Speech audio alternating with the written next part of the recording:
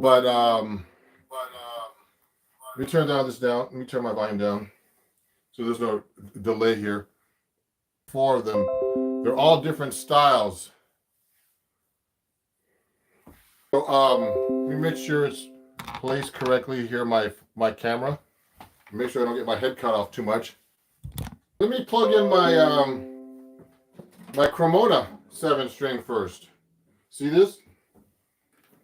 So I have like 4 different guitars right now that I'm going to be showing you.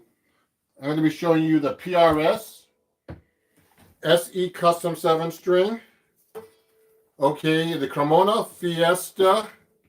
And I'm in a 7-string steel string guitar as well.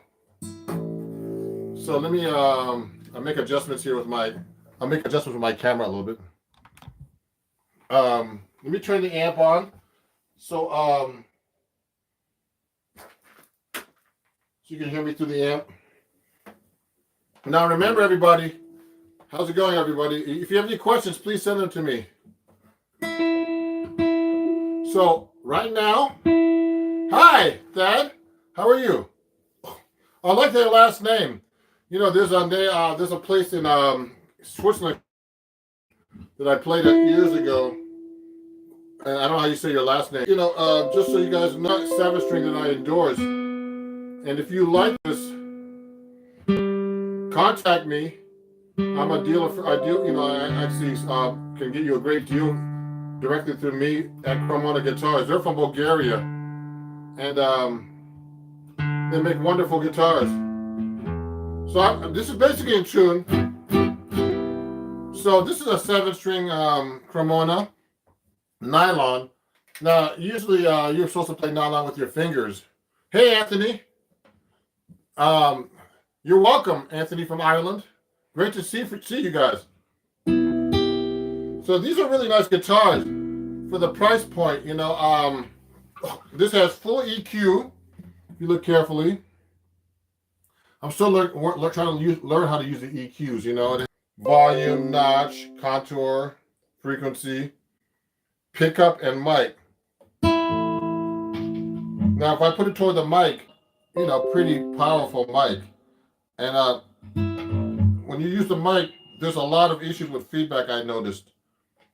So it sounds better with the mic, though. So let me play you something on this 7-string Eastman. If you have any questions about the guitars, please let me know. So you actually can hear the mic pick my voice up. So, you know, it has a really trebly sound when you put the mic on, too. Turn the treble down and turn the bass up. Okay. Okay, I'm going to turn the volume up.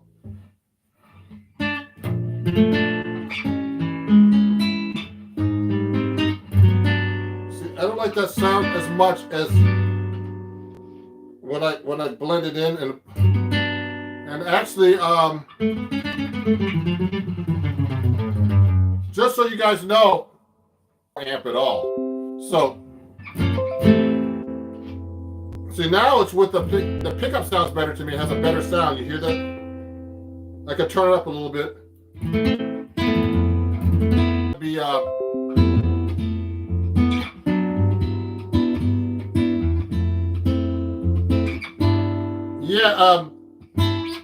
So it really sounds great. Now, this is a 7-string nylon. If you get these low notes, but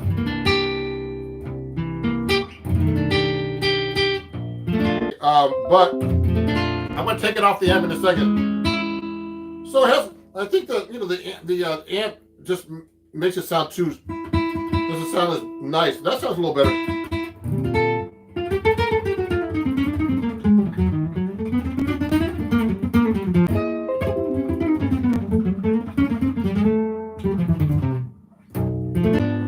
So what I've got to learn how to use is all these contours and notches and stuff.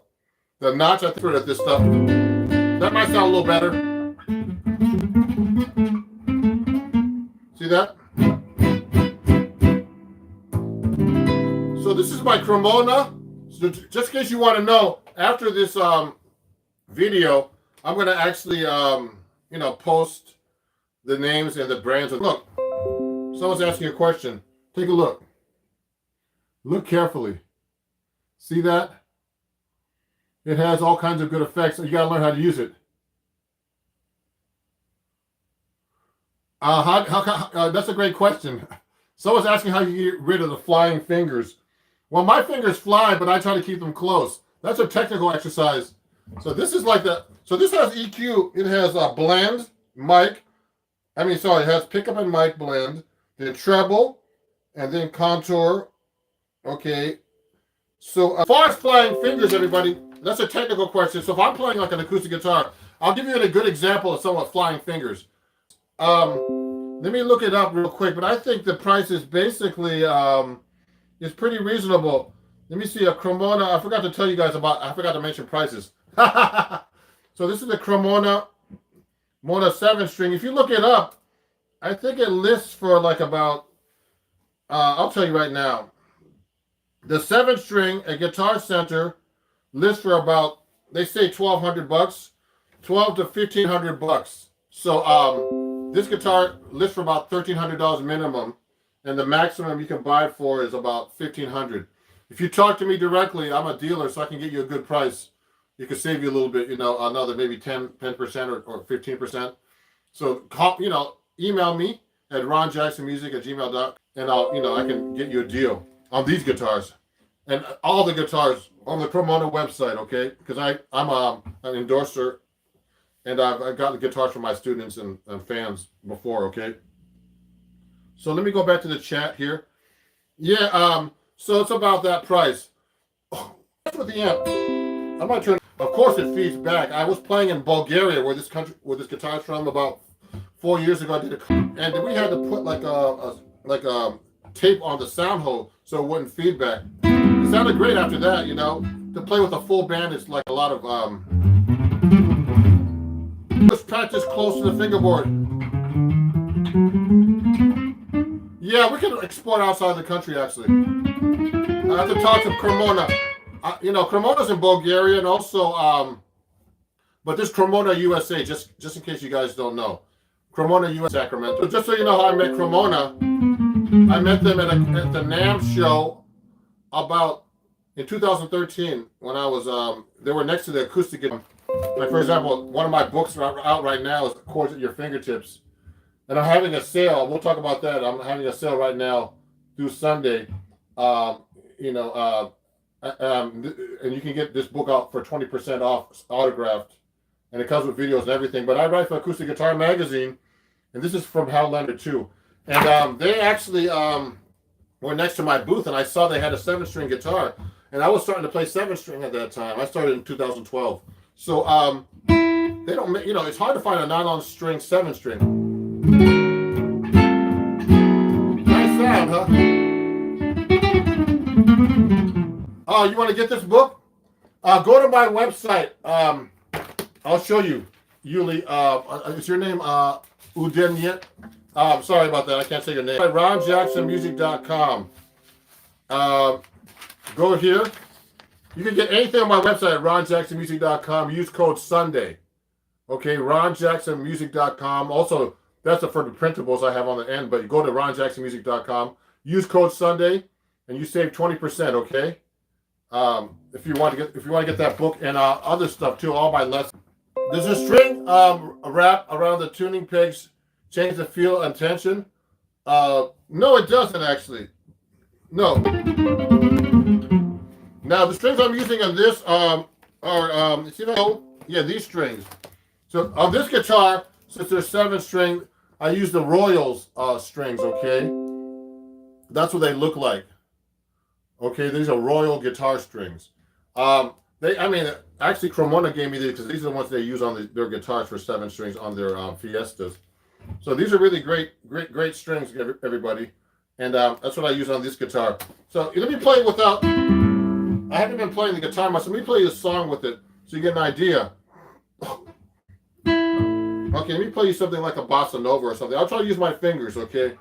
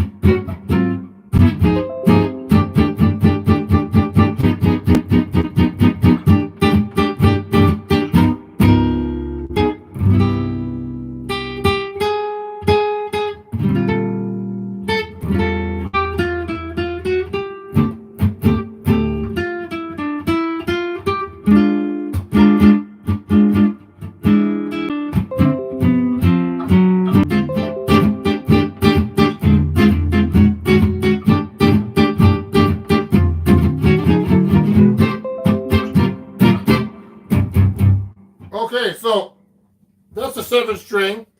So that's a pretty good guitar sound. Thanks. Yeah, this is an advantage over traditional pegs played. Thank you, Anthony. So I'm demoing 7 string. So let me take the amp off this thing for a second. Let me so this is a Cremona. Just so you guys, I'm gonna have it listed after the show. This is a Cremona F6. You've been asking me what kind of 7 string guitars I have and what are out there. So this is a nylon string one. If you play with no amp, it sounds really great. I mean, let me go a little bit closer. It's not as big as it sounds.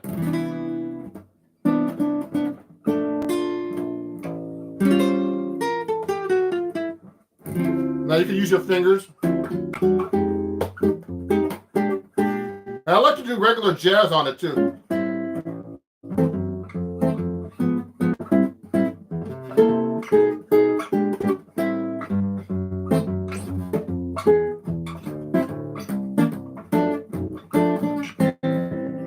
So it has a really nice acoustic sound to it. Yeah, very nice. So it has a nice sound. So it's better. I've used this in the studio. It's much better to play an acoustic guitar. The side or anything. So you have to really know your neck not to get lost. There's no dots on the fingerboard or on the side of the neck on this model, but they're making them with the dots now for people who can't play with no dots. And the price point, if you want to contact me, I can get you a good price. Go to me, go to ronjacksonmusic@gmail.com, send me an email, okay? Yeah, you can paint the dots on there. You know what? When I teach kids, I use, this is a secret. I use whiteout. Put little whiteout dots. Make sure it dries. Because when I teach like kids like in elementary school, they forget that the whiteout, their fingers have all whiteout on them, so it's kind of funny. But this is a great guitar for the price. I haven't been playing it much, but it's a really great guitar for the price point. So I'm demoing all my 7 string guitars for you, everybody. Let me pull out another guitar. So any questions about this guitar, please send them to me. It's called the Fiesta F65 CW 7 string. Cremona is based in Sacramento. It's called Cremona USA. And actually, you can get a guitar through me, this particular company, at a great price, okay? Better than stores, okay? So contact me if you want to get one. Let me put this guitar away. Let me get my PRS for you rockers out there. I'm a PRS endorser too, just so you know. Let me show you my guitar. So this is the custom SE24. Let me turn the amp back on. It's a really great guitar. I use it for my pop and rock stuff. Let me turn it up. So let me get a rock pick here. Wow. So it's a great guitar. I mean, I play a little bit of funk rock, but this is a really great guitar for all kinds of stuff.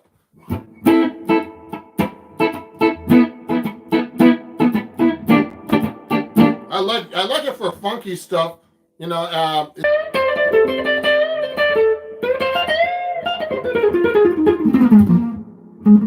has that 7 string here. So I tune my 7 string to a low A. Okay, it's a really great guitar.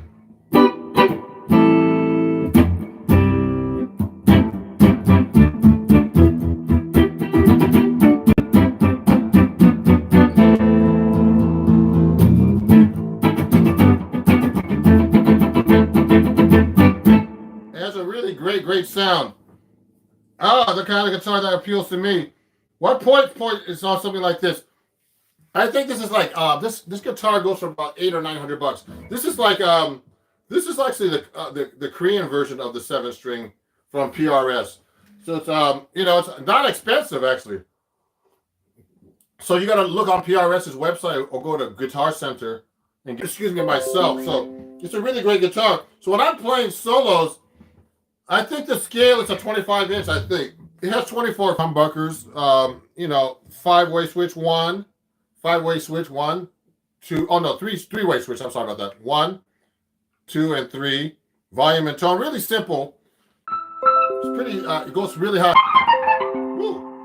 I have it on the treble pickup.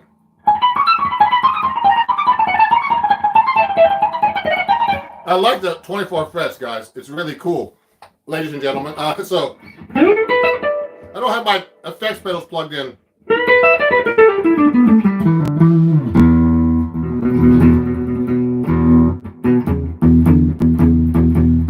can get the low.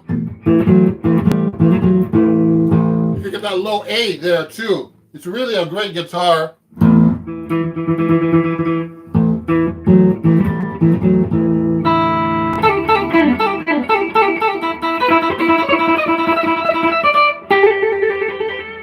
don't have my overdrive today. I have my clean Fender amp. Oh, let me see. The scale is PRS 25-inch. I think so, Dan. Just look it up. This is a custom 24 7-string, the Korean-made version. It goes, yeah, great. Yeah, it's blues. The finish is a killer, isn't it? Look at this. Look at in the back too. You're looking right in the back here, everybody. It says, you can see that. Oh, other way. It says made in Korea. You see that? I don't know if it's the right way, but anyway, it's it's made in Korea and it's a good price. It's a nice guitar. I've done recordings with this, recording sessions, Broadway shows. When I need a solid body guitar. I need to play my solid body guitar more often. Actually, I'm doing a lot of jazz stuff with my art stop, which I'm going to show you in a little bit. So it's a really great guitar. Let me see.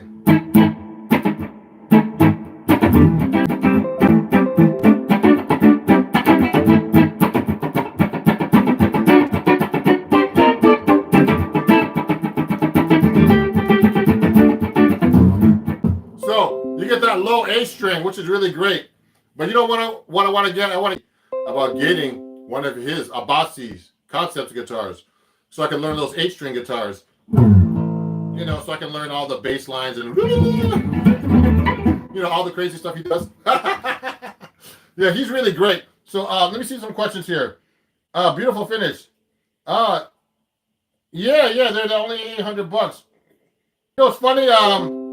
Hendrix is my hero too. So I saw Tosin Abasi at the NAMM show a couple of years ago when his guitars came out. But it's so hard to talk to people that it's sold out since the pandemic.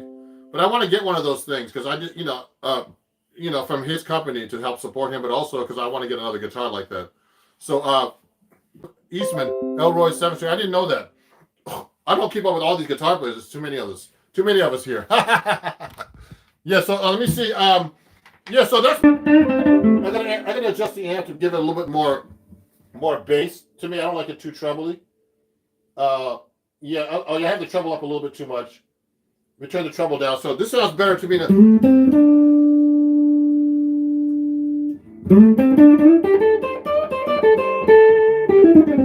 I have the treble cut down a little bit. If I put it up a little bit, it has a little.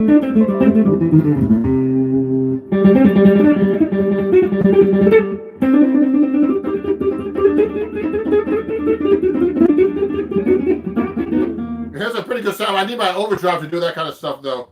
You know what I mean? So this is a great guitar.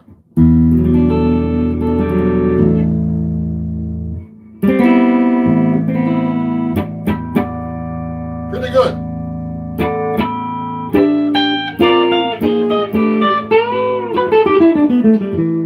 And it has really great effects, a really clean sound. Okay? So that's my PRS SE 7-string. Let me pull out another 7-string for you. Oh, let me see. Do you have any heavier range? Do you know? No, I don't know those 8-string guitars. I want to get an 8-string guitar eventually. The only problem is with 8-string guitar is that the tuning. I use a low A, another E. I'm not quite sure what the tuning is, but I use a low A, so I'm used to using a low A. So it doubles my A-string,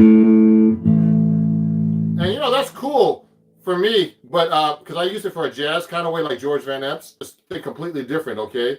So, I like to try just to get one of those guitars and try them out, but I don't know those 8-string guitars yet. I have never tried one, so I want to get it on standby and show you this other one. So that was my PRS. Now I have an Ibanez steel string. Yeah, it's hard to find these type of things, you know. So this is an Ibanez steel string, 7-string. Somebody has a weird sound coming through the amp recently. Remember these guitars? Wow. Yeah, hey, you see my Instagram reels. Thanks. This is a 7-string steel string. Now, it has a weird sound through the amp. You know, these things should not be played through an amp. Just so you know. So, but it's a really great guitar. I've recorded with this guitar with a mic. And it sounds great. Through an amp, it's not that great. So this is AEL 2073 steel string guitar now. With a 7th string. Those are rare to find. Okay? So these are really cool. Let me see. There's some kind of weird sound coming through this too. I don't know why.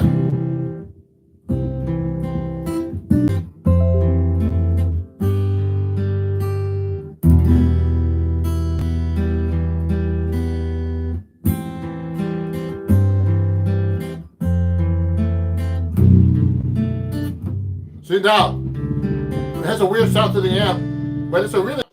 Let me turn the volume. Listen to this.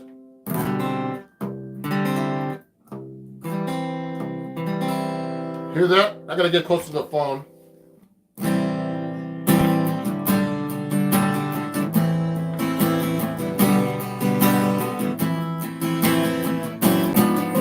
Now.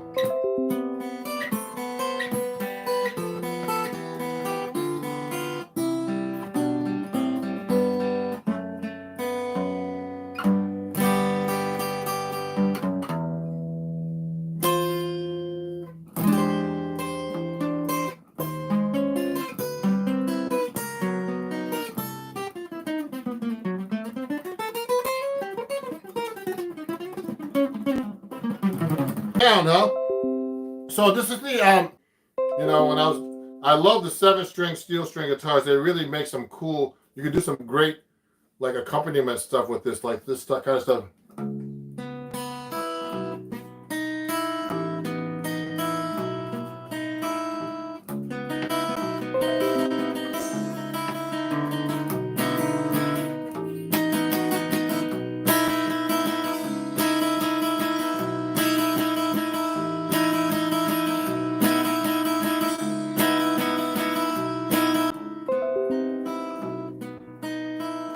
That's a really cool sound. Yeah, so funky, lovely guitars, thank you. Yeah, so thank you everybody for watching. Steve Vai started on what? I don't know what you guys are talking about, but just so you guys know, you know, I have to advertise myself a little bit. Sean, if you want to. You know, I'm giving lessons there. Someone just signed up from YouTube today. You know, I start with lessons at a little as $3 a month for one lesson a month. / Ron Jackson Music and join my Patreon. If you enjoy my content, you know, and so you know, I'll have some more announcements in a minute. But so this is a really great guitar. You have any questions about this, anybody? If I put this away, yeah. Let me see if I can play you like a terrible to me.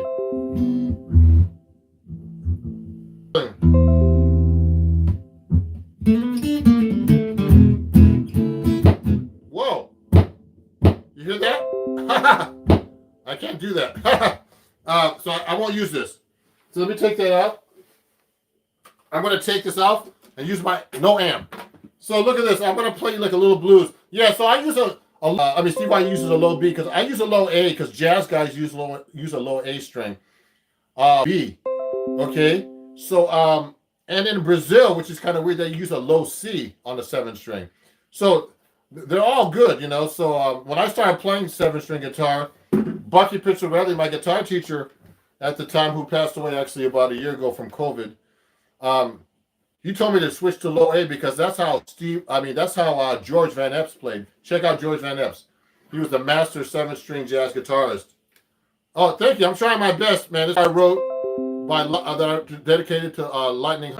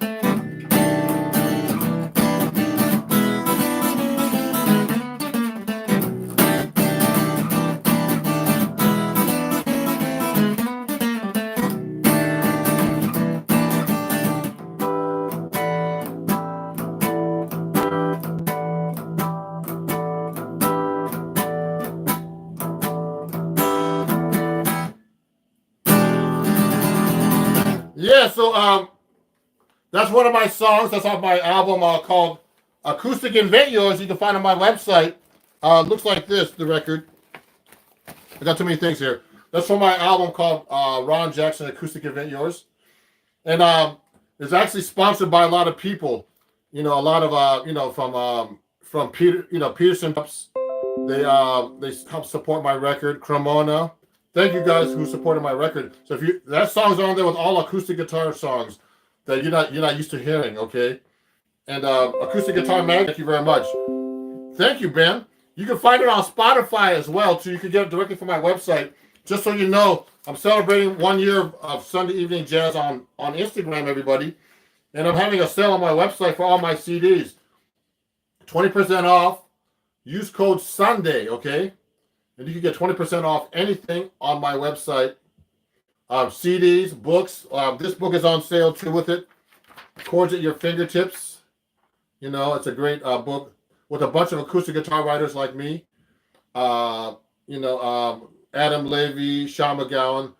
These are, it's a great book to learn how about chords. You can get that 25% off my website, and you get it signed, and I'll help you with the book too.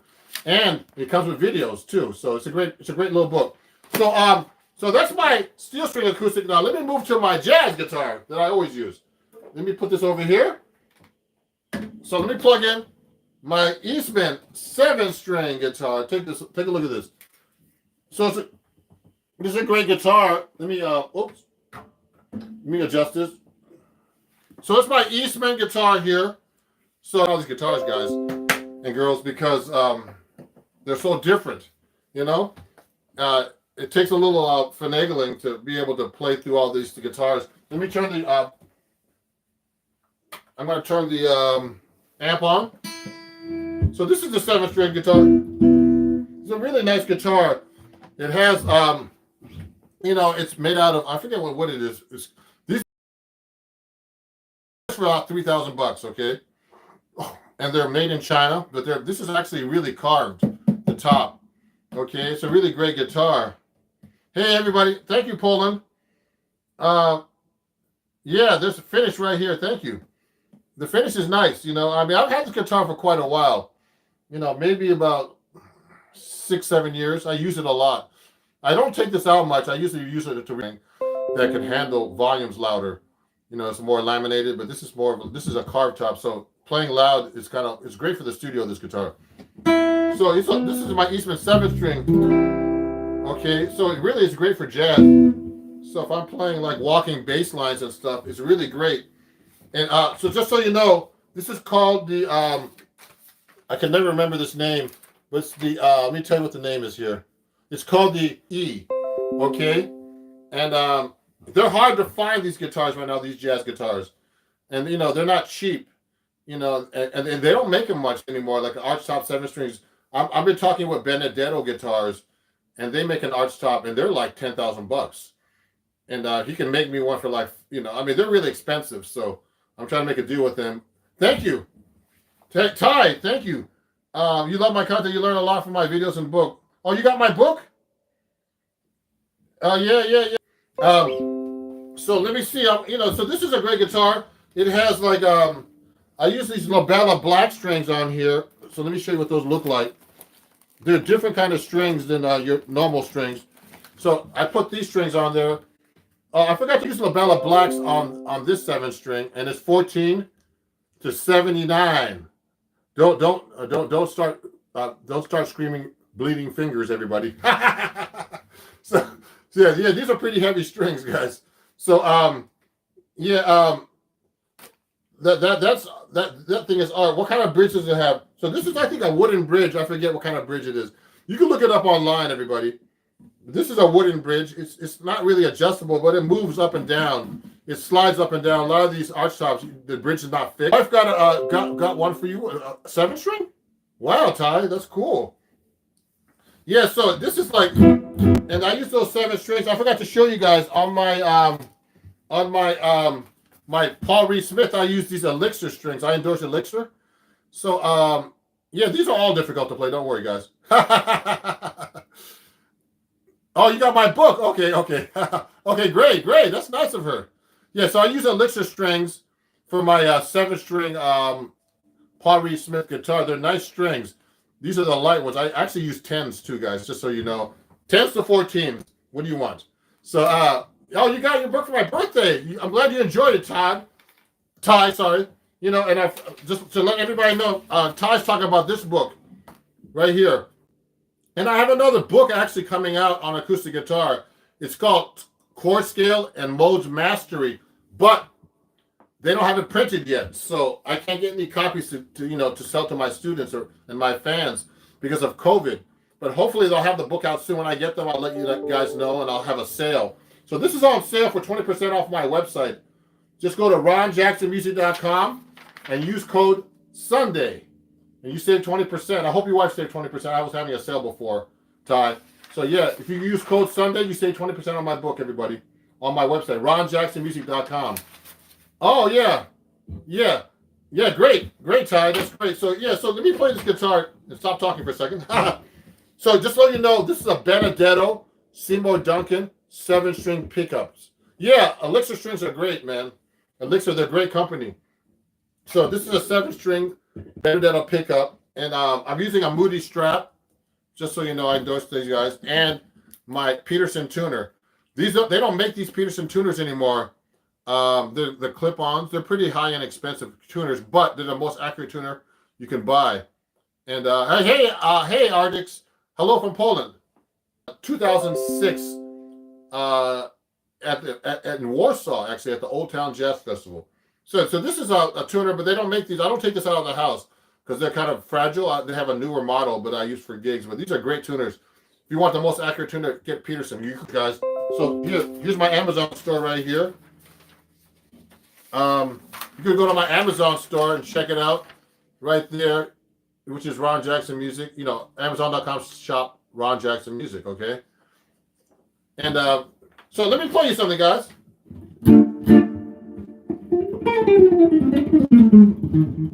So in honesty, thank you for watching, everybody. I really appreciate all my fans and followers on on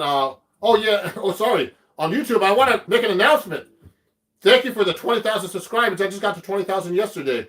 So use my code Sunday to celebrate. I'm going to put 20K also, as a sale price to get all my stuff on my website for 20% off, okay? All my lessons and videos and CDs, everything. So let me play you a song, guys.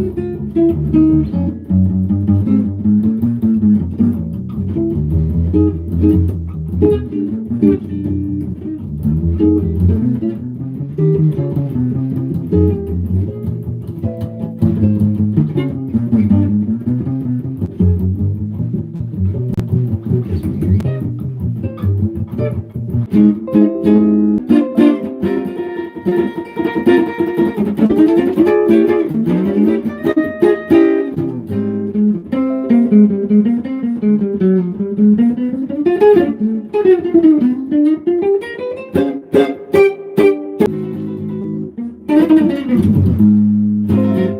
my God. I love to come back to me. I was just trying to jam on my 7-string. I'm not even warmed up yet. So I need to practice actually, guys, just so you know. So thank you for watching. So those are my 4 7-string guitars. I actually have another acoustic steel string 7-string made by Dean. I think it's made by Dean. Also, I have another Eastman. And it sounds like a double bass. You know what? So my low string is an A. It's the same pitch as a low A string on a bass. Exactly the same pitch. Low A string, okay? So everybody, thank you for watching. Please share my video. Please subscribe if you don't already. I try to give you all the best information I can. I try to play the best I can for you guys. And I don't like do these fancy videos where all this editing is involved. I'm doing a workshop and be personal. See, yeah, thank you. Thank you all for all the comments. It's tricky to play between all these guitars. I play between 4 7-string guitars, and they're all different to play. But you should be able to pick up any guitar, no matter what it is, and make it sound good, even a cheap guitar. So, your goal is to be able to master the guitar enough, even if you're not warmed up, to make it sound good, and do the best you can, okay? And guitars are great. And one thing I need to do, because I spend so much time on social media, is practice. So this is a good way. I don't play, what's funny? I can play fretless bass. I've never played fretless guitar. But I want to, so the thing is, if you want to get a fretless, someone's asked me if I played fretless. Space stud. Anyway, I never met a space stud before. 1, 2, 3. But but you know what? Only way I learn how fretless guitar is if I get one. I know that what's that company that's in Canada? Godin makes a fretless guitar. I'm going to check it out one of these days and get one. I don't know if I need another guitar. But what ends up happening is I have all the guitars, but I don't end up using. Hello from Alaska, everyone. Hey, Alaska, man. Yeah, that Eastman sounds bad. Thank you. I don't want to say that word bad. The next part. Looking forward to more content on my website today. This week I'm celebrating 20,000 subscribers and the 1-year anniversary of my show. So get my book. Just to remind you guys one more time before I leave, you can go to my website, ronjacksonmusic.com, and save 20% on this book on everything up there. Use code Sunday. Okay? So definitely get this book if you want to learn about chords and stuff like that. There's a lot of theory stuff here too. Just so you guys know, Pat Martino, I studied with him before, so he actually uses, I think he uses 17s actually, but I studied with Pat Martino. A lot of my lines are based on Pat Martino.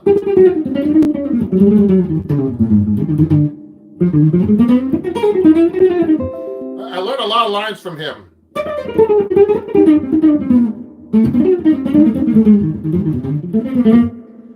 So he's a bad dude. I love Pat Martino. He does learning method, and I use some of his licks sometimes. A lot of crazy stuff.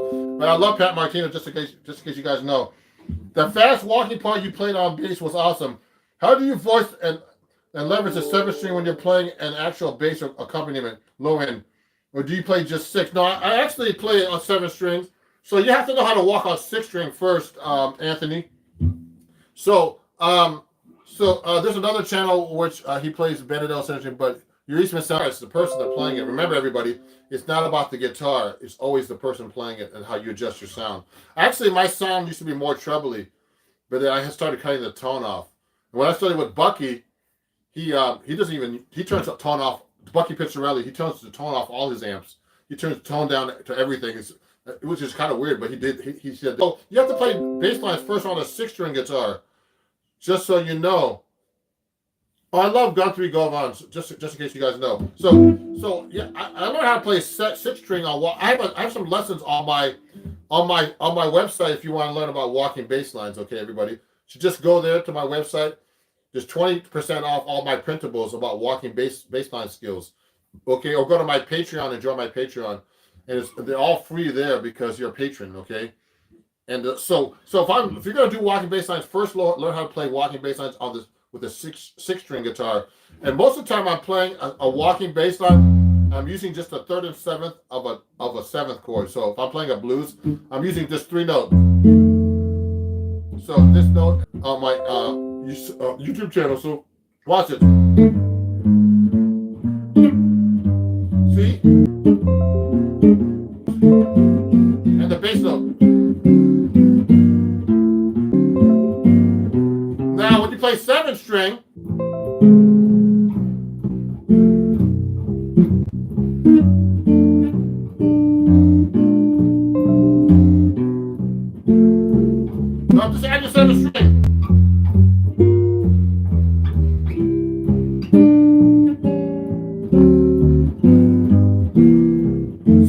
just did. So, but it's really hard to play 7th string if you can't play the 6th string walking bass lines first. So in this book, actually, I actually have a lesson about walking bass lines. It's all about walking bass lines in this. Here it is right here. It's in this book right here, Chords at Your Fingertips. I have a second playing. Where's that thing? All about the bass. Here it is. Pass it on. Page 35. This is a really good lesson about walking bass right here. It has Freddie Green right here. But if you go to the walking bass line and how to do it, so just go get this book and you'll learn about it. It's a 4-week session. And I have videos on it too. The book comes with videos and shows you how to do it. So it actually starts with a G blues. If you look at here, it has a G blues. And it does the same thing. 3-note voicing. You see that on the book here. You save 20% on my website. Use code Sunday. RonJacksonMusic.com. Save 20% on this book. You get the bass lines there, and it's really good. So add the notes, okay?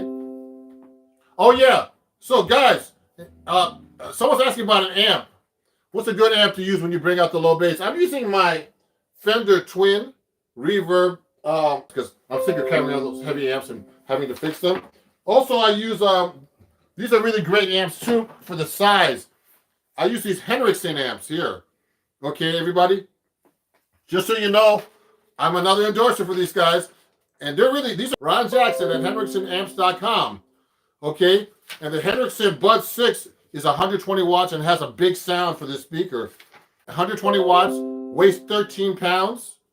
And the amp sounds great through this too. Okay? And it sounds great for recording and all kinds of cool things. So you could use code Ron Jackson, save it Henriksen. And I've sold quite a few amps with my code. You save 5%. We got to be careful. You got to make sure it's a really good amp so you don't blow the speaker. So don't play it too loud. I'm talking about not that amp, but if you have a cheap amp or something, don't play the bass too loud. And don't. It's not time to play loud because maybe I think I'm going deaf and playing too much rock music before. So. So if the bass line sounds great, on this guitar. So just make sure you don't set the bass too loud on your amp, just so it doesn't like break the amp up too much. Because it doesn't, guitar amps don't take bass most of the time. But this is not too low, but it's getting into the low register. It's like the 3rd string of the bass. Okay.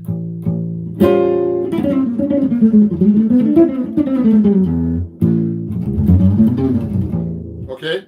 Let me see. I'm gonna ask you a couple more questions, and I gotta go do other things. Let me see. Oh yeah, right. Music and harmonics too. Look at this. Someone's asking me this question. Look at this. I'll play things like this. So I'm using octave harmonics.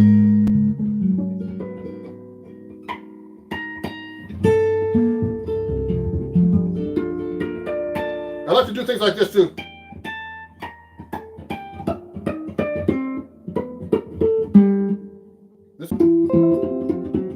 I like to use artificial harmonics too, everybody. So these are really cool. I like Lenny Bro and those kind of people.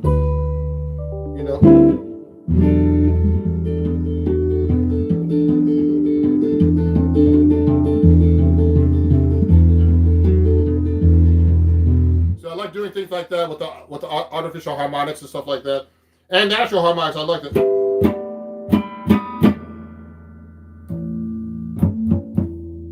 Things like that. You see that?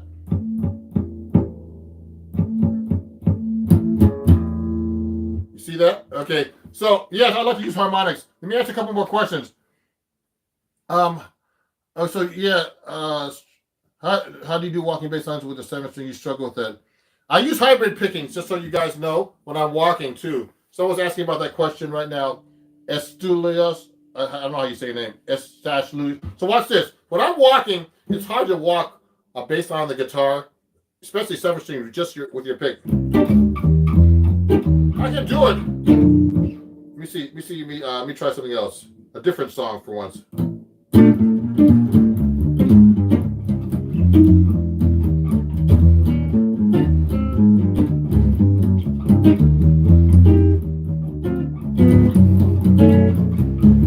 So I'm using just my pick, but I intended to use hybrid picking, which is pick and fingers. So it's like this.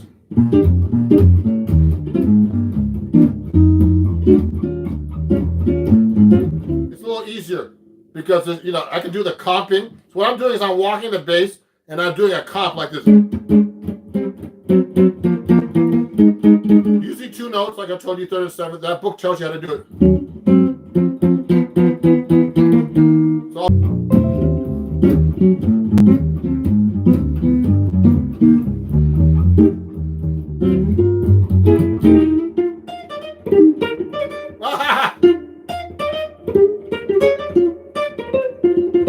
Mr. Boots right there. So someone's asking me, imagine a band progressive handy to deal with. Yeah, please play Moose the Mooch. Moose the Mooch, okay.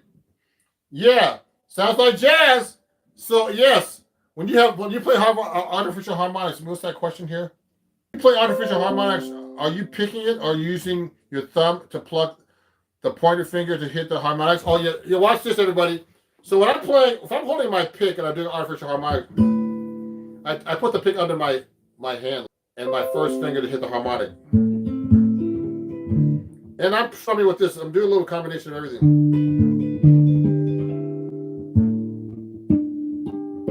So I'm using my thumb and first finger.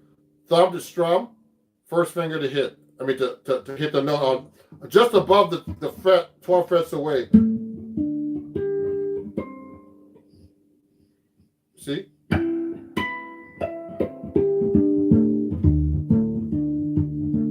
See what I'm doing? So I'm doing it that way, okay? Great question. So everybody, thank you very much. It's time for me to eat lunch. I'll be going live at least a couple of times a week, so tell your friends and family. I learn every day, so unless I have a lesson or teach a student, if you want music@gmail.com.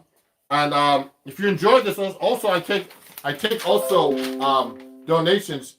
If you want, you can just go to PayPal and Venmo or Cash App and go to Ron Jackson Music and give a donation if you'd like. Okay. And so it's all right there, Ron Jackson Music. So I'm at Ron Jackson Music everywhere, for PayPaling me. For following me, it's all Ron Jackson Music. Facebook, Instagram, TikTok, Twitter, YouTube, Pinterest, okay? And I'm having a sale again, just so you know. If you want to learn walking bass lines, my book has that right in here.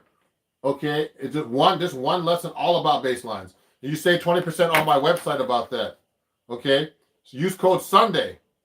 It expires end of the week, okay? If there's a problem with the code, email me at ronjacksonmusic@gmail.com. And, what else I have to say? That's it. 10% on skullshaver.com and save 10%. Use my code RHYTHM this time, okay? The code expires sometimes, so this is the recent code RHYTHM, okay? So, skullshaver.com, 7-string, acoustic steel string, solid body, nylon string, and jazz guitar. So, I'm trying to be I try to be natural and comfortable and, talk about my stuff, talk about me, answer your questions. And I really appreciate you guys. Thank you for I have all kinds of videos coming out, performance, lesson videos. Thank you. I'm trying my best. It's hard to play guitar and talk and demo everything in real time, everybody. It's really hard to do that. So I'm learning how to do that. It's easier just to do a video by itself and not talk, but but I appreciate you guys and thank you for watching, and I'll see you guys very soon, okay? Have a great day.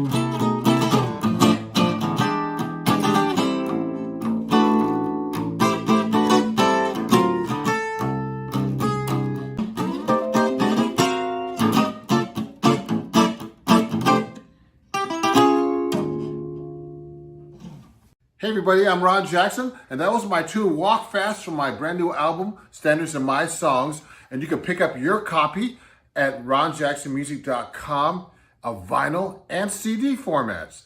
And it's going to be reviewed in the May issue of Vintage Guitar Magazine. So pick up a copy of Vintage Guitar Magazine at vintageguitar.com. And I'll see you guys very soon. Thank you.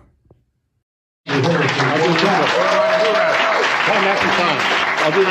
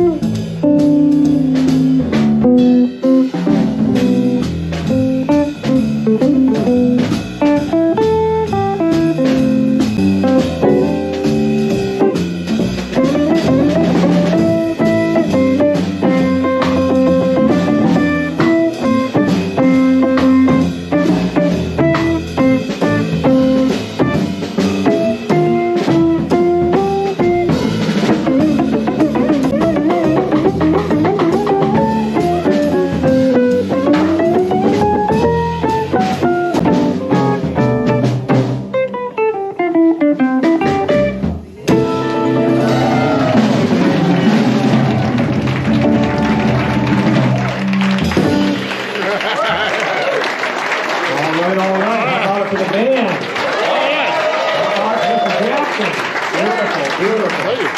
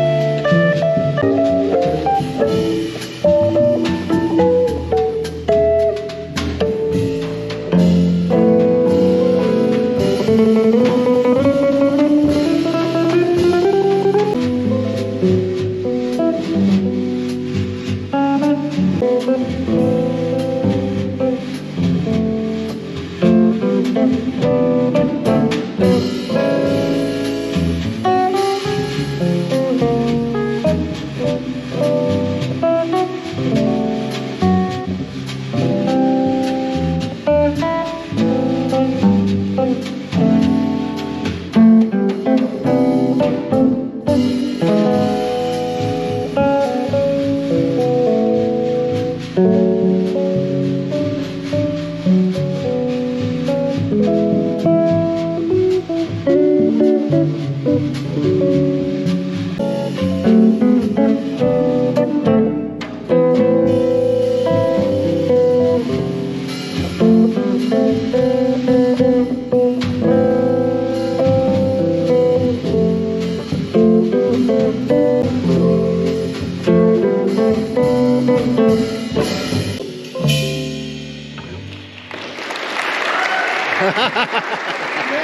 Yeah.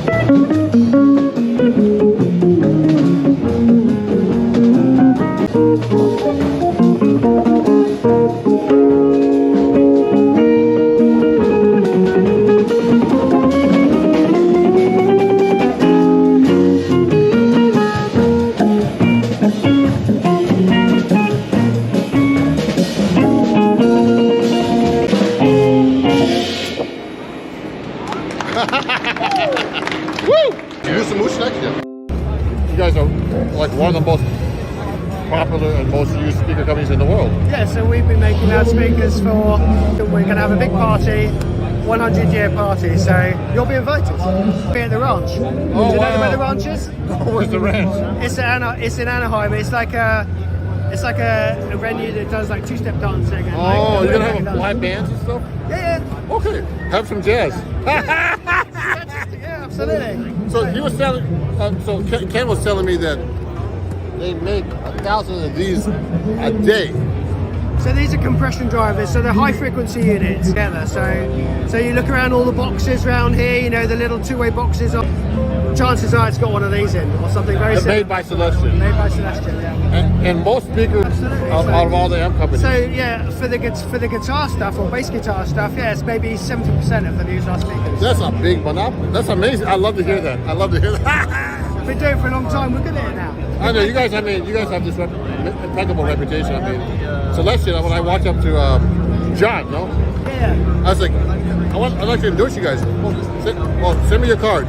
You know, he saw my social media and said, okay, yeah, we'll Yeah, you so, play yeah. representative host. I've seen you playing on some of the other booths, and yeah, you sound really good. Oh, thank you. I'm so proud to have a selection in my amp, you know. Yeah, that's really good to see. So we're gonna. I play that on the telly. I'm gonna tell everybody about you. I've been telling you. It's not like I need to tell everybody, but you know, they're really great guys. So everybody, definitely get your Celestial speakers and make them last another 1,000 years. You'll be like, man, some guy be 1,000 years later. Look at this video, man. What is this stuff? We make 10,000 of these things now. We have robots making them now. I'm sure robots are doing them now, no? Yeah, it's a mixture of robots and people, because some of the stuff you can do with a robot, like applying the glue, so you always make sure you get the same amount of glue on something. But for some of the stuff, when you're making a cone, it's very fragile, right? These things, it's very fragile, so it needs hands. Yeah, man. So, but some of the stuff we make in the UK, like some of the people making them, like so around the corner here, we've got a loudspeaker called the Blue. That's been made by the same lady, and we have the manager of the production in the UK has been working. She's a lady called Dee Potter. She's been working for us for 48 years. Damn. So how many people you have working in your company altogether?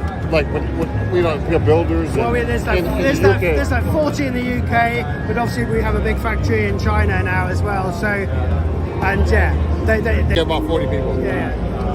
That's amazing.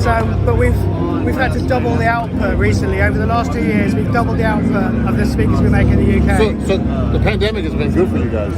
Yeah, because everyone wants to pick up a.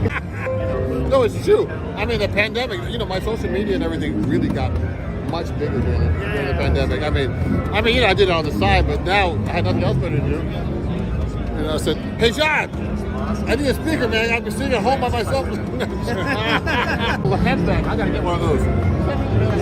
So when you're done, when they finally break, you can smoke it.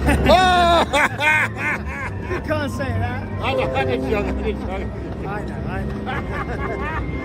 That's amazing. So the Copperback 250 is the most powerful speaker you make for a guitar. Yeah, it is. Yeah, so he says I can't blow that out, so that's good news. Okay. You look at some of them. Come on in. Okay, sure. I'm coming.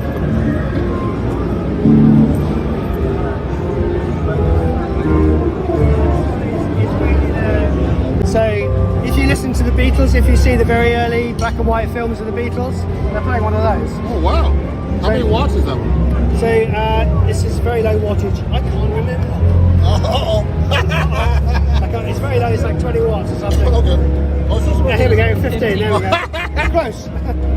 And it's the same speaker we're still making now. And wow, so you can't play too loud. Can you blow these out? Again, well, it depends. You see how sensitive the loudspeaker is. So it's not just about the power handling. It's about this figure. Oh. The sensitivity. So the sensitivity figure indicates how loud it will go. For 100 dB, it'll go so loud, but it might be power in it, and it will still be the same volume. Oh. So it's not as simple as just the power. Oh. Copperbacks. Why is it? How many? What's the sensitivity of a Copperback, the one I'm using? I would be guessing, but it's going to be not decibels and sensitivity. It's not a linear figure. It's actually a natural log. So it means if it goes up 3, that sounds twice as loud. Oh wow! So this is nearly twice as loud as that. Oh wow! Interesting. So Wow. it's not simple. So how many guitars? Off the top of my head, but yeah, it's thousands. Thousands. Yeah. Thousands of different guitar speakers. Oh no! I mean no, the different types of guitar speakers. And it's just like all different flavors of ice cream. They sound different, right? So some people like one, some people like another. So. You know what's really amazing? I never realized that speakers are so important here. I mean, even more important than the amps themselves, you know. So you're playing bass, aren't you? Or? No, I play 7-string guitar. Oh, okay. So if you think if you could play the air volume inside resonating and also the wood resonating, if you're playing an electric guitar, you don't have that. Yeah. So most of the sound comes from some of it comes from the guitar, but most of it comes from the amplified distortion and the speaker, because ultimately you're listening to the speaker, right? So that's the bit that the guitar would have done. So yeah, they sound different, like any guitar sounds different. So. Yeah, exactly. Wow, but you guys have the best speakers. Thank you. Oh, I love them. I've always wanted to talk to you guys before that, but it never happened. Because I never walked up to you and talked to you. Yeah, but anyway, that's great. A lot of cool artists endorsing us, so it's really good. So. Yeah, I saw it on your website. You have a bunch of. I mean, like Hendrix. So Hendrix used to play these. Hendrix. Oh yeah. One of the greatest guitar players ever. One of my friends might just scream. You get together with us. Let me know. I want to come by and hang out with you guys. Alright. So you want to. I told John I want to speak with this powerful, but I don't want it to break up at all. Yeah, the compact perfect for that. Yeah, that's what I wanted. So and it's perfect. Ooh. And it's loud. I love it. And clean. I spelled friend wrong. Perfect. I spelled friend wrong, didn't I? Fantastic. That's really good. Thank you. We had an issue earlier where I couldn't go live. So let me see if I can go live now without any issues with the connectivity. Okay, so let me see what's going on here. I'm going to put this on right now. And I'm live. And hopefully you guys can see me better now. I reconnected my router. And let's get started. Cool, much better. I restarted my router, and things are better now. So thank you for watching, everybody. Sorry about that. I deleted that video. So we're talking about difficult melodies. So I've been working on difficult melodies for a long time. So please send me questions if you have any, and I'll try to answer them on the camera. Okay. So I mean, there's all kinds of melodies I've learned over the. Telling you, I was trying to work on "Got a Match" by Chick Corea. So it goes like this. I'll do it slow.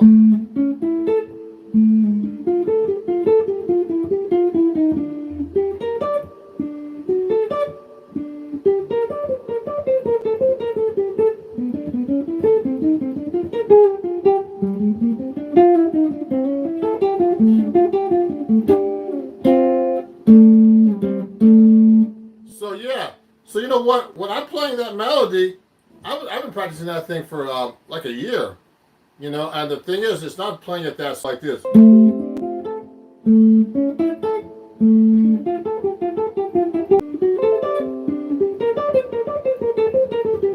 So you know, so that lick is cool because you can play that actually so many different ways. I mean, I can go like here. I did it here. I mean, I don't want to play it.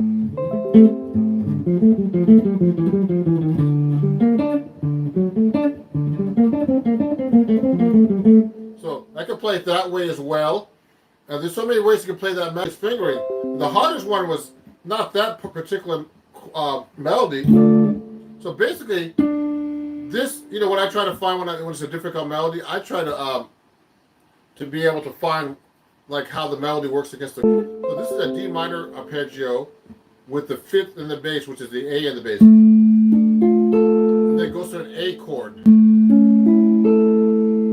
if you look at it like this.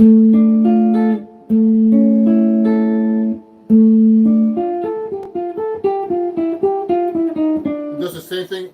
Now it does that line and then goes up to this line. This is the same thing in G.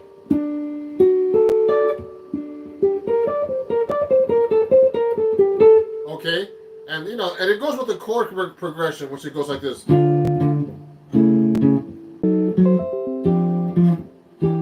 It's basically that progression, which is like a D minor. It's like Stairway to Heaven. D minor, major 7, or you can A7 dominant with the C sharp in the bass, which is the third in the bass, which are B minor 7 flat 5. So the melody kind of goes around that, like this. Etc. Okay, so when I try to learn these difficult melodies, I try to see how they go around the chords as well, because it gets complicated and it can be really weird, you know, if you don't learn how the chords go with it. So, let me see some of these questions here. Good day, sir. I'm a new follower. Can you show us the difference between jazz and blues again? Van Man, is that what your name is? Okay, I like that name. So Van. Blues is, you know, blues, jazz comes from the blues. So blues is just, well, you know, blues chord forms are basically, I don't want to say simpler, but they are simpler than jazz chord forms. So let's say you're playing a blues in E, or let's pick a different key, G. So one, and then and it goes for blues in the 5 and the 4, etc. in the blues. Okay, now in the jazz song, we would like reharmonize this basically. So we go 3, 4, 1, 2, 3, 4, 1, 2. We would do all these fancy chords, which are like is taking the blues and developing it into it's just really just an offshoot of the blues. It's much more modern guitar lick. If you're a jazz musician and you don't really know the blues opinion to be able to have a good jazz feel in a way, because that's where it all came from, the blues. So blues, and I don't want to make it so simple, but the blues is really important, and I don't hear music because you're not playing the blues, or because you think jazz is better than the blues. No, I think jazz is part of the blues. It's just an offshoot. And yeah, someone just mentioned how blues evolved into rock and roll. Yeah, rock and roll is from the blues, obviously. So is jazz. A lot of music's from the blues. Okay, the American blues. Now, if you wanted to get into country music and all that stuff, country music comes from like, I heard from Irish roots, in Ireland, the fiddle music and all that stuff, river dance and all that crazy stuff. So, anyway, so that's a great question. So, anyway, I'm talking about difficult melodies. So, for example, when I'm learning melodies, I work on really hard melodies for some bands and for myself. So take a look at this melody, guys. We could read some music. Now, guitar players are very guilty about not reading music, but I'm used to learning called Skippy. Now, this is a really hard melody, and it's really funny. I've recorded this on an album, no problem playing it, but if you don't play this stuff for a while, you'll forget it. This is a really hard melody. You see all this? It has like, an 8th note with a 3/16 note triplets, all kinds of crazy stuff. 16 notes. This is all a jazz tune too. So Monk really wrote really hard stuff. So that melody sounds like this if I'm playing it slow.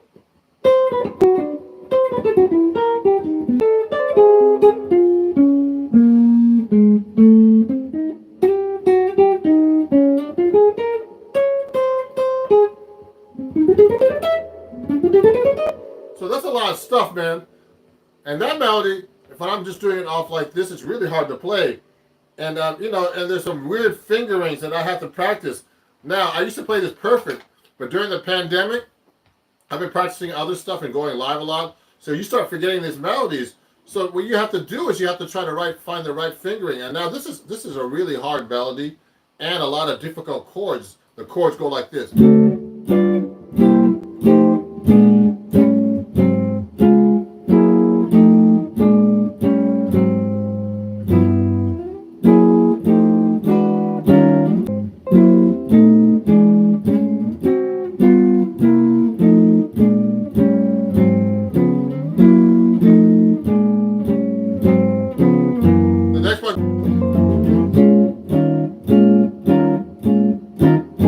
So, you have to be able to play over all that stuff too. Thank you. God bless me. Thank you, Lynn. Fanny, Robert, Beats, Bez Studios. Wow, you got a lot of words in your name there. Mine's just Ron Jackson Music. So, everybody who's watching this, please, if you're not subscribed to me, please subscribe. I have a lot of cool content coming out, and a lot of cool, honest content where it's not unfiltered, and I try to answer your questions as best I can. So please send me some questions. So we're talking about playing melodies. So I'm talking about this Monk tune called Skippy, which I recorded about 10 years ago, and I played this fine, but I haven't been playing this at all. So we had a gig the other night, and see how all those melody notes there. So what I do is I practice these things really slow. Like I'll go. So that's the first. That's the first beat on it. First 2 beats. Then the next part goes.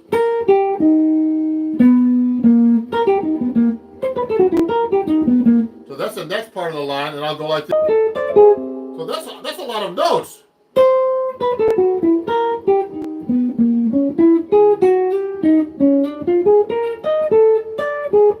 Okay, that's the bars only, okay? And that's what it looks like. If you look at it, it's these 2 bars, 1 and 2. Now, how did I get where it's written? I'm playing an octave higher. That means I'm not. It's written here actually. It's written here actually. It's written here.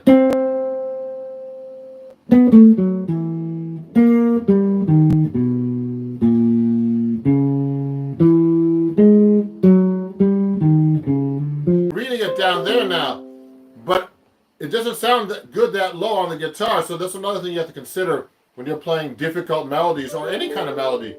If you're looking at the sheet music, like if you can read music, of course, first, you have to be able to, it's better to transpose up the melody because sometimes it's too low for the guitar. The guitar's a low-pitched instrument anyway. So I'm reading it up here now instead. So I'm doing that automatically. I don't even think about it. So I'm reading the melody here.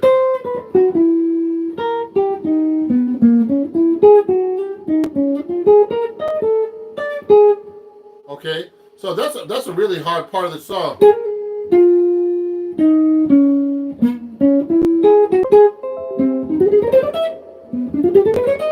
So that's all this part right here. If you're looking carefully at all this and all this just now, you see how hard that is to play? Everybody thinks the Thelonious Monk is this, like this.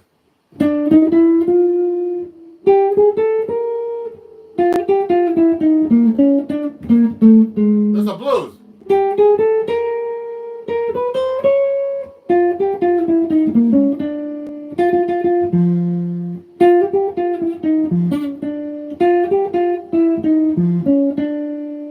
So that's Blue Monk, because you know he does his stuff with weird timing.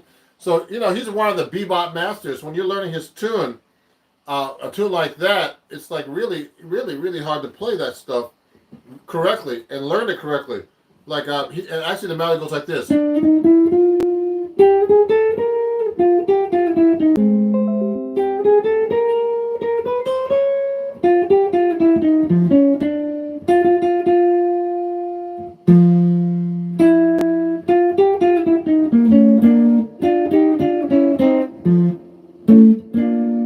So you can actually do all those harmonies that he does too, and he'll do the harmony like this. So I would play this different ways, for example, when I'm practicing these melodies, these difficult melodies. That's not an easy melody.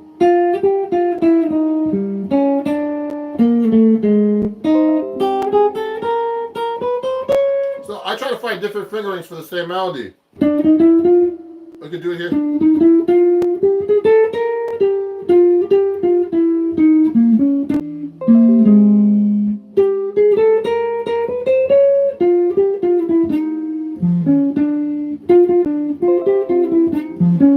See what I'm doing? So I practice things like that. You fan, Robert. God bless you. So so that's an example of me playing a difficult melody, like a monk melody. So I would practice it real slow, and like that. So for example, another song I've been working on, that's right here. It's in my book. I don't know if you can see this stuff on the screen, but this is like, oops, I hit a different button. For example, so this is a song called, let me try this again. This is called Celia by Bud Powell. I've been working on this since the pandemic. Okay, and if you look carefully, it goes like this. It's a really hard melody. It has a 16-note triplets, 8th notes, etc. See all that? And so when I'm practicing a melody like, for example, I'm playing this up an octave first again. No, this is actually, yeah, I am playing this up an octave. No, I'm playing this in the right range. So it goes like this.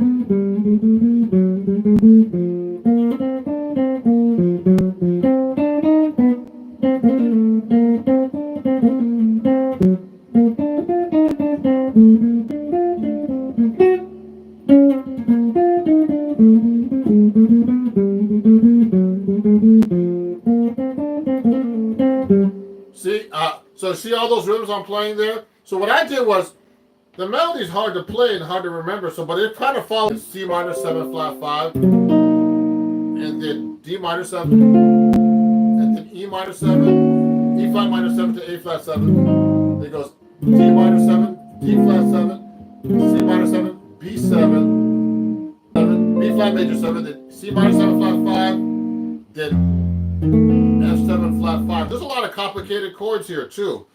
So when I'm actually playing through this stuff, I'm thinking, how does that melody work against the chords? So I'm playing like this. So it starts off like this.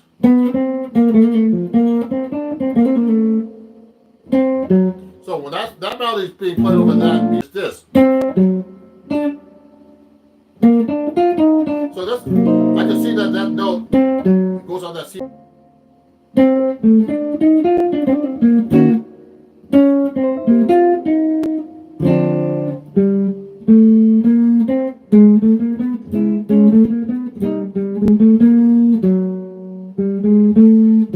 See, that follows the chords. It all follows the chords right there. So I try to find these little hints in the melody of these difficult bebop tunes where the I can see how the melody works against the chords. So it goes like,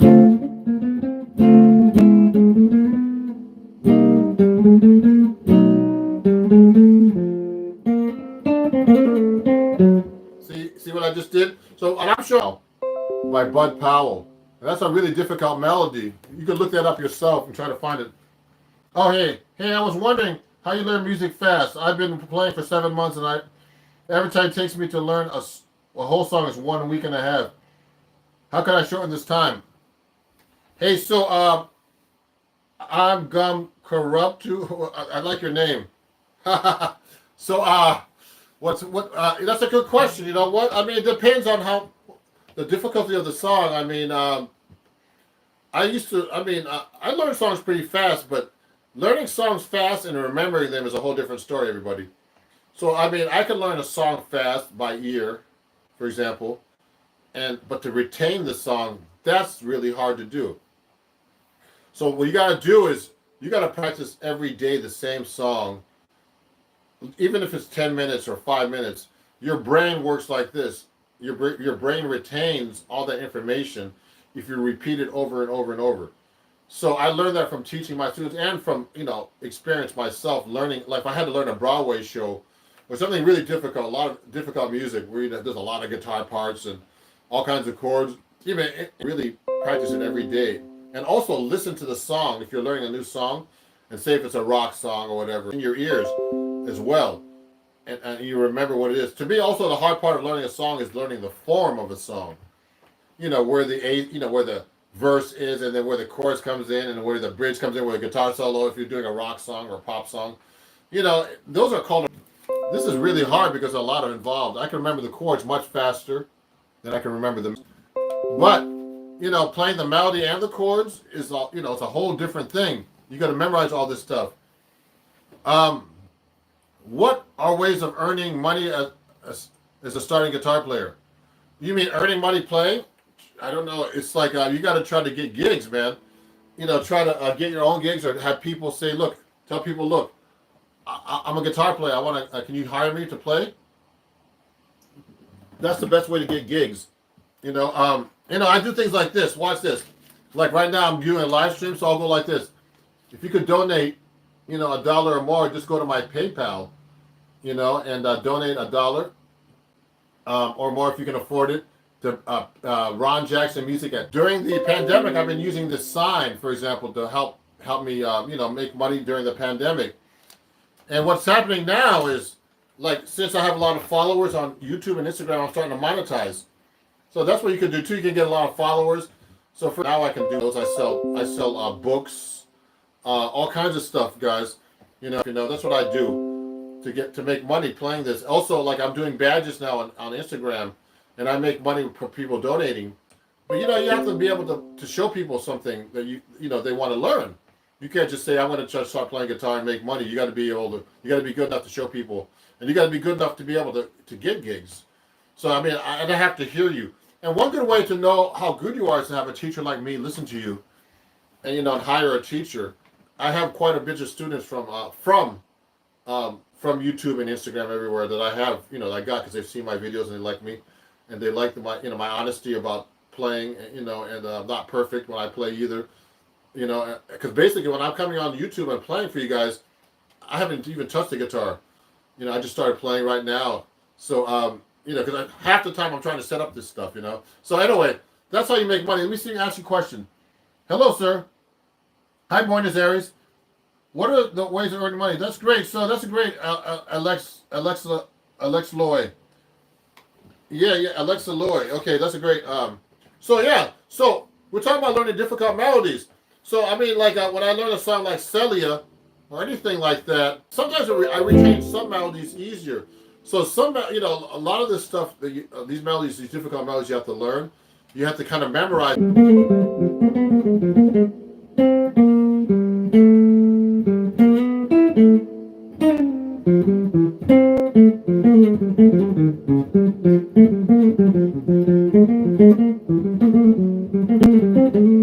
So it's funny. I don't play that melody much, and I've been playing that melody for years. Okay, and anyway, hold on 1 second. So everybody, just 1 second. I'm gonna grab something for you. Don't leave. 1 second.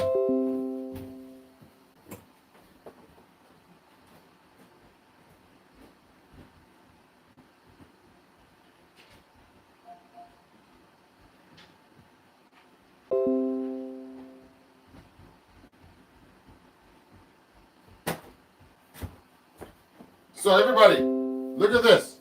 Don't leave. So look.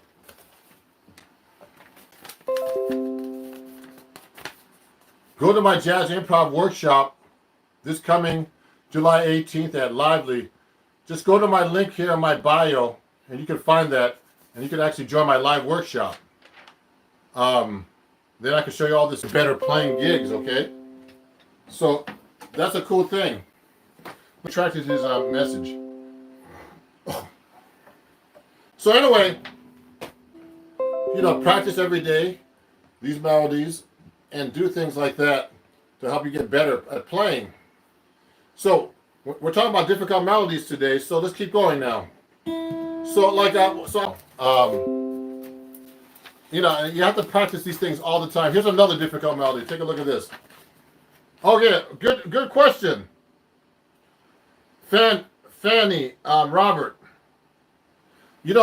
I would practice, it depends how much. You should practice 10 or 15 minutes a day at least. Is that you practice every day to remember information, you understand? You spend as many hours as you can every day to practice. But, sometimes when you do that too much, you can hurt yourself. So I used to practice 5 to 8 hours a day a long time ago. So that really improves your playing. And I don't do it. You know what? And I read notation, guys. So it's important to read notation. A lot of guitar players don't know how to read sheet music at all. Thank you, Anonymous. I know I'm trying my best. I don't know, but when I'm reading, I used to read a lot to help you guys, and it's the Berkeley book. When I went to Berkeley, like this. It's a big book. You see this? It's kind of crazy. And all this stuff. So this reading is not really that hard, actually. Guitar, solos like saxophone solos and stuff, they're hard to read. So sometimes I practice that stuff. But you know what? I just need to practice in general myself. So you know what? Just so you guys know, someone's saying great advice. I'm looking for music teachers. Well, I do this. I'm going to put the links up after the video. And I actually have a student coming up very soon. I'm going to have to finish in about 5 minutes. So if you want to study with me, please contact me. My email is ronjacksonmusic. Actually, ron@ronjacksonmusic.com if you want to email me. And there's some cool things. Go join my Patreon, which is www.patreon.com/ they're starting at $3. And you can learn a lot of cool stuff from me there. And it's all free once you join. And there's tons of free lessons there where you could download them and practice them. But all the lessons on YouTube, a lot of my fans are on YouTube all the time.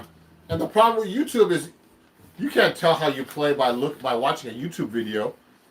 You know, and then you go play a gig and you're not be able to. You don't know. You didn't have a teacher going, "Hey, your finger in the play is not playing that note correctly," and all this, and you're not, your timing is not like this, and this, it's hard.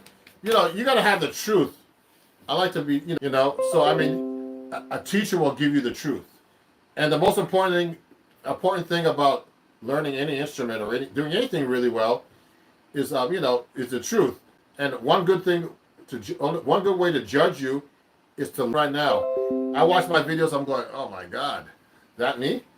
Man, I did a flub there, and I'll do this now. And you're the worst judge of yourself. So if you really want to get into music and really play good, you got to record yourself. You got to study.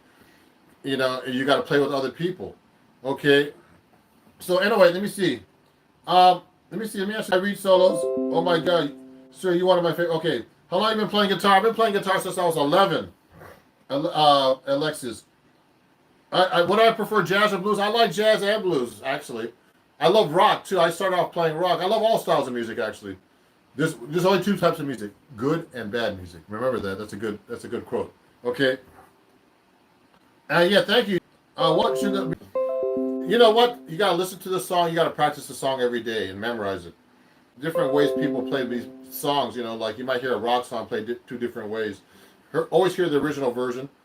Now, if you're learning a song that that's never recorded, that's a whole different thing.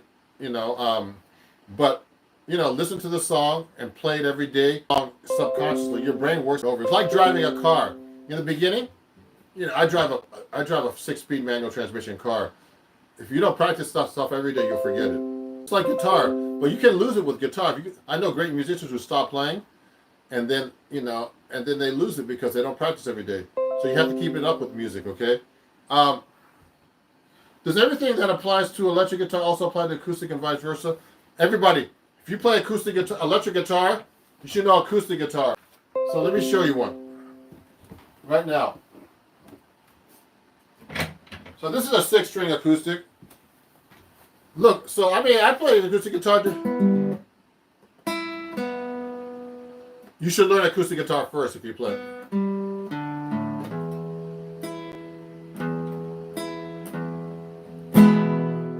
So if I'm playing bebop or whatever.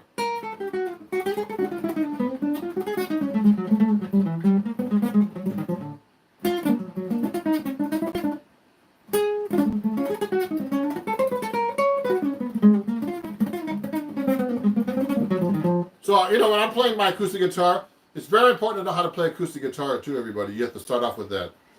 And, they're all different, but you should make any guitar sound good, acoustic, electric, string. Yeah, these are nylon strings. Steel string.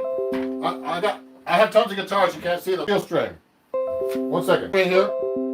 And there. Steel string.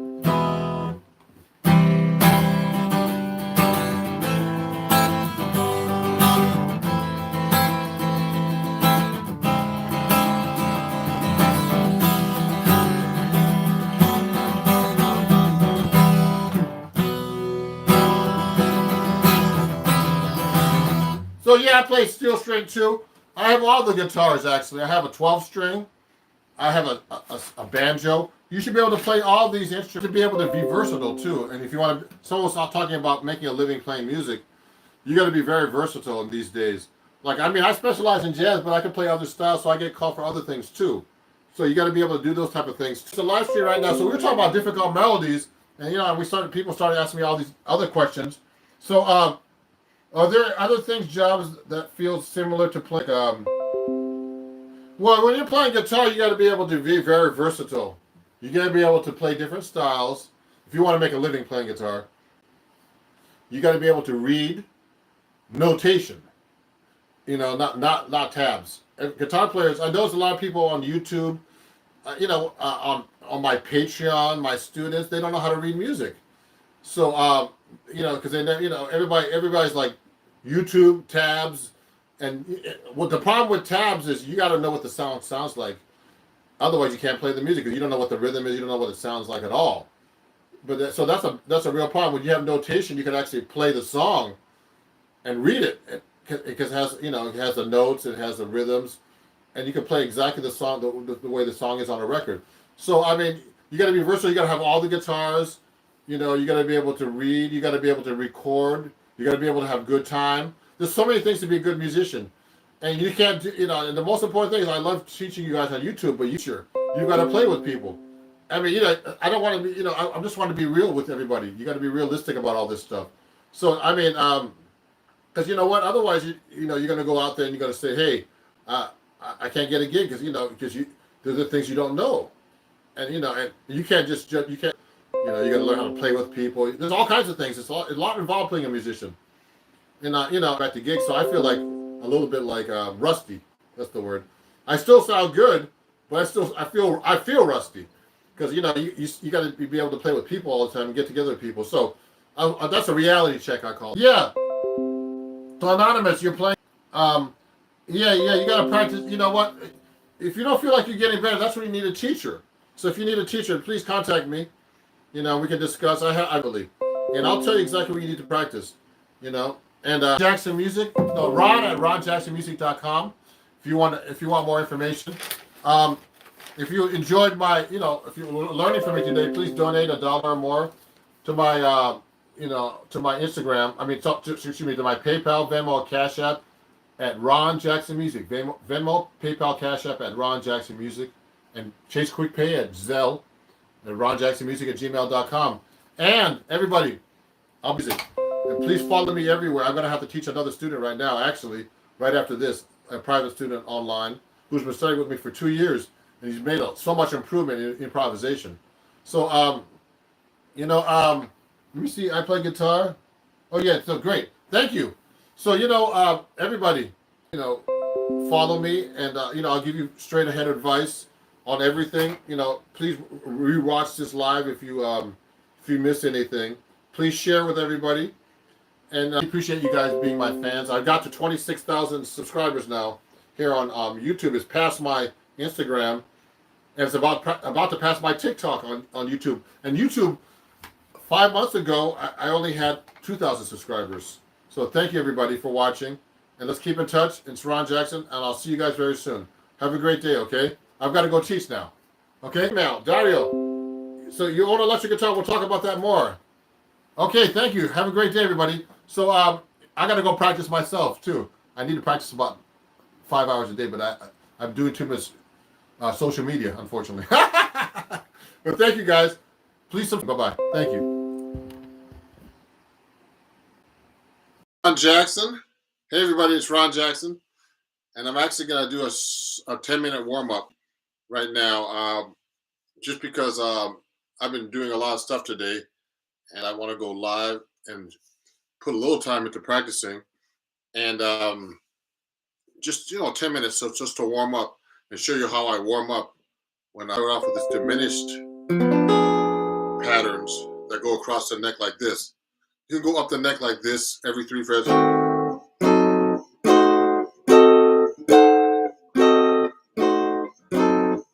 Same pattern every 3 frets, like a diminished pattern, a flat third.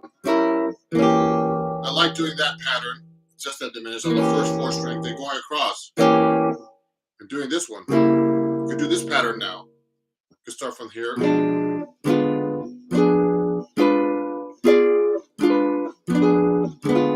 On the 6th string and do the same thing. This is all the same diminished form. Every 3 frets.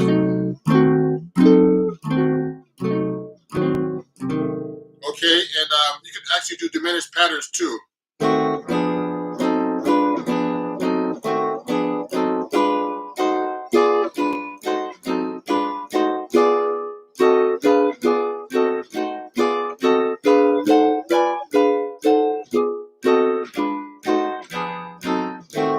See what I just did? This is just a warm-up. I haven't touched the guitar at all today. I've been doing everything else except playing the guitar. So this is a really good warm-up with just chords diminished. Now I like to do the one on the first 4 strings and across next 4 strings. Okay, so this is 4 to 1, 5 to 2, and 6 to 3. Okay, do I do that one? It's all the same chord. I'm playing the same octave just so you know I'm playing the same form but on different strings. And it's a really good warm-up for your left hand, to loosen the coordinated. And now another exercise I like to do with that same thing is just to go across. I'm trying to do as fast as I can and slow too, and hold those chords nice and legato. Okay, and then you can go up. This is tricky.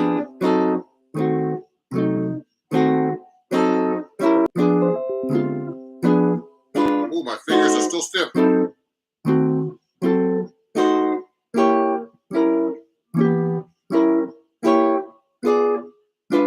This is a great warm-up exercise for your left hand to get across those strings like that. Oh, so that's a really great exercise.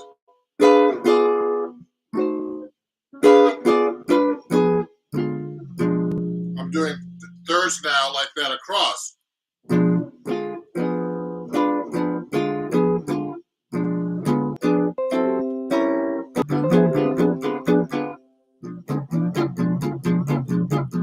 Okay, that's really hard to do actually.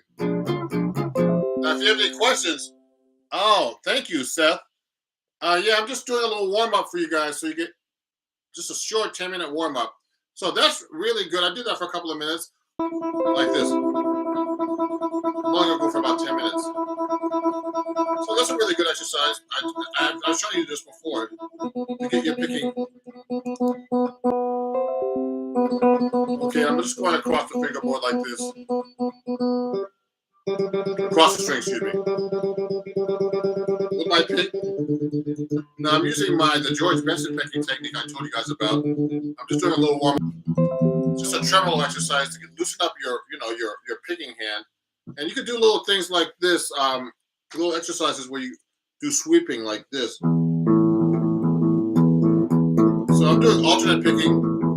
You could do it like down, up across the strings. I mean, I would do it slow. I'm just trying to show you fast.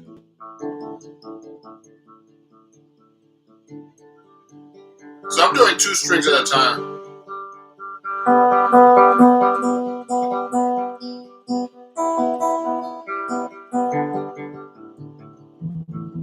See what I'm doing? And then you could do sweeping too. I'm going one direction, just 2 strings, for example.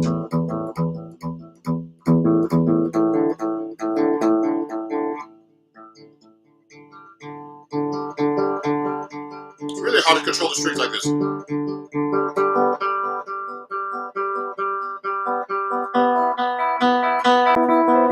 So what I'm doing is upstroke and then down.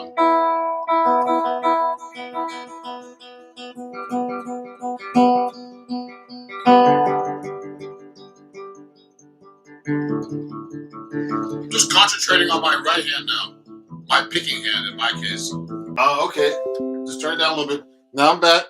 So that's a warm up like that.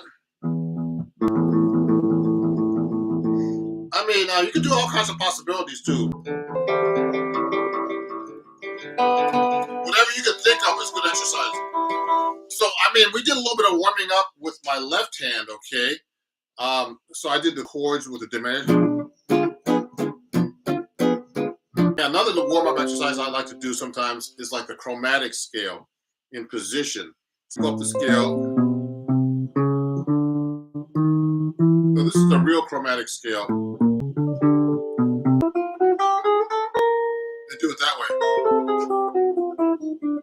You could do it that way, but I like to stay in position sometimes because that doesn't make sense sometimes when you're improvising or playing a line. If you're going across like this with it. But it's a good warm-up.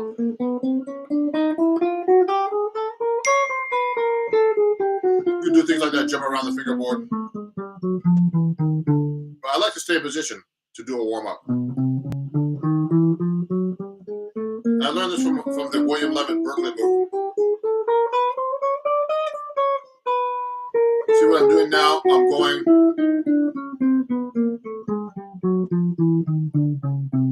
Now, you could do that a little bit slower than me. Just doing this a little bit faster because I'm trying to show you on video. me put this down a little bit. So you can actually go like this too. You can go real slow. Keep your fingers close to the fingerboard.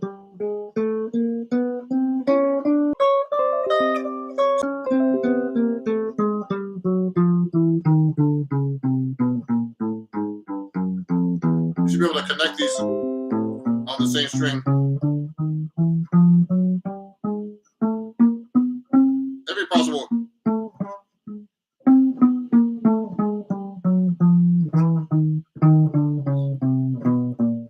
That's a good exercise. Watch me.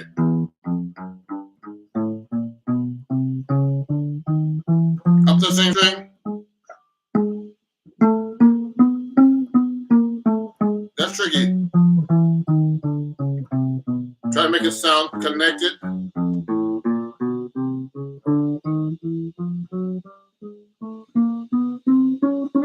Come up. I would do it slower than me though. To make it, you gotta make the stuff clean and slow. See how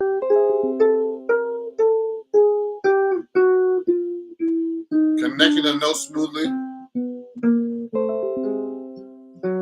I'm always accenting the note going down and up.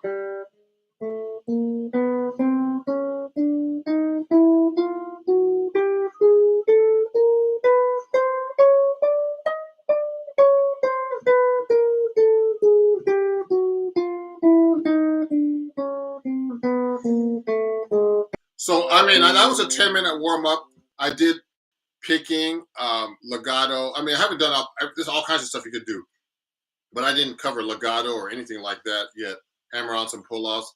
I did some alternate picking. I did some tremolo, some chords. You know, chord, diminished cross, chromatic. Your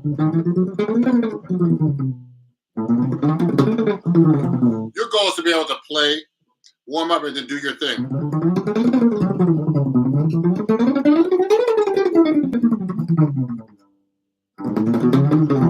I'm just messing around. But, you know, to get limber so you can do your stuff. You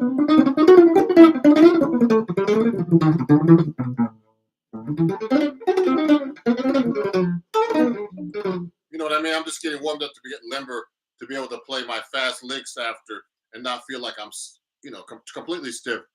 So this is just a warm-up, a very short video that I'm going to put up, just how you warm up. There's a lot of warm-up exercises you can do. I just did a few today. So I'll do another 10-minute warm-up in a couple of days, maybe tomorrow. Please send them to me. And I'll see you guys very soon. I got to do something else now. Okay, bye-bye.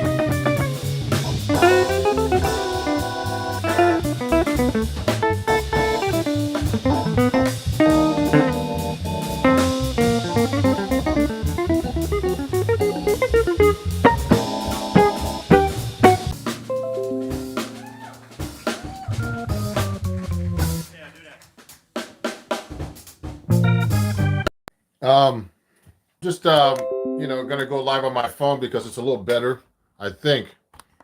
And I'm gonna take questions. Let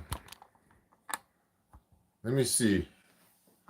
Oh yeah, I don't want to cut my guitar off, so I'm just setting up real quick. Impromptu live. If you have any questions, please ask them. I'll try to answer them. Let me see if I can see the guitar back here. I might have to lower this. Let me try it right now. Oh, a little low. And we can answer questions. So, hey, how's it going over there? Jeremy, I might have to raise my seat up a little bit just so you can see me a little better. Let me do that right now. I'm going to use my stool instead of my chair like this. Let me get that.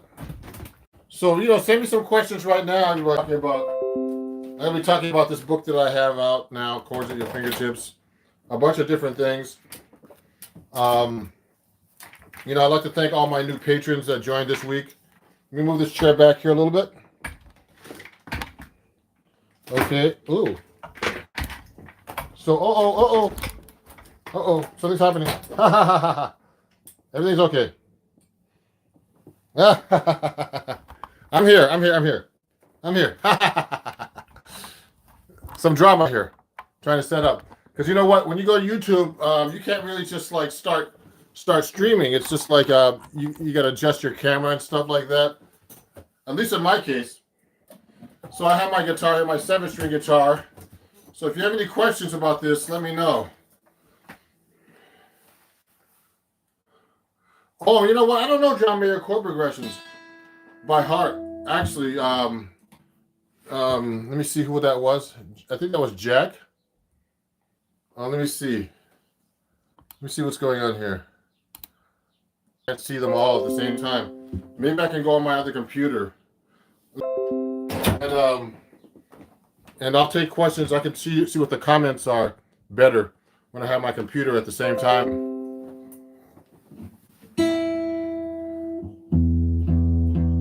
So I'm trying to see the live chat and see who's talking right now. Oh, here you guys go. Hold on, let me see. I got my computer so I can see the live chat. Okay, a good place to start learning jazz guitar is actually, and I'm going to fix my head here, is with a teacher actually. So let me go to my live chat here and just look at my channel and look at my live chat so I can see you guys better, your comments better. The phone transmits a lot better, so you guys know. So let me go here real quick. Here you go. So let me see. I'm going to try to take your questions as best I can.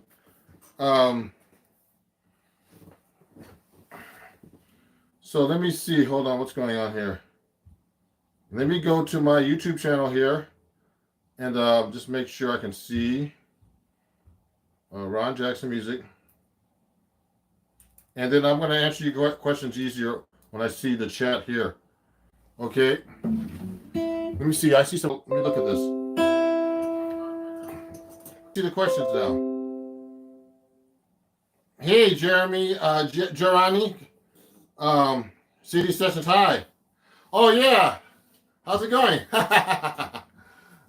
Great to see you guys. So I'm gonna try to answer your questions best I can. I'm gonna move back a little bit. Before I do that, I should maybe play a song for you.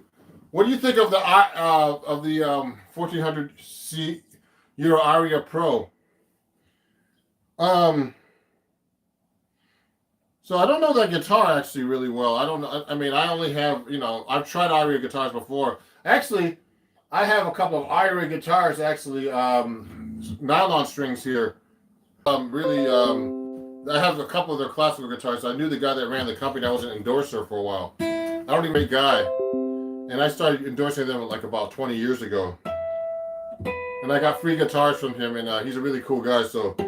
But I don't even know. He was a real cool guy, and I like the guitars, basically. So if you want to play jazz guitar, everybody, you should actually definitely get a guitar teacher. It's really important to do that. When I was a kid trying to learn how to play jazz, it was cool, but I needed guidance because it's hard to hear the chords and all that other stuff. Okay, and you need to really get a I don't want to say a real book, but start learning tunes. Because a real book is kind of a crutch actually, because what happens is you start looking at all these books and then you have to remember the tunes. You have to remember what they sound like. So you have to get that stuff in your ears. So it's very important to get a teacher to help you with this stuff. So I didn't really have a while these great guitarists. So I went to see a Joe Pass workshop. He was a monster, that guy. He had a lot of interesting things to say. But the most important thing is to learn tunes, get a teacher, and learn phrases and licks. I call them, or jazz riffs. Let me see. There's some other questions. Someone says I like music. That's good. To me. So you know what? So the last time I actually touched a guitar was actually Sunday because and I had a bunch of gigs last week. So we can talk a little bit about warming up. So this is my 7-string guitar. If you have any questions about this, let me know. And it's an Eastman AR 810CE 7-string. Can never remember that damn name. So it has 7-string. I'm doing a little warm up right now where I'm actually doing chromatics, 4 notes, and doing a 4-adjacent finger, a lick.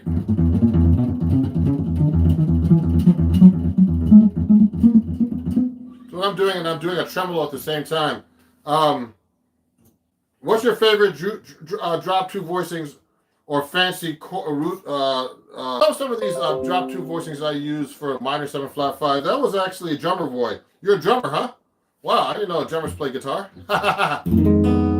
So if I'm one of the hardest drop 2 voicings is actually the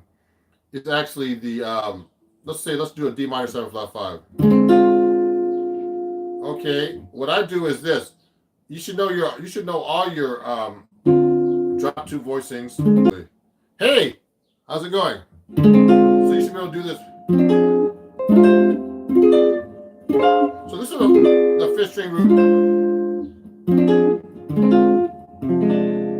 Okay, and you should be able to do it on the 4th string root. Page on I actually sell these on my printables page in versions. Actually, I'm actually have to put those up this week on my website, ronjacksonmusic.com. Minor 7 flat 5. So let's say I'm playing here.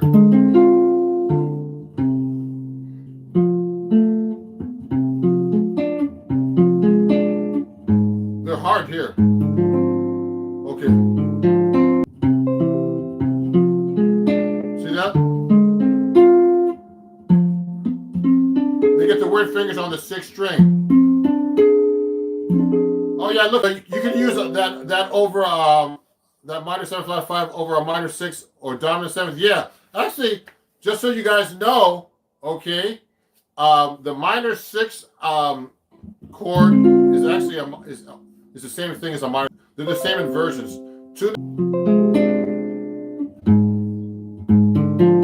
Okay, so if you look carefully, it looks like a 6 chord, an F minor 6 chord here. So they're basically interchangeable, okay? Yeah, you're welcome. So I use this a lot. And also diminished is really easy to play off the minor 7 flat 5, so I'll just substitute.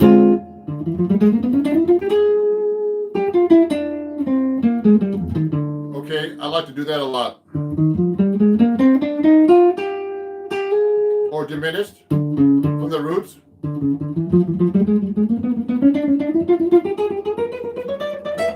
Okay, etc. So you should definitely know your inversions, your drop 2s. Let me see. And inversions for us, please. Maybe. So if you're doing for let's say you're doing so here's my 6th string. Let me pull that out. Thank D'Angelico Guitars for giving me, before I forget, I have some of these banners to show you guys. Can you play a jazz progression for practice purposes that's a little bit more advanced than 2-5-1? Sure. So let me see something here. Let me pull out my guitar first.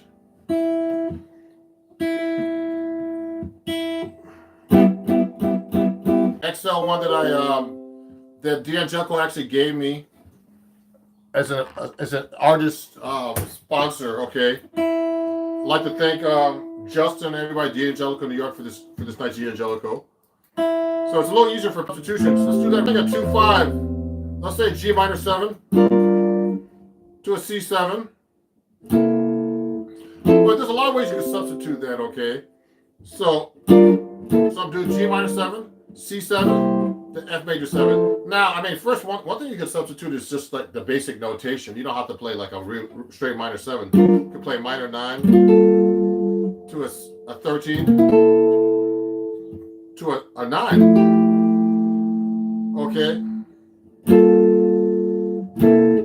You don't have to play a straight 2-5 over so you guys can understand. Is that okay? That's maybe a little better. What I'm doing is this. I'm trying to show you substitutions. So let's go like I'm going to go like this. Maybe with the chair over. So I'm doing 9 to a 13 to a F major 7 9. Then I can just make it minor 7 flat 5. Oh, Angel.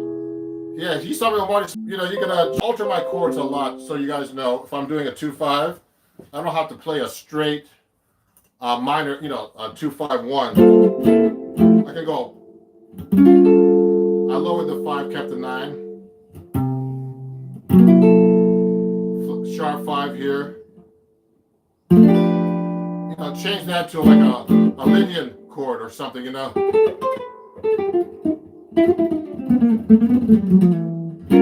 So that's another reharmonization. Also, you can use tritone substitutions like this.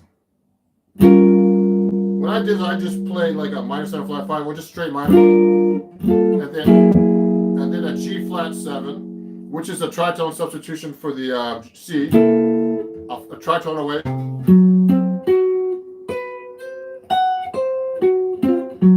Okay, like that. Okay, you can do that. I just did is a 2-5, minor 2-5, tritone substitution. Yeah, I played fusion before. So let me look at some of these questions. So I'm going to try to do some more complicated progressions in a minute. So you know, some good complicated progressions are like Wayne Shorter tunes, things like that. I'm going to have to pull my real book out to look at a. Oh yeah, what's the uses of classical melodic minor in jazz? So that's a great question, guys. So someone's asking about the melodic minor. Oh yeah, Angel, just so you know, if you want to take lessons with me, go to my website, Angel's asking about music.com, on my page here if you want to take lessons, okay? Let me see if I can find those banners. I might have to have my assistant help me here. If you want to take lessons with me, you know, you can take lessons with me. I'd like to thank all the new patrons that joined this week, actually. Oh, new patron alert. Oh, thank you, Christopher P. Oh, great. Christopher just joined. Thank you. So, yeah. So, Christopher just joined my Patreon. So, it's www.patreon unlimited. And I also do workshops, because, you know, it's kind of limited. And also, I'm going to be doing a special event this weekend featuring my book. I'm a writer for Acoustic Guitar Magazine, so you can get this book from Acoustic Guitar through me, actually, and you know, I can autograph it for you, and it comes with video and all kinds of shit, all kinds of stuff. Sorry, all kinds of stuff. Sorry about that. I almost said something bad. And let me look at this now. Yeah, I still teach, Angel, so you know. So you can contact me here at ronjacksonmusic@gmail.com. So let me see. So the classical minor scale, the melodic minor. Let's go over that. I get a lot of questions here. So I give lessons, everybody, if you want. I've gotten quite a few students off of YouTube actually recently. So melodic minor is very important, everybody. Okay. So let's go through let's just do a different key. Let's do F melodic minor. So now in jazz, so I'm playing F melodic minor all over the neck, okay? it's kind of hard to talk and play, but anyway. So what's happening is F melodic minor, or melodic minor in jazz is called, we call it the jazz melodic minor or the real melodic minor. Okay, I had a video that came out a few days ago about this, actually. It goes through all the melodic minor modes. So in classical, they raise, it goes up like, so the intervals is 1, 2, flat 3, 4, 5, 6, 7, 1. Okay, the key of F is basically F, G, A flat, B flat, C, D, E, and F, okay? And now in classical, when they go back down, they lower it, which I think is kind of strange. See that? Now backwards they go. Now, but in jazz, we keep it all the same. So, when you're practicing, play it all over the neck, anywhere. Now, I'm just basically playing up and down the scale, but you should be able to play these in different patterns. I just did an article on Acoustic Guitar magazine, two, for the January-February issue on the melodic and harmonic minor modes, okay? But, we didn't really talk about, we talked about the scale more than the modes. So in jazz, these are very important because we play them over a lot of fancy chords. So the first mode of the melodic minor, okay, is actually called, just the melodic minor. So you can play that over a minor major 7 chord or a minor 6 as the minor major 7. It's all over the guitar neck.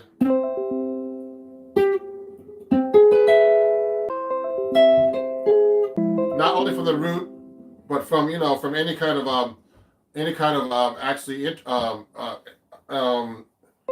so a classic major scale. Oh, that's a good question. This comment, here's the thing, everybody. In classical, you're limited to the way your scales are played. So here's a typical C major classical. I have to think about this. I haven't played the guitar in a couple days, just so you know. Doesn't really matter. I just need to get warmed up a little bit. So the classical C major is like this. They teach you that it's a really cool scale. It's good for actually pivoting your fingers. For pivoting my fingers. Okay, but what happens is when you want to really learn how to play the C major scale, you gotta be able to play this all over the neck like this.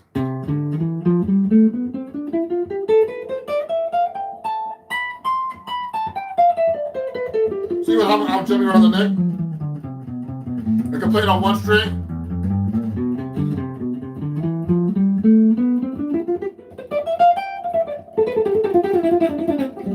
Teach you how to play the C major scale in classical like that. So I have this system that I learned from Berkeley where you play all 8 fingerings. There's 8 fingerings that connect up to 1.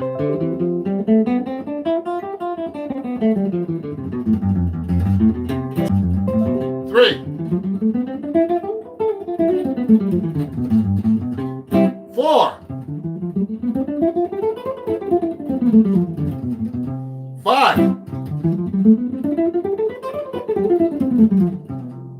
6. 7. 8.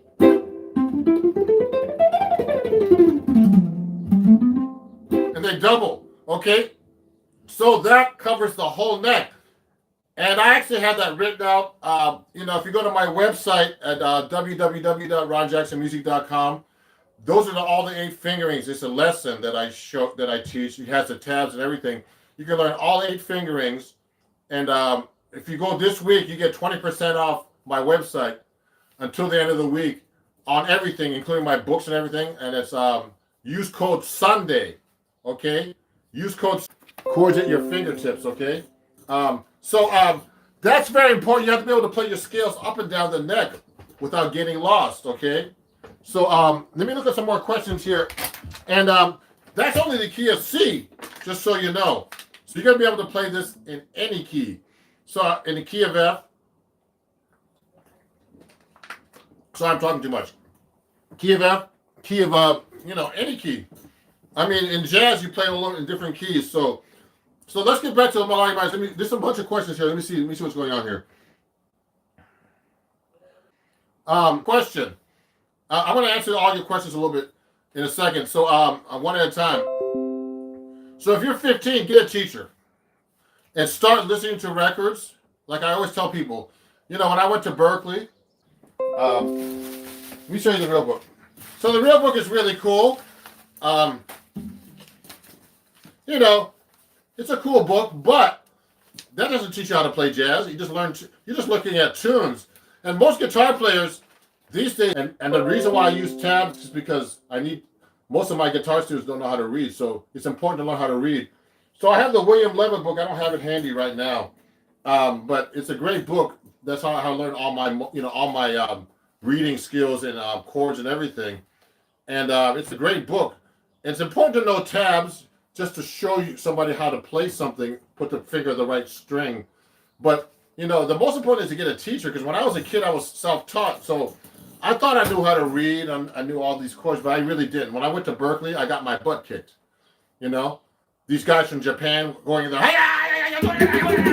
going crazy, you know. You know, I was like, oh my God, these guys are playing jazz. And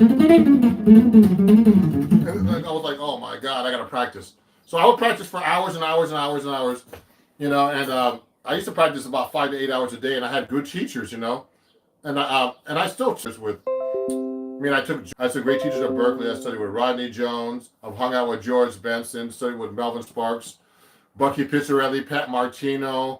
Man, who else? There's some people I could have studied with that I didn't. I should have taken that up, like Jim Hall. You know, there's a bunch of people I could have studied with that I should have studied with too, that I regret not studying with. They passed away. You know, so it's good to learn from teachers. I mean, that's the best thing to do, actually. So if you're 15, start like that. Now, let me see. Do I ever play jazz fusion? Sure. You're getting your first. So, I love B.B. King, so you know. How many hours a week do you recommend practicing? I recommend practicing as many hours as possible. Like, you know, right now, but I really need to practice. If you're gonna, you know, the most important thing about practice, everybody, it's not about how many hours you practice. It's about consistency. You should practice something at once. You know, practice even 10 minutes a day. You might be playing today. Some guitar players, people watching me aren't even guitar players today sometimes. So, you know, so just pick up the guitar, okay, and play every day. Now, let me see. What do you ranks gaming? How do you mix every scale and sound? How to mix scales and sound better? So you know what, everybody, I want to tell you an exercise. So when you're playing, let's say you're playing let's just take a real simple tune like a song in the key of F.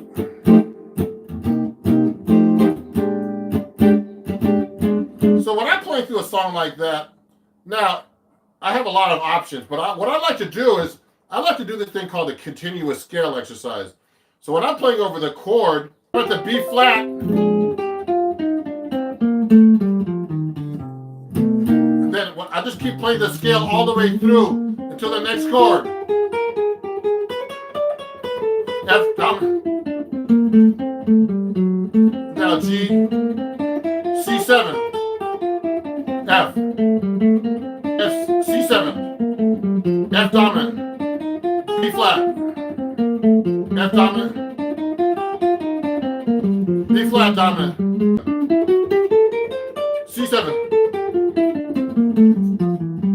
What I'm doing is I'm doing a continuous scale that goes to the chords. I need to get my assistant to help me set up the sound system here. Hold on one second. Can you set up the speaker, please? Yeah, from behind the curtain here. So, everybody, it's actually done with the play along to my computer. So, basically, if you want to mix your scales up, you got to be able to go, you know, through the chords and just change them. Change the chord scale during the song without getting lost. Okay, so so someone's asking. This is a good question. I'm going to get the other questions too. So when I'm actually going to the next chord, it doesn't matter which note I'm on. I just want to make sure I get to the right scale. I'm not really targeting any kind of other notes. You know what I mean? I'm just actually going. When I get to the B flat, say I'm on F7. Now when I get to the B flat, I'll be on the 13.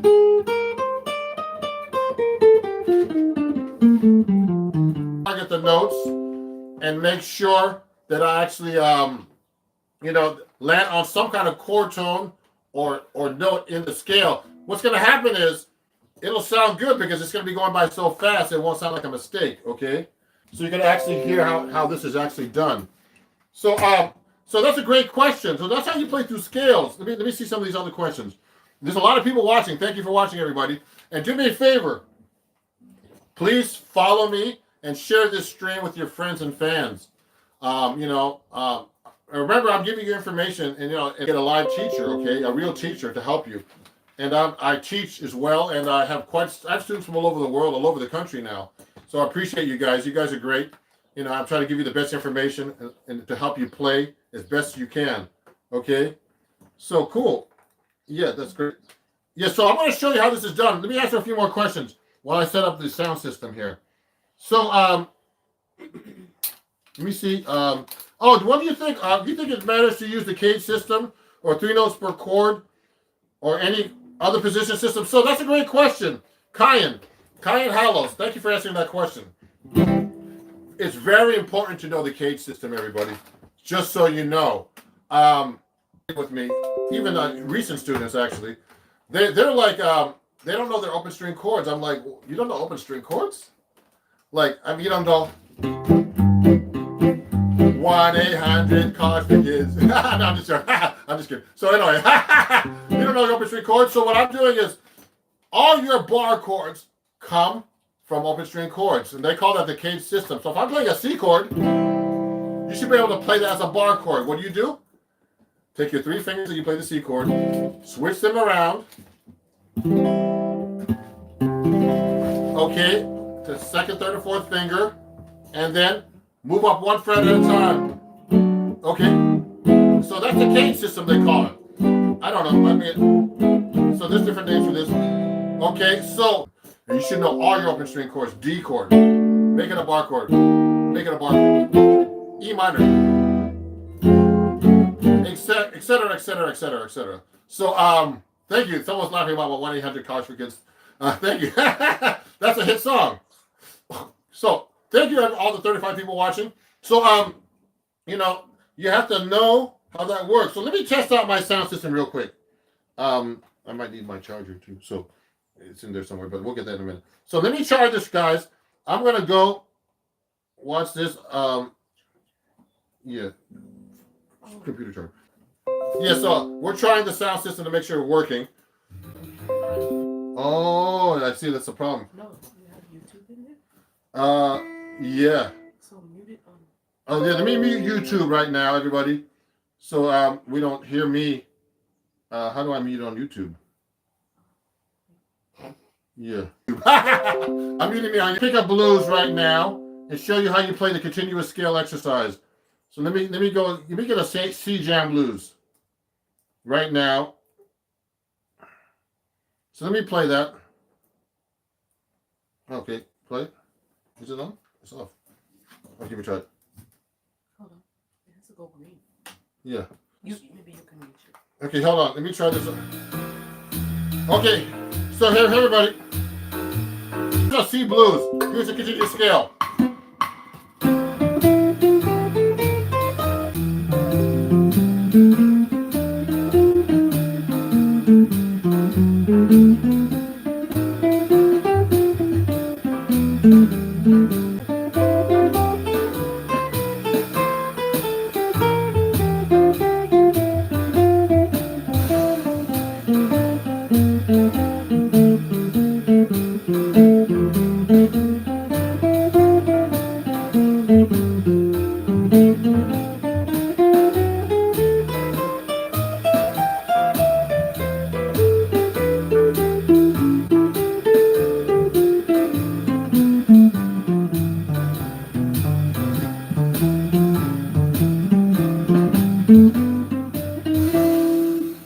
So you see what I did? I actually just played through the scale, through the changes just like that, okay? So that's an exercise I actually teach my students. It's called a continuous scale exercise. So you're actually playing through the chords. Now it's just an exercise. It teaches you how to play the changes and hear the changes, and also change your scale when you get to go through the changes. Okay, let me adjust this phone a little bit. So it's a really cool exercise. I mean, I learned that. I don't know who I learned that from, but it's a really great. Thank you everybody for attending my impromptu workshop here. Let me see some more questions here. First starting base, you got your first base. John Prescott says you got his first base a few days ago. What did you first do for our first month practicing 1 to 4.5 to 2 hours a day? John, work on your scales. Play bass also. Work on alternate. Strumming with your fingers. These are your two main fingers when you use bass. Okay. Play banjo. Yeah, I play banjo too, but not really.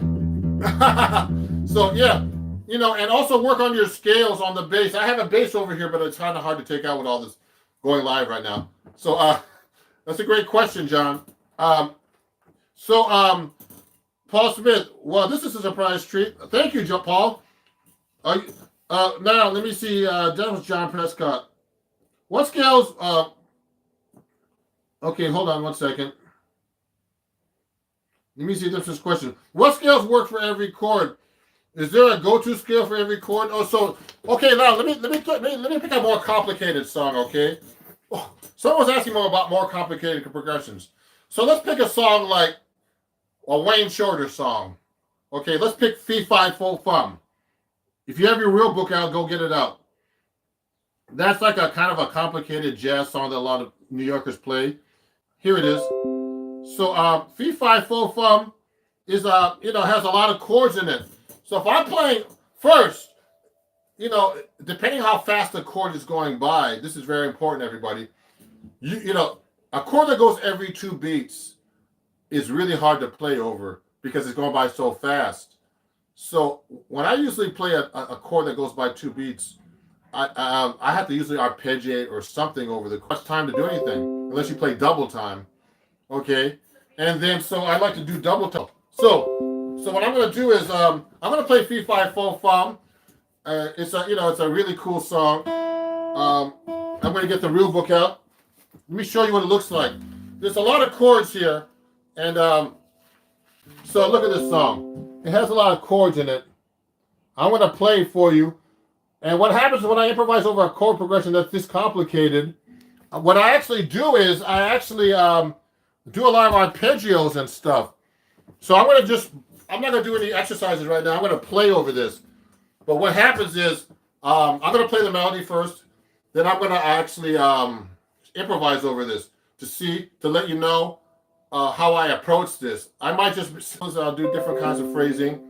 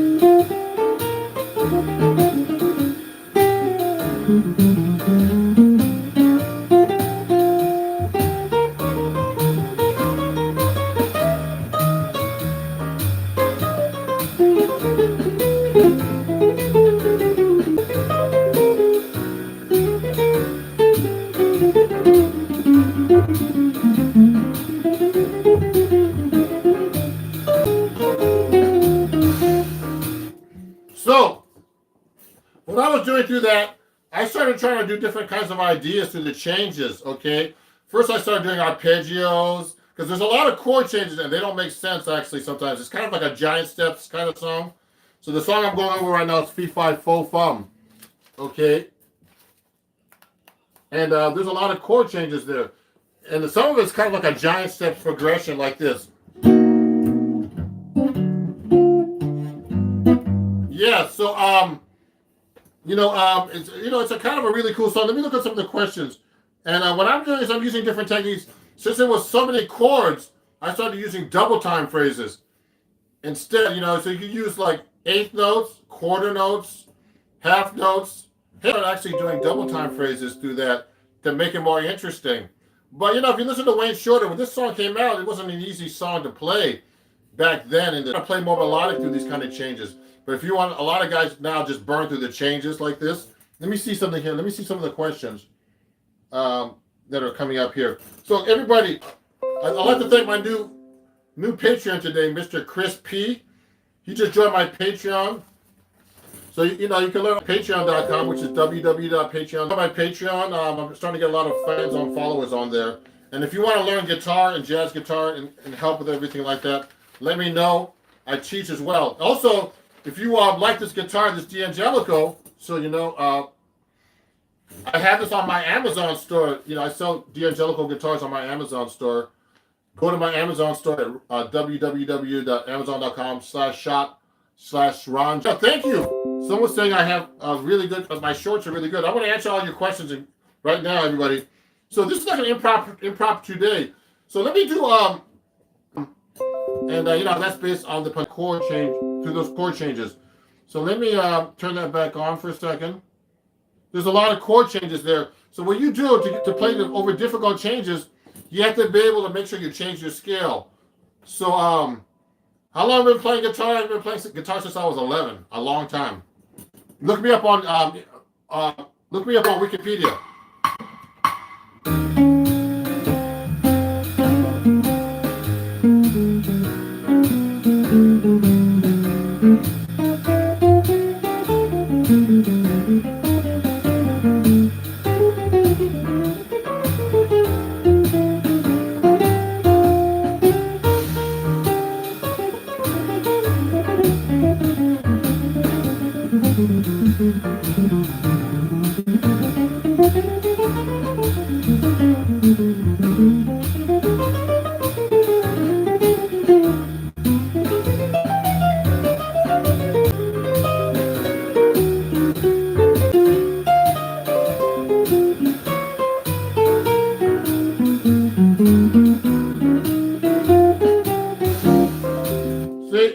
Double time there.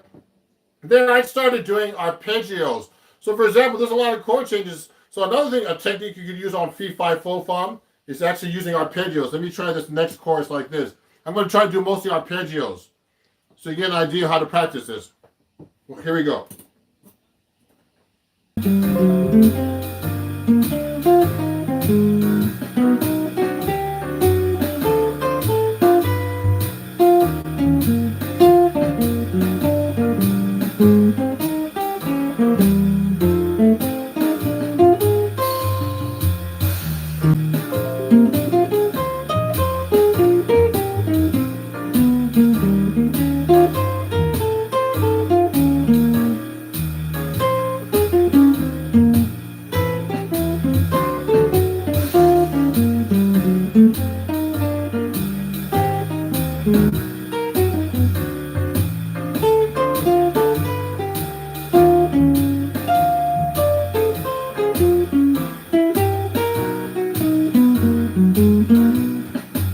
So I was hitting a lot of the sevens on top, but also every time you play, and also play an upper register. A lot of guitar players, when they start learning how to arpeggiate chords, they always start real low. They go like this.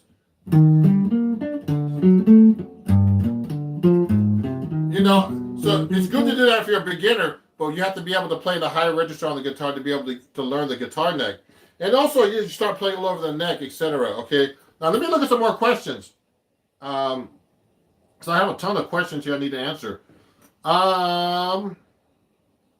So, what scale works? Okay, can you show 8 shapes of the major scales? Hey, actually, Alvin, I actually showed that earlier. So go to my website. Actually, no, you have to go to my Patreon and join that, or you have to actually go and pick up the lesson on my. There, I have a bunch of lessons. You can learn all 8 scales of the major scale fingerings. Okay, and I'm having a sale on my website, just so you know. Everything on my website, including this book, Chords at Your Fingertips, that's published by Hal Leonard and Acoustic Guitar Magazine, who I write for. Everything right now is 20% off on my website. You get an autographed copy. This book comes with video, tabs, everything. Take a look at this. It has tabs, and there's some great writers. Have Adam Levy, Sean McGowan, all these great teachers, including myself, here to learn from this book. Okay, so go to my website. Everything is 20% off until you should get it as soon as you can, because some of these books are running out, actually. Let me see what else I have over here to show you, because I have a few missing things here. Oh, also, if you're enjoying this, I'm also taking donations. Just go to my Venmo, PayPal, and Cash App. If you learned something new today and you'd like to donate to me, it's not required, but if you'd like to, that would be great. It's Ron Jackson Music, okay? So, thank you very much. And also follow me everywhere. Follow me on Facebook and Instagram. It's all Ron Jackson Music. Alvin, I already showed those 8 scales already. The thing I might want to do is you should be able to do that every PWG, man. It's my videos. Let me see. I'm a little stuck here. My computer's stuck. What's going on here? Let me see. Watching from Africa. Great. How's everybody doing? My computer's stuck. So let me see what's going on here. Okay, G melodic minor over is just good. Melodic minor. Cool. Let me look at some of these comments because my computer just got stuck. Okay, hold on. Let me see some of the live chat here. Okay, so let me see. Someone from Ghana? Good. From Brazil, thank you. Can other jazz guitar players tell when someone isn't playing jazz? Oh yeah. That's a good question. Yumir, my student. I have a student watching, Yumir. He's a great guitar player. And, he's like one of my Filipino brothers' students. And Yumir, yeah, I can tell when people can't play jazz. Because jazz is actually a language. So, so if someone's playing just like, let's say you're playing a song. Let me pick another song. Okay, it's not stuck anymore. I'm so happy. So watch this. Let me pick another song, guys, ladies and gentlemen. Let me pick like a standard. Let me play let me do this song right here. I'm gonna pick The Days of Wine and Roses. I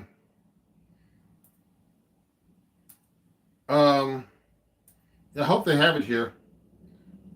Oh, let me see that. Days of Wine and Roses. And I'm gonna play it like kind of medium up. Let's put it like a 160.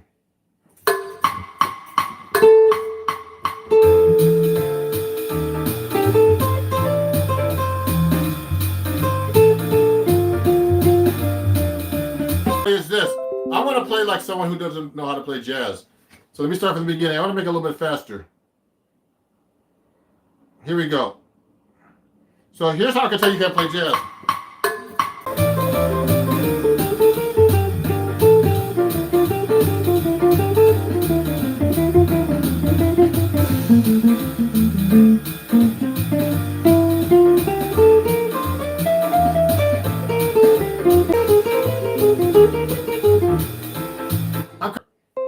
When someone's not playing jazz, they're actually just like, they're not playing over the chord changes.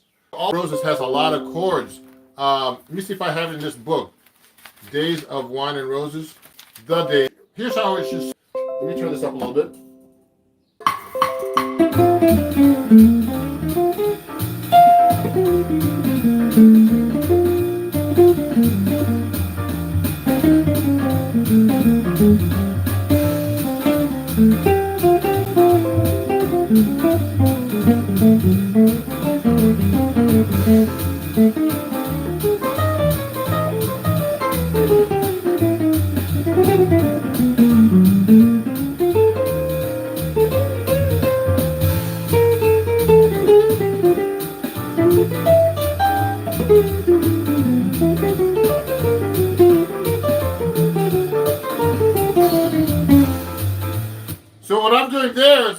just playing jazz lines. I'm not playing anything fancy yet. Okay, but you could tell I'm actually playing over the. I'm using passing tones, licks that I've learned, 2/5s, arpeggios.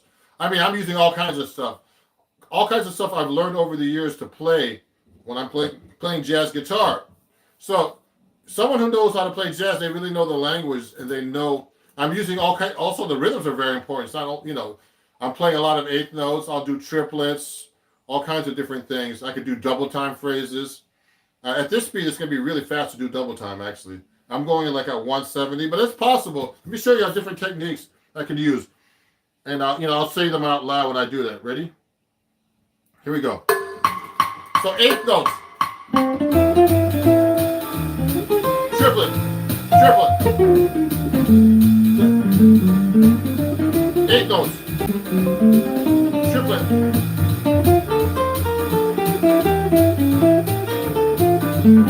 Bebop. Arpeggio. Triplet. Triplet. Arpeggio.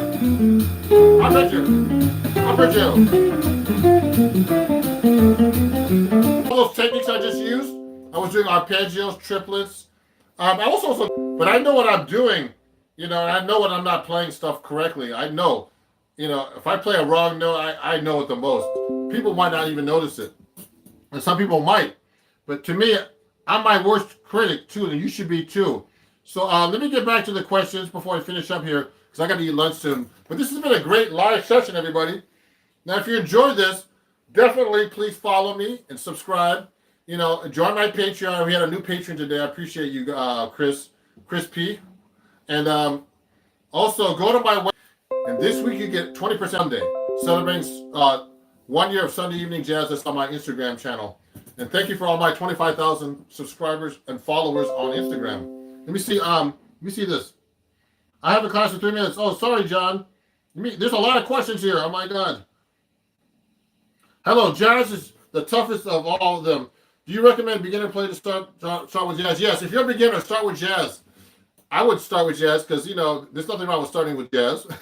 If you start with jazz, it's really, classical is hard too. If you start with classical, that's hard too. So they saw a lot of guys back years ago in classical guitars. So you should definitely start with jazz.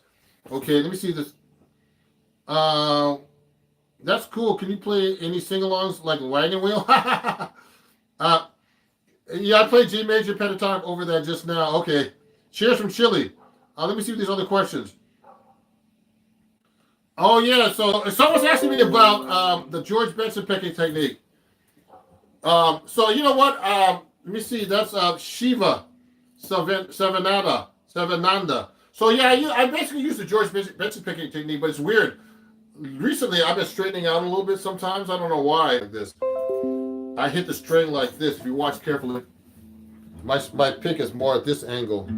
Not straight, but more this angle. Speed. When I was playing years ago, I studied with Rodney Jones. He helped me with this technique, and I've also hung out with George Benson a lot. At one point back in the in the late 90s, I used to hang out with him. He's taking me out to dinner, and I went sideways like this. So it's really a weird technique. Sometimes I start straightening out because you need to first, if you want to use the George Benson picking technique, you need to you should definitely use flat wound strings because you're gonna have a scratch. Where's my other stand here? Oh, here it is. So if I'm playing my 7-string guitar, let me show you. I have a round wound string on this thing. So on my 7-string, this is hard to switch between these things too, I'll tell you everybody. So that 7-string has actually it's a wound 7-string. So listen. You hear that sound? You hear it less here, but I can hear it now because I'm actually not playing that loud, but I can hear it acoustically. But here, you can really hear that scrapey sound. So the George Benson picking. So let me show you something right now. Like I got rhythm and really fast, and it really helps you with playing really fast. I'm going to put this up pretty high. Oh, not that. That's slow. I'll put it up to 300. And this technique really helps you play with up tempos, and that could be faster. That's not even that fast. So.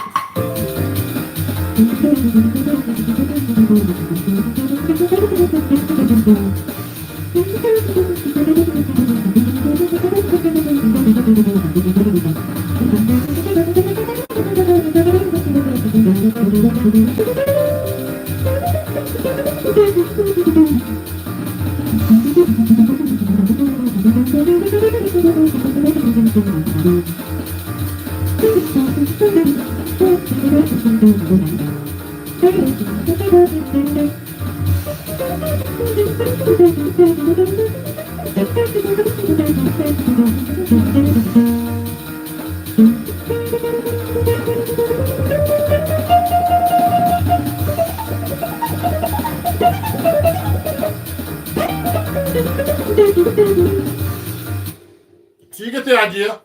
So I'm using that picking technique because now I'm still getting warmed up here, and also switching between singing to playing on each guitar over, switching between 6 and 7 string is a really kind of tricky for me still. See, so I'm doing 300 quarter note right there, and that's considered up tempo. And I play sometimes with bands much fast spinning. You put your fingers in there. The George Benson picking technique is really great for your technique or playing fast, and playing kind of nice fast. Hey Ron, your shorts are very helpful. I'm a new to jazz guitar. I was wondering what kind of scale. So Joker Man, you on minor major 7 scales you use melodic minor, or you can use the Dorian also. No, actually no, melodic minor, or harmonic minor too. So here's an F major. Let me do an A minor major 7. You use harmonic minor too, because that note's in there too. The minor major 7 note.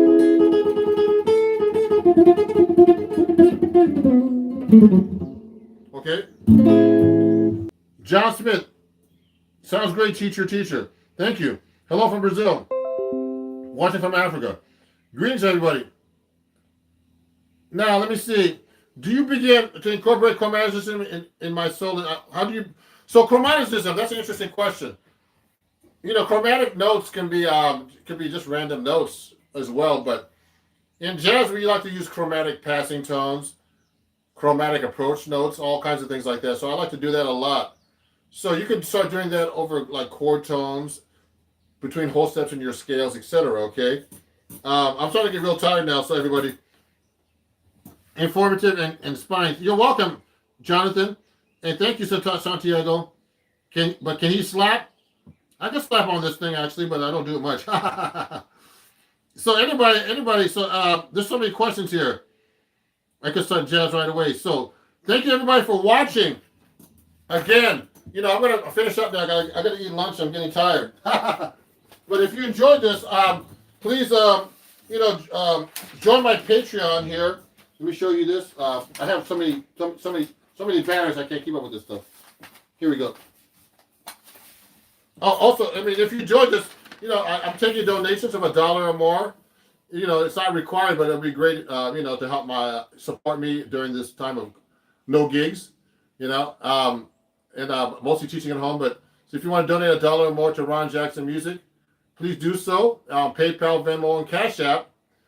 Okay, thank you very much. I'm going to be finished up in a second. If I really help you out today, that would be nice.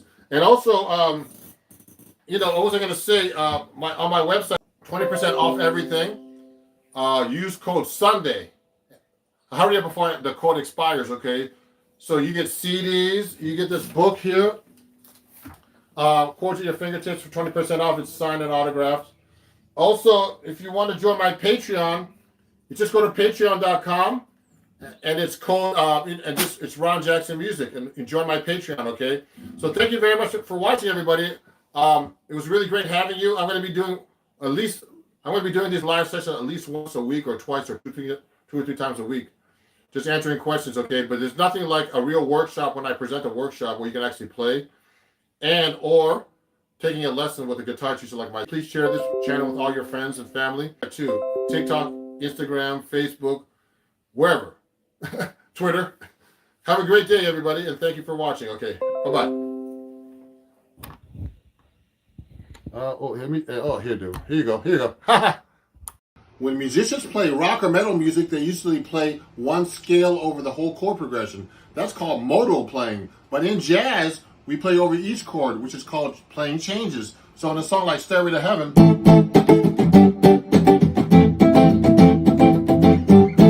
Jimmy Page goes like this.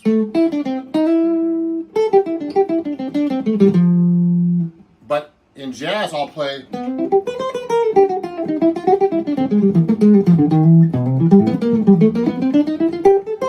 minor chord, the G chord, and the F major 7 chord. So in jazz, we play over changes, and in rock, we play modal.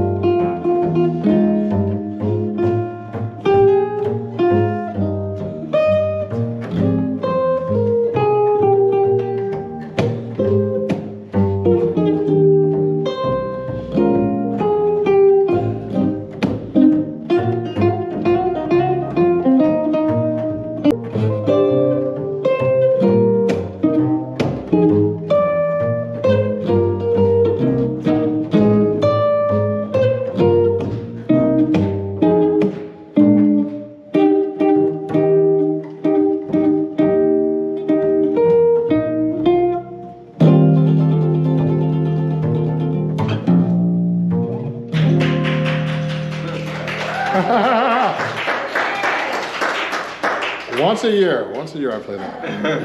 I have to remember that song. That's a great tune. Mel Torme.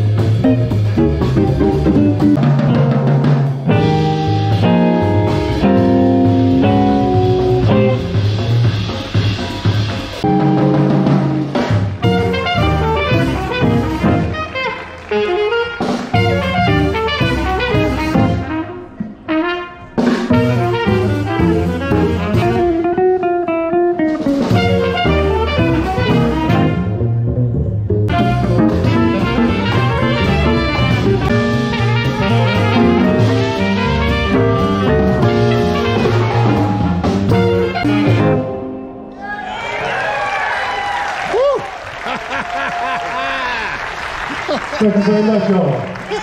Ron Jackson, Marvin Rowley Jr., Deshaun Hopper, Alvesta Garnett.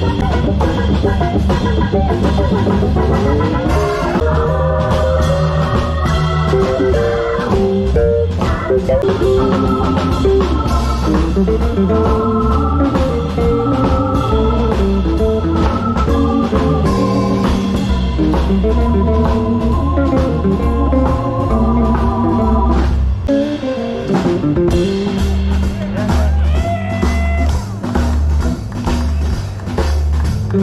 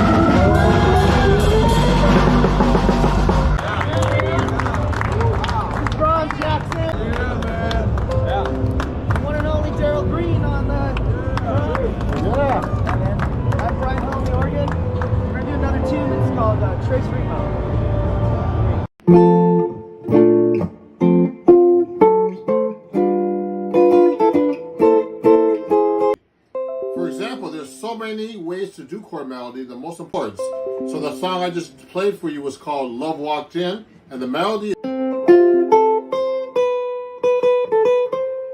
So all I did was arpeggiate the chord.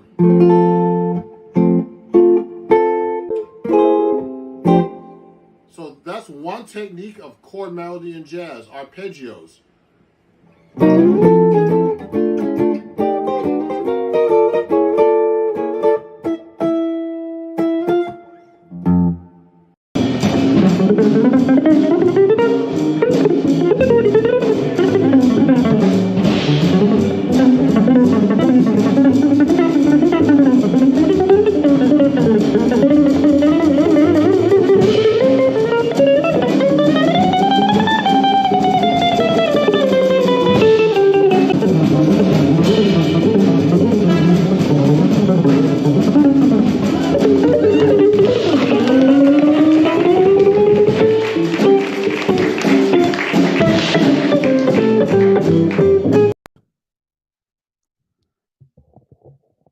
Hey, how's everybody doing? So I'm live now, and I see one person on there. So about subjects and ear training and all that stuff. So now I see 4 people up there. Wow, that's a lot of people. That's great. So just to get started, you should know how to read all kinds of different things. What's hard about the guitar is reading. It's the book I like to use for sight reading. It's a Modern Method for Guitar by William Levitt. Berkeley,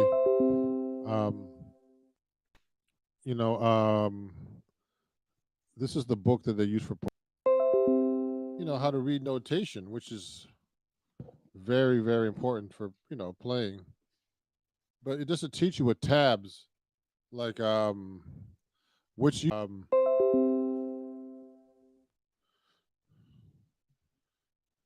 so what happens is it actually tabs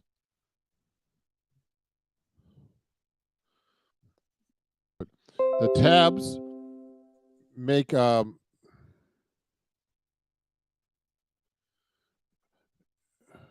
make you yeah, with tabs you actually have to know the music.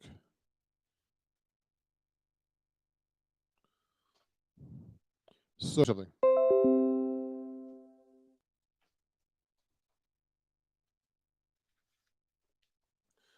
Here's a lesson that I wrote. It's a lesson I wrote that's and what it is that it has chord and then you have tabs on the bottom. the thing is, when you have tabs,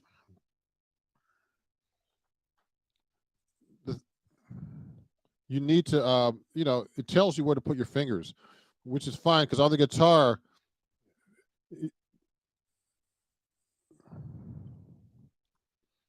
you need to know where to place your fingers because you can play the same thing so many different ways. But there's indicators in this book right here.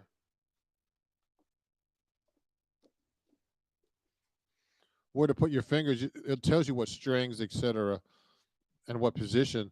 So you don't need tabs if you know how to really know how to read music.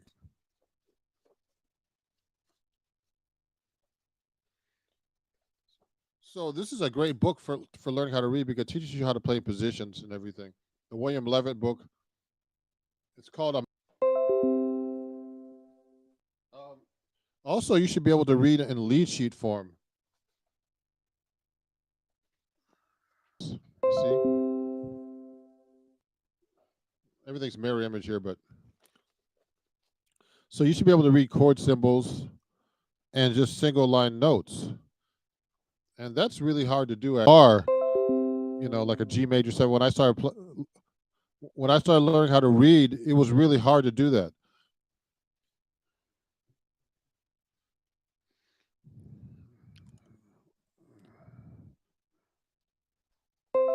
Does anybody have any questions so far?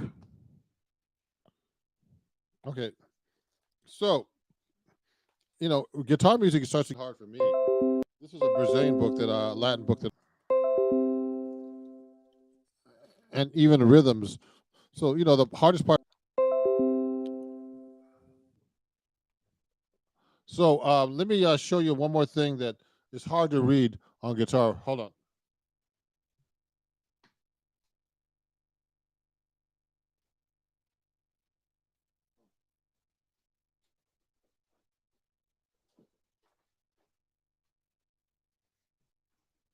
So, this is a book by Barney Kessel. It's a rare book. So I don't know how I got this book, but he talks about how guitar players can read should be able to read in different situations.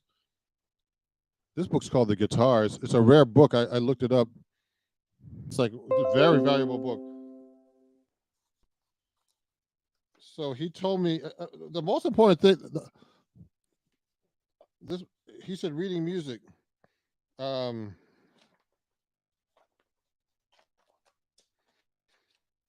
He talked about one thing that was really interesting that and it's like when you're looking at piano music, like piano music is really hard for a guitar player. So you got to be able to read in bass clef and the notation above that on the treble. He said that you should be able to like extract parts from the piano parts, like the bottom note. You should be able to read all this stuff here. And I always thought that piano music was hard. And I used to be really good at it and extract the music, but so you have to be able to read the treble clef, and the bass clef together.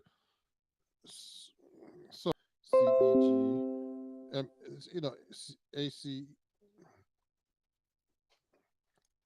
So these things you have to practice, and actually, it's a good thing for you to do as far as reading is concerned. Does anybody have any questions so far about this? If you're watching this, definitely do me a favor and send me a message, YouTube chat, okay? Right here. Let me see. I'm gonna write this in. If you're subscribed or whatever on YouTube, you should be able to send me a message. Send me a message. I'm sending you one now. Okay. So I'm going to take out my guitar. Now, the next thing I want to talk about soon, if you don't have any questions, is ear training. So let's take a song. I'm going to put the speaker on for a minute.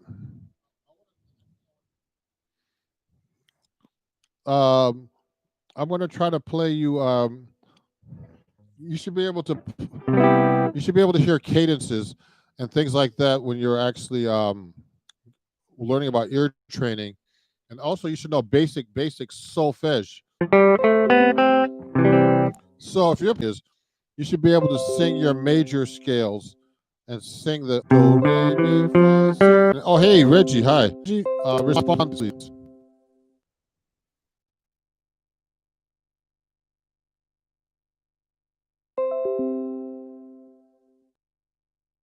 There's something weird with my computer right now. Okay, good, good. Do you have any questions, Reggie? Let me see. I hear like my voice talking like a few seconds after. So just to be really clear, do re mi fa sol la ti do, which is your major scale, and because you're gonna have to figure out how to hear intervals.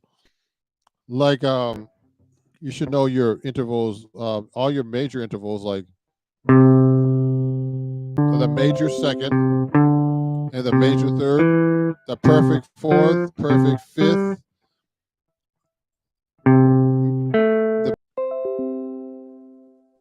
Now these things you should hear because you hear them in chord progressions a lot, like different cadences like that. 1 to 5. 1 to 5. So if I'm playing a song, I'm gonna put something on my phone. I think like a like a like a like a pop song. You should be able to pick up these cadences when you hear a pop song. So that gets into taking off music by ear.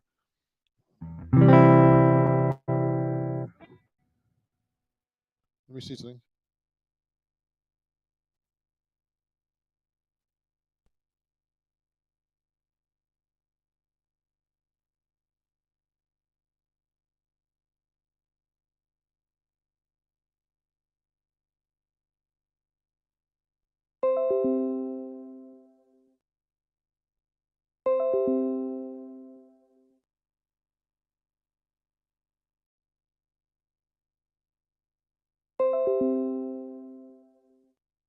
Okay, now you're hearing me. Okay, there's something wrong with the settings here because I'm hearing an echo. I'm gonna try to fix that real quick, everybody. I don't want to end the live stream. Hold on one second.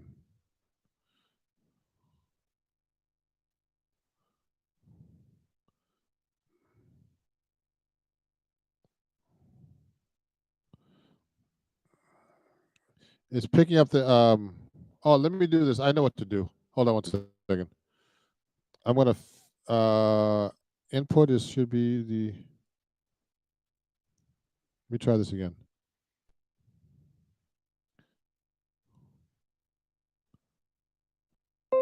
Okay, I'm trying this again.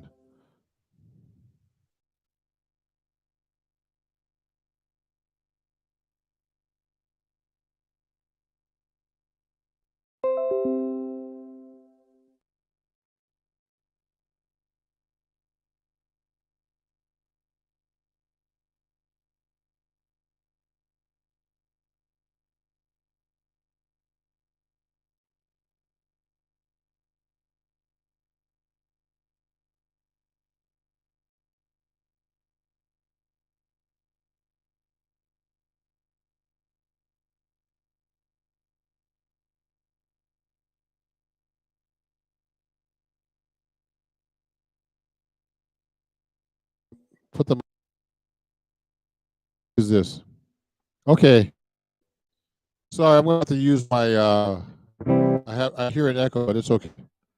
So anyway, what I'm gonna do is I'm gonna be using the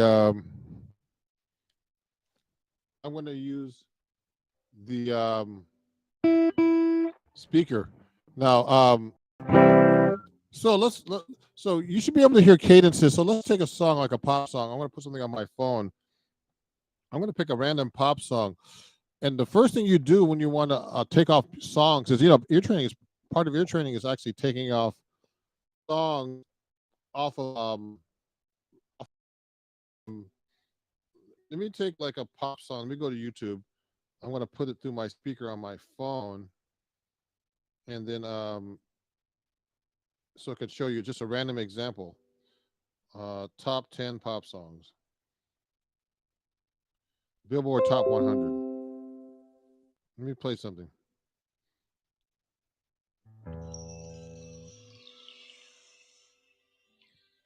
So I'm going to play a song right now and see if we can figure it out real quick.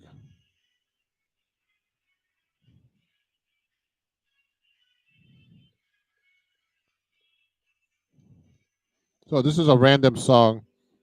So what I try to find out first is no,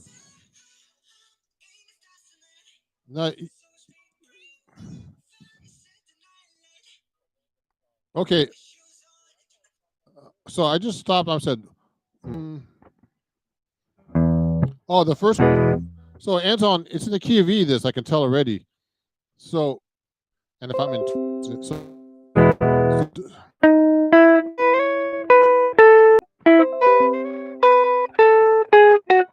okay, that's how it started. So that's in the key of E. What you have to try to do when you're trying to establish the song, you have to actually try to figure out what key you're in and try to find what scale you're in.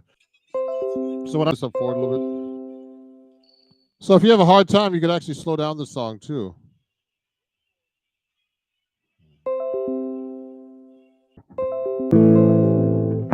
So it starts off with a C sharp minor, and then it goes to A.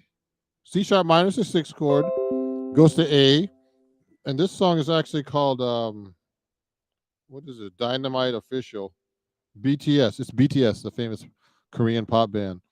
And it goes C minor. So I hear those cadences pretty easy, and I can find them fast on the guitar. And sometimes when I'm listening to music, I could actually, I try to figure out, if I don't want to if I don't just want to enjoy the music, listen and figure out what chord progressions there are. And by ear. Now this takes a lot of experience and ear training, so you have to learn about cadences. You have to learn about intervals. You should know all your types of intervals. So this song starts off like that. So it's just 3 chords so far. So I'll play along with it so you can get an idea. Here it goes.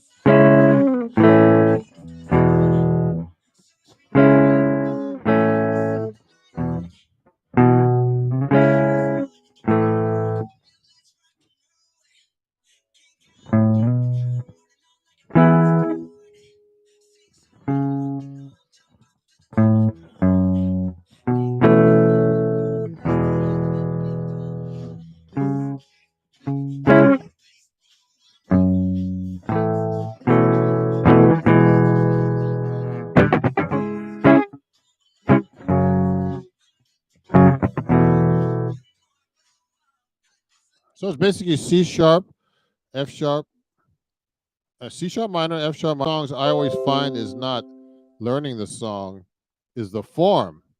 So and also the arrangement, of course, because it's the song might be easy, and also the hard part is learning the melody to these songs. So if you're taking stuff off like pop songs, it's a whole different thing.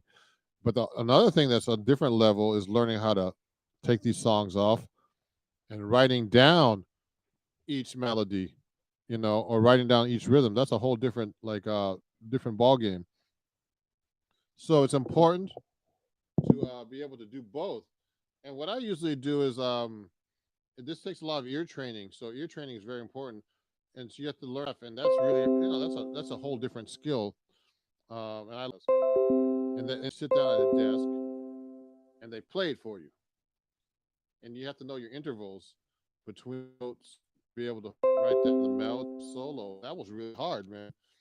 I remember doing this on 19 or 20, and I was already advanced ear training class, and that was really hard. Reggie's asking me, would you write rhythm first, then the melody? I used to first transcribe. I used to try to find the notes first, then write the rhythm. So let me write that down.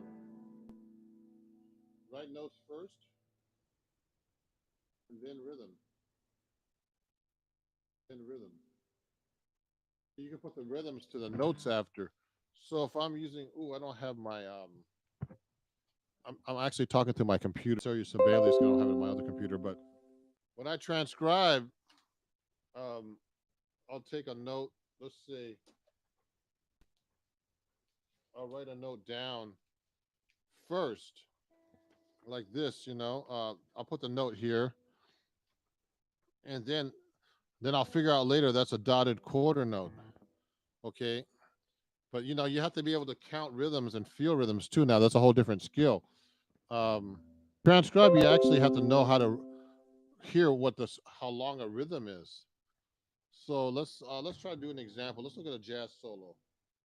Let's look at a Sonny Rollins solo. Um, Sonny Rollins. Let me look for Sonny Rollins. He has a lot of hard rhythms, Sonny Rollins, actually. So let me see. Let me just pick. So he's playing. There will never be another.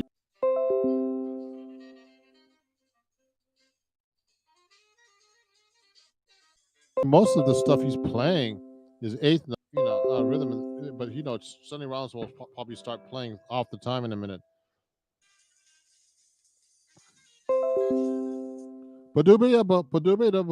So how would you write that? One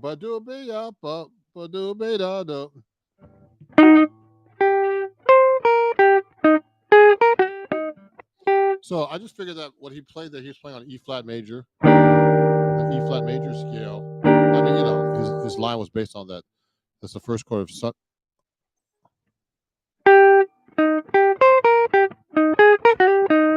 So that rhythm is like you got to figure out where's he playing that at. It's like 1, 2, 3, 4, 1. So here's another thing that's really important to know when you're actually transcribing. You have to learn how to conduct because that thing 1. So you have to learn all your basic conducting patterns, like 1, 2, 3, 4. And it really helps you find the beat, especially when you're transcribing. We're trying to figure out what where he's playing that rhythm. So it's like 1, 2, 3, 4, 1. I mean, he's playing it like that. So it's like now you can see the rhythm. It's 1, 2, and then when you get to in the air before you hit the second beat, he's hitting the eighth note in the air. So it's like 1 and 2. So 1 do. So it's going 1 eighth note, then 2 eighth notes on the second beat, 2 eighth notes on the third beat, and so it's like 4. And then he's playing on the beat 1 now. 1 fast. But let me see. Move back a little bit. Let me see where he's at here. Let me play that.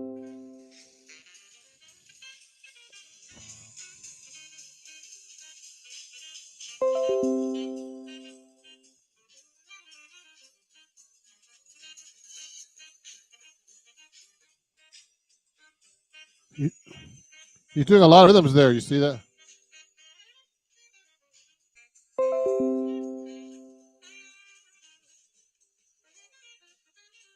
See?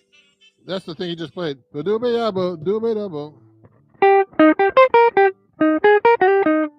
Um, so basically that's the rhythm I just told you. So I would have to notation paper, but that would be the eighth note, and that's like a E flat. Let me see my guitar. Pressure he's playing.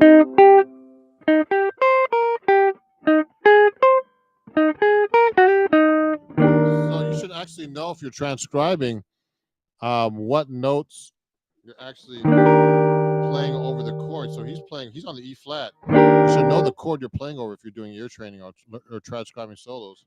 And he's actually just playing the root to the sixth, root, third, sixth, fifth. And he's playing the fourth. And he's actually approaching the third back to the root.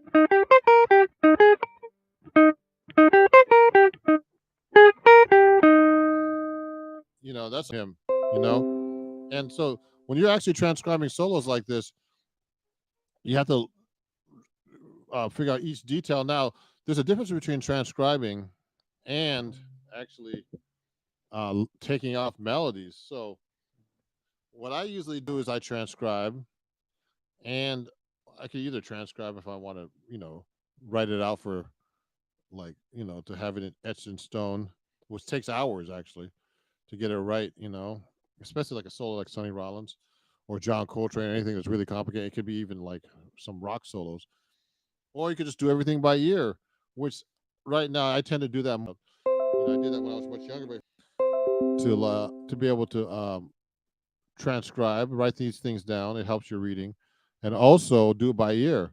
So you should be able to play these things by ear and memorize them by ear.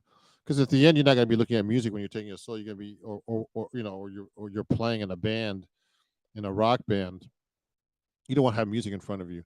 Like when you ever see a rock band perform, like Bruce Springsteen. I have a friend that played with Bruce Springsteen for years, and he used to have me come on gigs. When I used to do his gigs, he said, music is a turnoff to people in the audience because they can't groove with you if you have music in front of you. And he was right because he plays with Bruce Springsteen. They don't have music in front of them. They know the music. They're playing a con. You're playing. You should have this stuff memorized. So you should know how to do these things by ear and memorize these things. So ear training is very important. Also, sight reading. Be able to even write this out. You have to be able to read a little bit. Pretty good. Not particularly. Learning on the guitar is kind of hard. One of the things that I wanted to show you today was, let's say that lick I just showed you. That lick. That lick he just played, I could play it here. See, I did it that way. That's another way of doing it. Same register.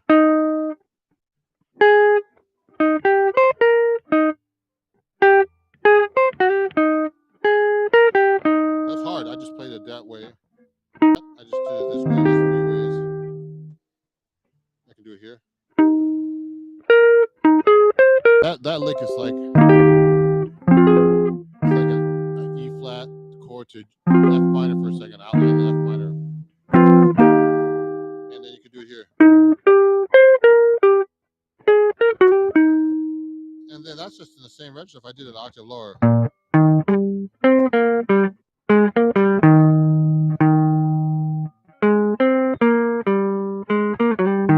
So that's, these are different things you can do on a guitar. See how many ways I just played that? So when you could play that same lick so many ways. So what I usually try to do is I try to work out all this stuff with with fingerings. And that's very important when you're playing these kind of solos and melodies that you're taking off. You're gonna find the best fingering. And like when you play when you're learning a saxophone solo, saxophone has certain fingerings that are more adept for the saxophone, but not for the guitar. So you have to kind of figure out how to play that on the guitar. Whereas, I had friends who told me who played trumpet, said, well, man, I was learning a guitar solo the other day and it's really hard to play on trumpet. So you got to figure out those kind of fingerings. Does anybody have any questions? Please send me a question. I see a couple of people are watching. Any questions?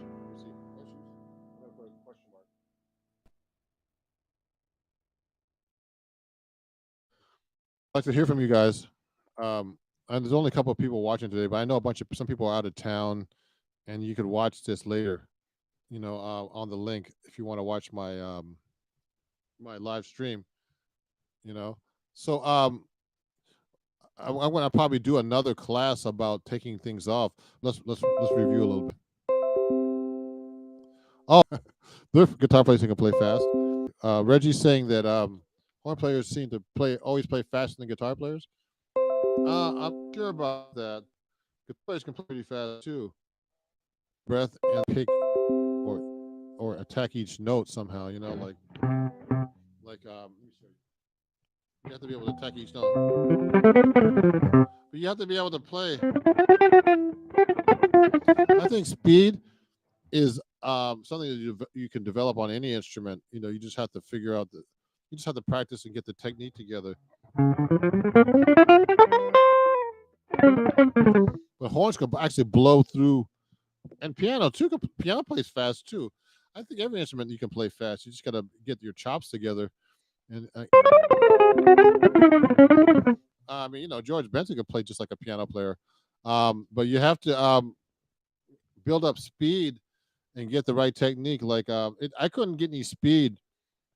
Or if you want to talk about getting speed, uh, I couldn't get any speed. I used to use those really small Jim Dunlop picks, and I studied with Rodney Jones for a while.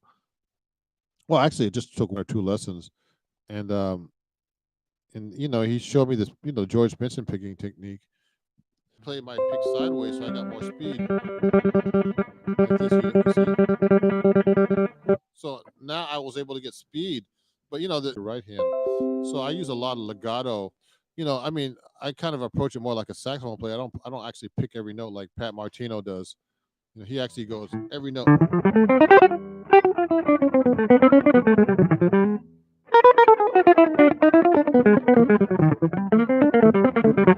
He really picks every note, but I kind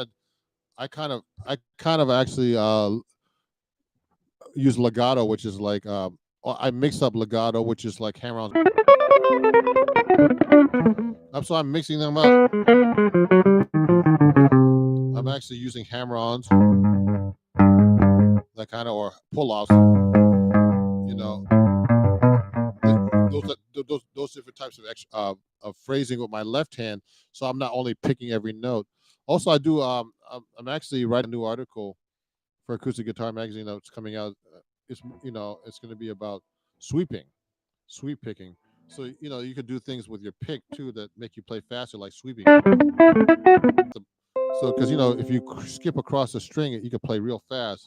It's a real fast arpeggio. Or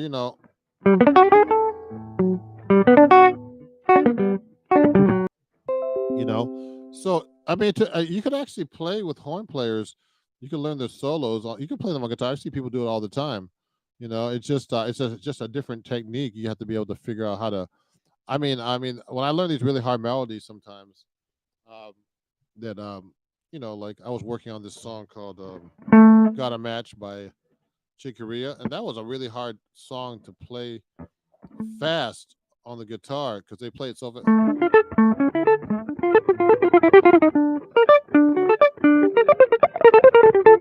When I was learning that one, I had to figure out the right fingering.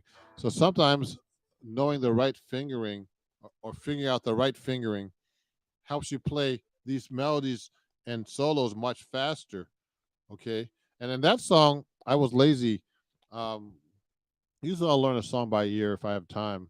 But I usually just look at the sheet music just because to save time because I can read too. So I think it's very very important, everybody, to know to be able to play so many different ways. You should be able to read music, transcribe music, hear music, write down the music, do every possible way. Know how to read tabs. You should know all these different techniques because they're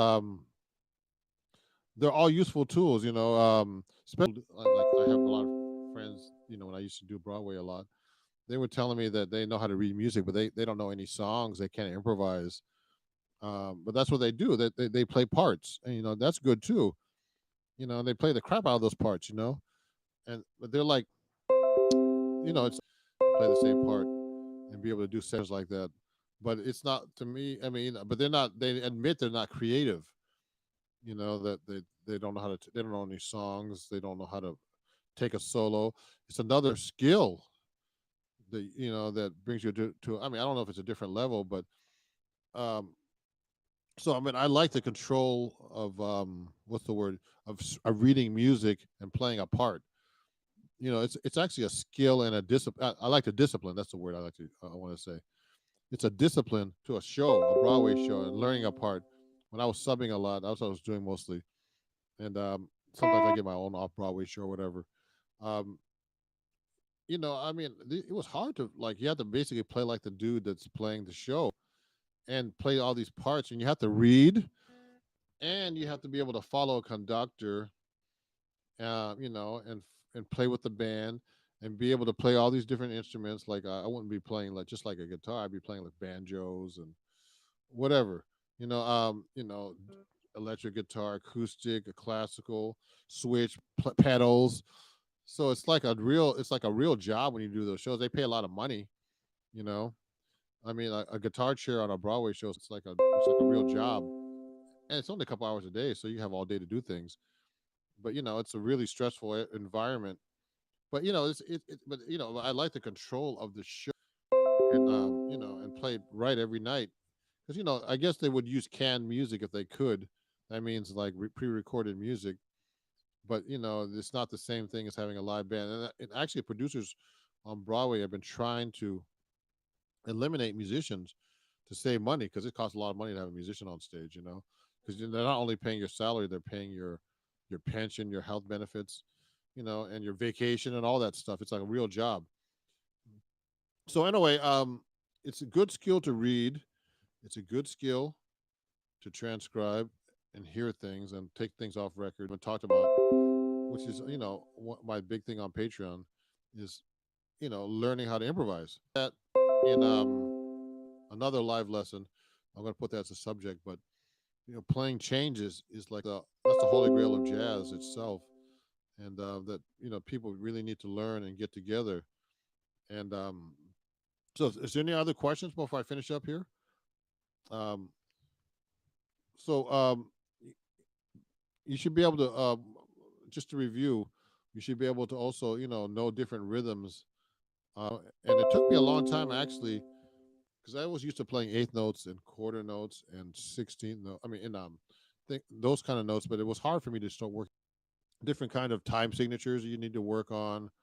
There's a whole big world with reading music, and the best thing to really do is just read music, because I got a lot better when I started doing these Broadway shows, because these are just like real professional music, music that was written for real live real life shows.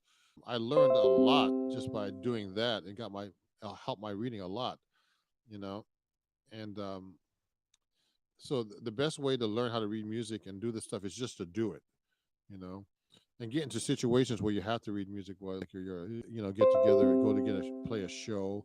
If you're just starting out at your show, just to learn how to read and play parts, because that's a whole different world. Um, and as far as like reading yourself, you just get books. Like I have tons of books.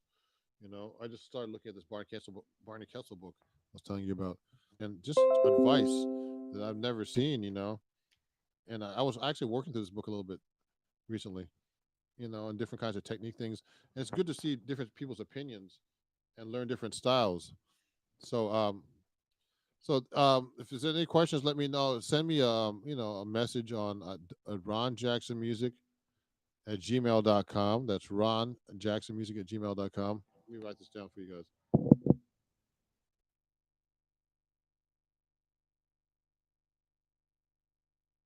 Ron Jackson at Gmail.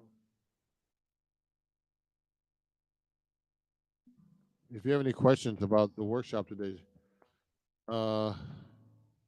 yeah, send me a message. It says Ron Jackson, and about my live lesson, and I'll see you guys in about a month, and I hope training, and each subject actually should be a one whole live lesson. So maybe we'll do that next time, is just have one whole subject, okay, instead of having like 3 different ones in one. But I wanted to give you an overview about all these different things you need to learn. Okay, everybody, have a great day, and I'll see you guys soon. Bye-bye.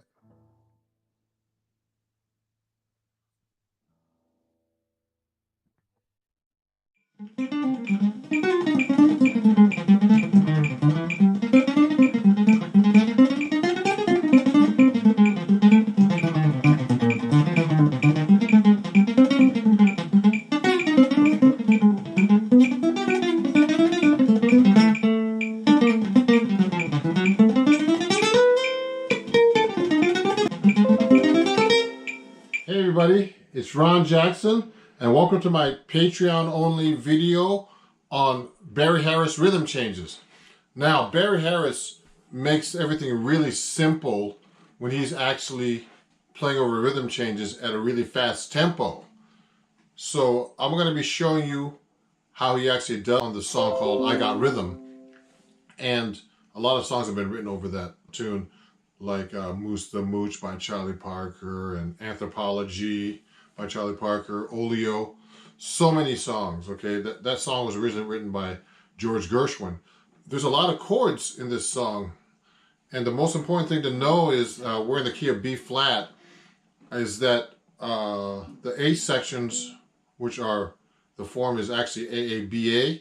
The A sections, some people play just one scale there usually. But to be able to play on the changes, you should know all your scales to be able to play on the changes.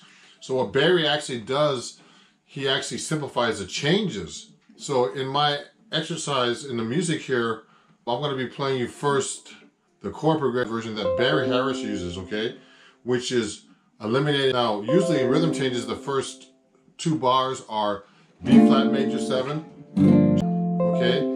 But Barry actually just plays a B flat for 1 bar, B flat major 7, and an F7 for 1 bar, okay? So he eliminates the second chord, which is a 6 minor, and he eliminates the 2 minor to the F7 because those are really just substitutions. So like that,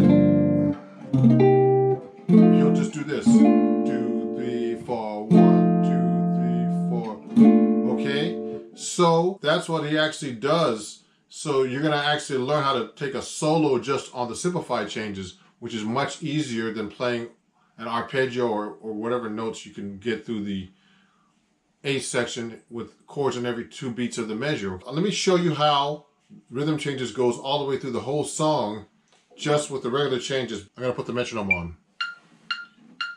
Here we go. 1, 2, 1, 2, 3, 4.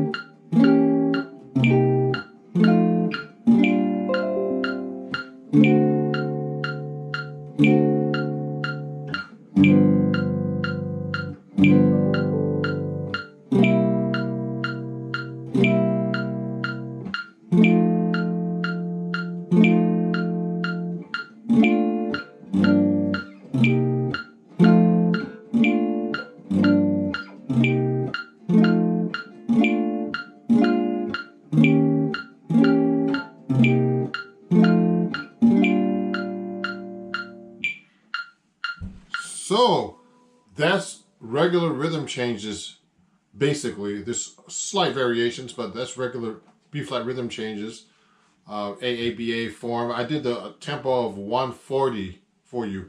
So Barry eliminates every chord, just makes every chord 1 whole bar and eliminates the substitutions. Instead of playing a G minor 7, right after the B flat chord, you could just play a B flat all the way through for 1 bar and eliminate the G minor, because the G minor is just a substitution for the B flat, and also the C minor is a substitution for the F7 for 1 bar. Okay, so we're going to eliminate the G minor and the C minor and play 1 bar of each chord, B flat major 7 to F7. And also we're going to substitute like a 2-5 going to the 4 chord, which could be an F minor to B flat, or you can play a B flat major 7 and go to the E flat dominant and go to E diminished. We're going to eliminate all that and just play straight B flat 7 for 1 measure, then E flat 7 for 1 measure, then go back to the B flat major 7 to F7 for 1 bar each. So we're eliminating all those extra chords, and the bridge, of course, there's no eliminations because it's all dominant all the way through, 2 bars each, okay? And then we're doing the same thing on the C section, which is basically like the A section going to the second ending, which is the ending of the song. Let me play you the chord progression that's simplified that Barry wrote, okay? 1, 2, 1, 2, 3, 4.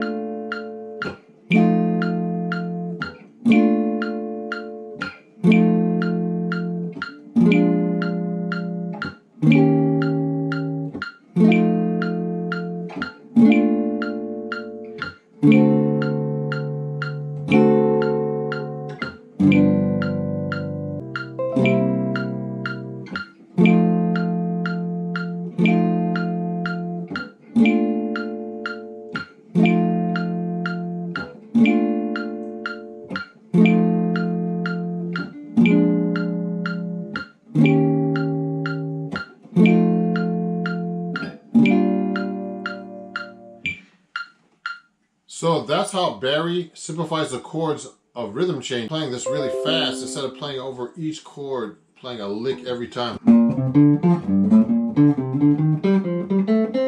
Doing a lick like that, or sounds very mechanical. But also I'm arpeggiating the chord or doing a 1, 2, 3, 5 pattern, and I don't have to actually do that. Get through the changes of 1, 2, 3, 5 pattern on each chord. When you get to the minor, it's a 1, 2 flat 3, 5 pattern. But Barry actually just does a scale flat chord, ends on the 4th beat as a quarter note. Okay, 1 and 2 and 3 and 4. Now it's very important because that's how you learn how to improvise. Remember to practice this every possible fingering.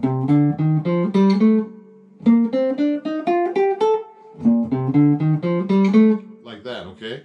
So I'm going to play you this exercise all the way through to the end, and this is how it goes. Ready? Here we go. 1, 2, 1, 2, 3, 4.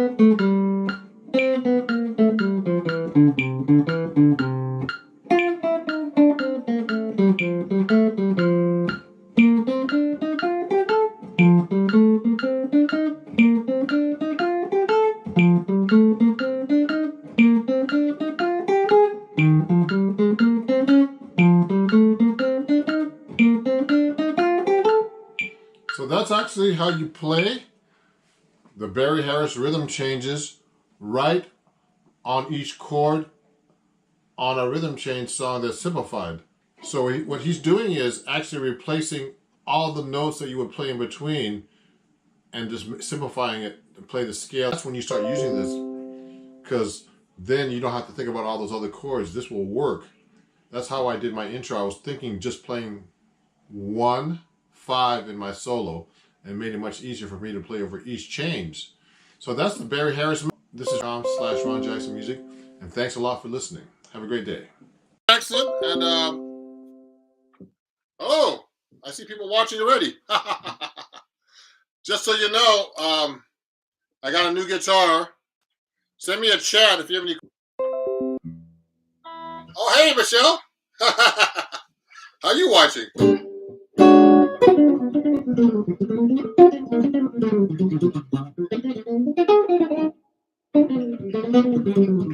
So I got a new guitar.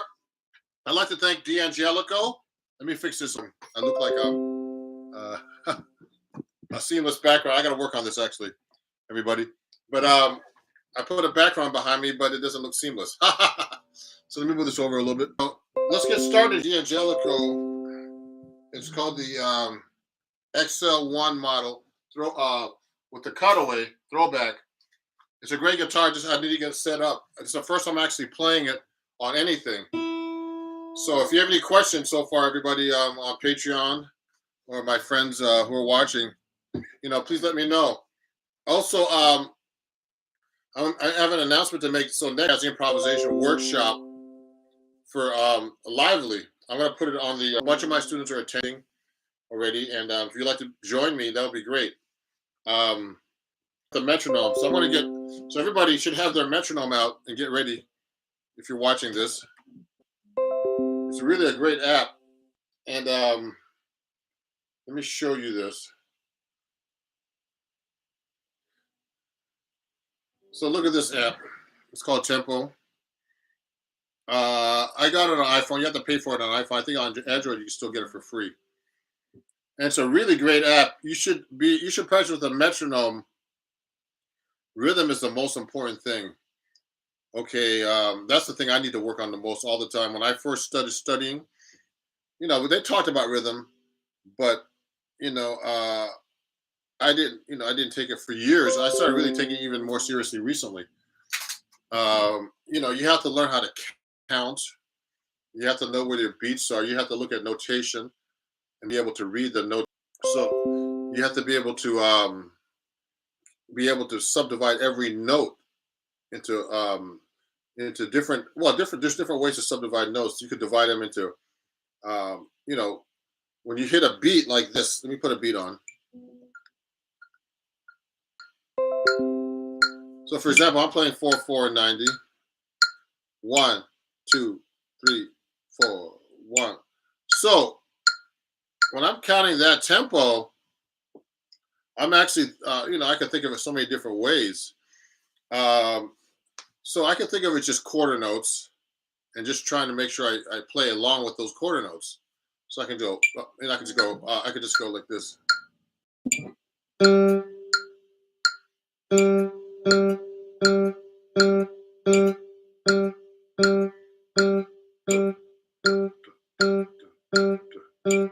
That click.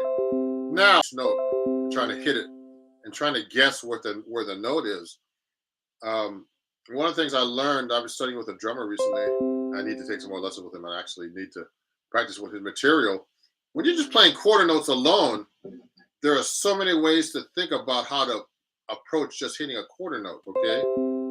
Now, please send me some questions if you have any questions. Okay, on the live chat here. Okay. Happy Saturday, Umir. It's Umir. Hey, say everybody to everybody. Umir is a great student of mine. Private student. He comes to my place. We wear masks and everything. By the way, everybody, I'm fully vaccinated now, so I can talk to you through the camera without getting sick or vice versa. I'm just kidding. So anyway, see, playing with this years ago. I mean, one of my great friends, he's a great flute player, and he told me, "Look, Ron, one way you can play more accurately with a click is to be able to subdivide each note. So when I'm playing each note, I can go like this. I can go 1 and 3 and 4 and 1 and 2 and 3 and 4 and 2 and 3 and 4 and 1 and 2 and 3. So what happens is when I'm actually playing a note like that, quarter notes, and thinking that the quarter note is actually divided into two parts, you start to play more accurately because you're actually playing what's the word? You're dividing the note in half, so your accuracy, your brain, you'll be able to hit that note on time more accurately. Right on the beat. Now, if you're recording that kind of program like Logic that I use a lot, you could see on the grid when you're playing, and people always are a little bit higher of their head, So when I've been starting to think like this more accurately, subdividing each beat, I've actually been playing more accurate on the beat because I'm subdividing. So I just subdivided into two parts. Of course, there's more subdivision per measure per click, or two of dividing in two is I could do it in 16 notes. I can go 1 E and a 2 E and a 3 E and a 4 E and a 1 E and a 2 E and a 3 E and a 4 E and a 1 E and a 2 E and a 3 E and a 4 E and a 1 E and a 3 E and a 4 E. So all I'm doing is counting each click now, dividing the beat into four exact parts into 16 notes, which is 1 E and a. So you know. Remember the eighth and you're putting the E and between the 1 and now. So my foot like this, 1 E and a 2, and then making sure I sing every 16th note with that click, okay? So I'm going 2, 3, 4, 1 E and a 2 E and a 3 E and a 4 E and a 1 E and a 2 E and a 3 E and a 4 E and a. Makes it seem like in your mind that the click is slower than it actually is, because you're playing like 4 notes on each beat, okay? So 1 E and 2, 3. I'm starting on the beat. So 1 E and a 2 E and a 3 E and a 4 E and. So it actually makes the beat, makes you play more accurate because you're thinking the note is slower than it is. Because if you're thinking just one beat each, 1, 2, your brain doesn't play that as accurate as one E and because you're actually making every beat into 4 equal parts. So this gets into reading. So when I'm reading like a 16th note melody or 8th note melody, I'll start. He has me actually doing the if I'm playing an 8th note, I had to sing it at the same time. So if I'm going 1 and 2, 1 and 2, if I'm going 2, 3, 4, 1 and 2 and 3 and 1 and 2 and so I'm hitting each and singing them at the same time, so I know I'm accurately playing the note. Okay, 1, 2, 3, 4. 1 E and 2 E and 3 E and 4 E and 1 E and 2 E and 3 E.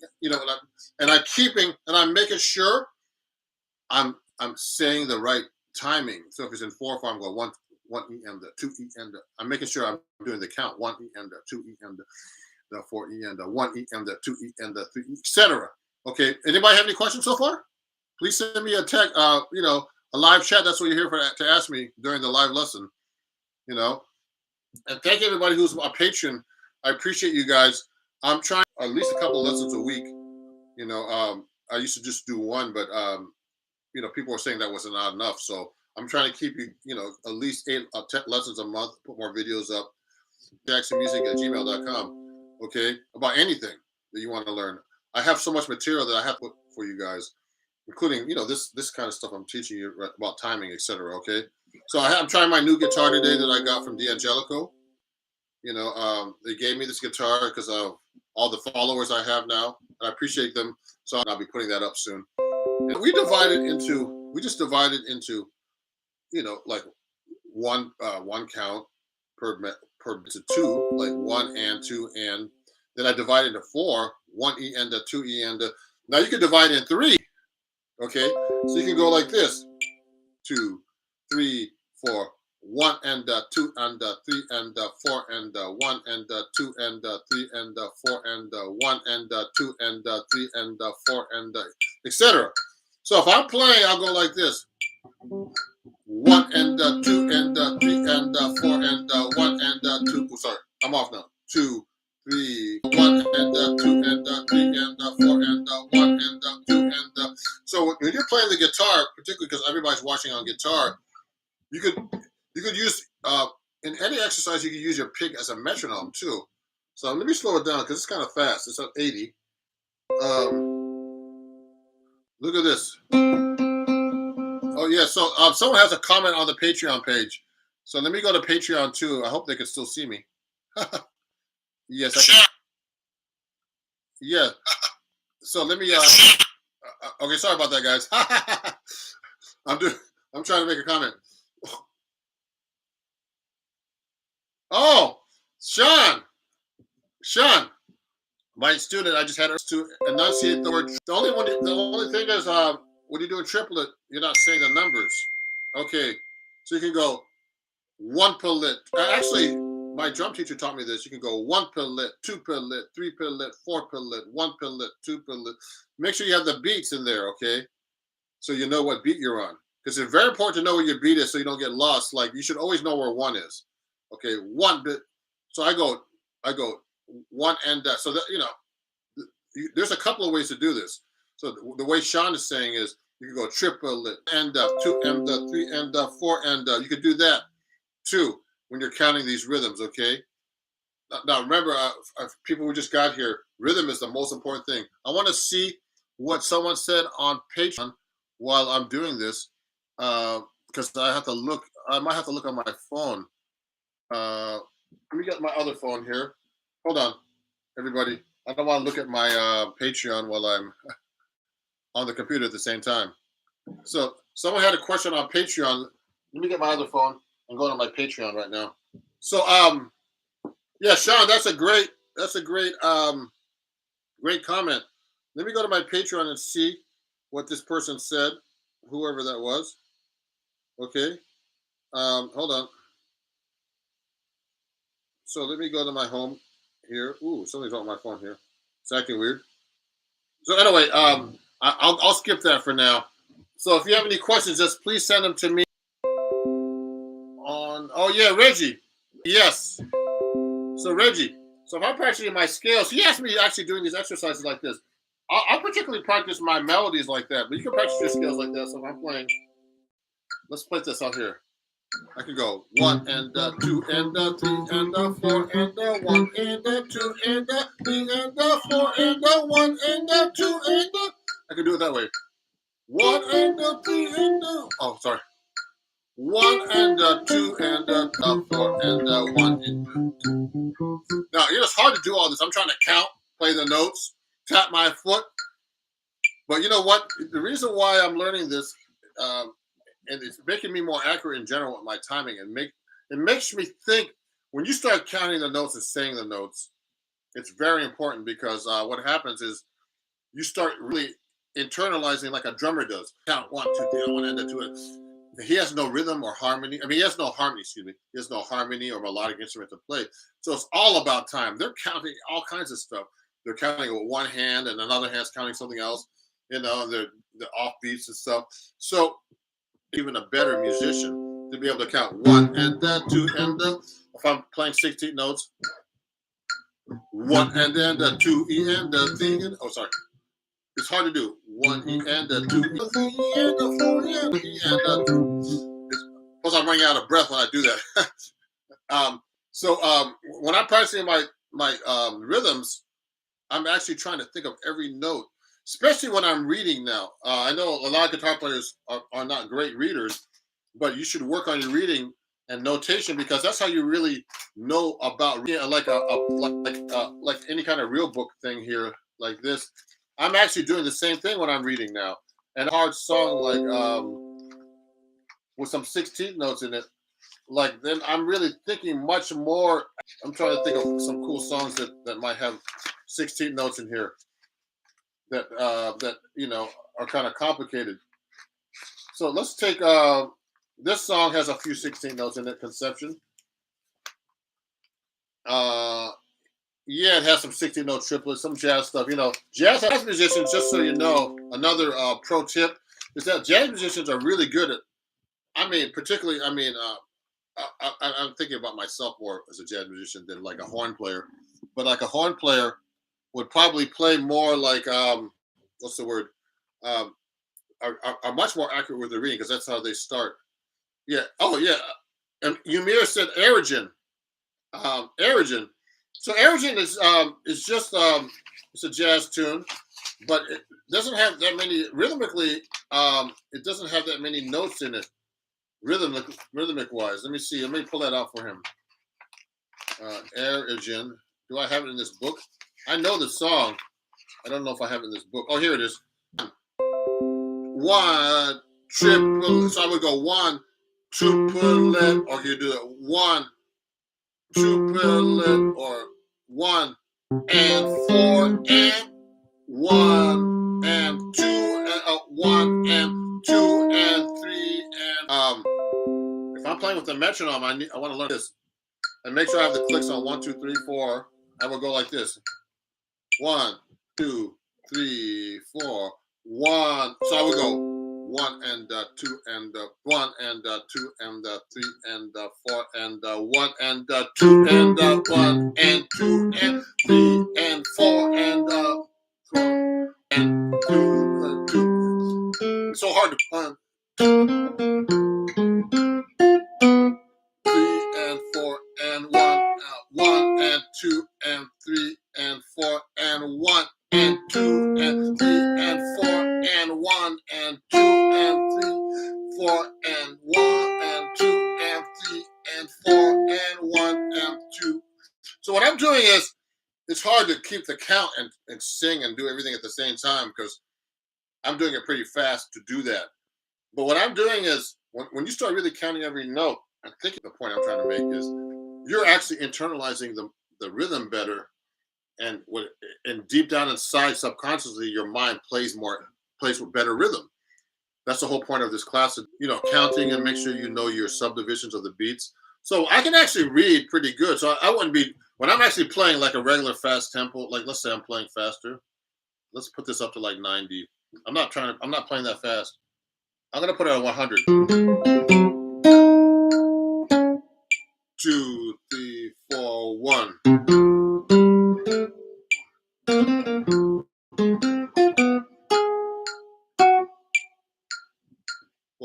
one. So what I'm doing is I'm just reading it like I would normally read it, but I'm thinking. So I try to play more accurately, just trying to read the notes and read the rhythms, but they don't think about the rhythms really deep in their in their soul. Like now I'm looking at music a different way when I'm counting. So when I'm just reading, I'll just read, but I'm subconsciously I'm thinking more about the timing to each note, like the accuracy of each note, and also the deep rhythm of each note. Because like a whole note, someone asked me, my drum teacher asked me, "What's a whole note?" I say, "Well, whole note's 4 beats." But what is a whole note too? It's 4 quarter notes tied together, for example. Okay, so when you think of it that way, it's like instead of going 1, 2, 3, 4, 1. So those are whole notes. So, but if I think 1, 2, 3, 4, 1, 2, 3, I'm thinking of the whole note as 4 quarter notes. Your mind thinks differently, that it's actually 4 quarter notes tied together, or it could be 8 notes tied together, or so you play that really accurately in your brain. And drummers think like that because also that's all they have is rhythm. Okay, so it's very important to be able to feel rhythms and also have them internalized by counting. Drummers, I think musicians should do that. I mean, I've been checking out the drummer Vinny Caliuta, because he's a big, I never knew how much a monster this guy is. He plays with everybody. Herbie Hancock, Chick Corea, Sting. He played with Frank Zappa in the beginning, and and he mentioned the same thing. When he's a drummer, he counts everything, and all kinds of things that goes in his mind about counting. Permutations. And it's logical. That's the whole point. It's all logical and it all works. It's all mathematical. It's nothing like some kind of weird rocket science where you think that he's playing some weird stuff at the time. No, it's all counted actually. So the drum teacher and check out drummers. So a couple more topics. I'm doing a short live lesson today, but one thing I like to do is so this metronome. You should practice in odd meters, which I need to practice more in too. I mean, we shouldn't get to odd meters too much today, but so this metronome, I don't know if you can see this, but it can 3 + 2 or 5/8, 2 + 3. I mean, all kinds of stuff. 4/4, 7/4, 11/2. I mean, just all kinds of stuff. But another thing you should practice when you're playing jazz is half notes. Let me show you. So I'm gonna. I have to turn my phone down because I'm going live with people here. I had that problem before. Yeah. So hold on.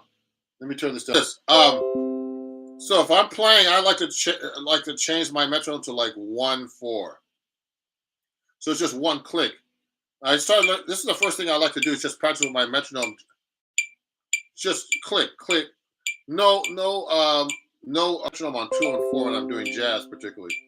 So when I'm counting, I like to go 1, 2, 1, 2, 3, 4. This is 2 and 4. 1, 2, 3, 4. 1, 2, 3, 4. 2, 3, 4. 1, 2, 3, 4. There might be a latency. My hand looks slower. 1, 2, 3, 4. 1, 2, 3, 4. 1. So that's a very common thing to do with jazz. With the metronome is practice on 2 and 4. So I'll practice the same way like I do with my other stuff rhythmically. I'll go 1, 2, 1, 2, Aerogen.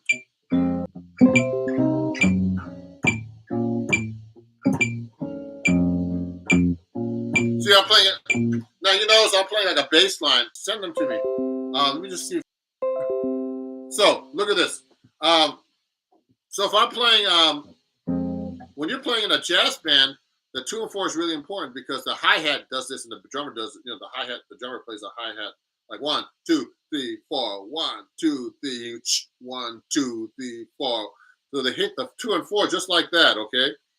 And the bass player emphasizes that too. He'll go 1, 2, 3, 4, 1, 2, 3. I'm kind of exaggerating.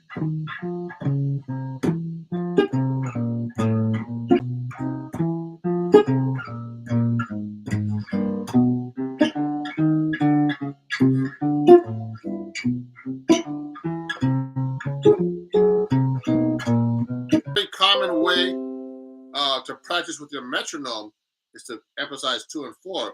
So let me put that on for a second so you get an idea. 1, 2, or 1. So and you notice people will go like this: 1, 1, 2, 1, 2, 3, 4. So they're saying the 2 and 4 like this: 1, 2, 1, 2, 3, 4.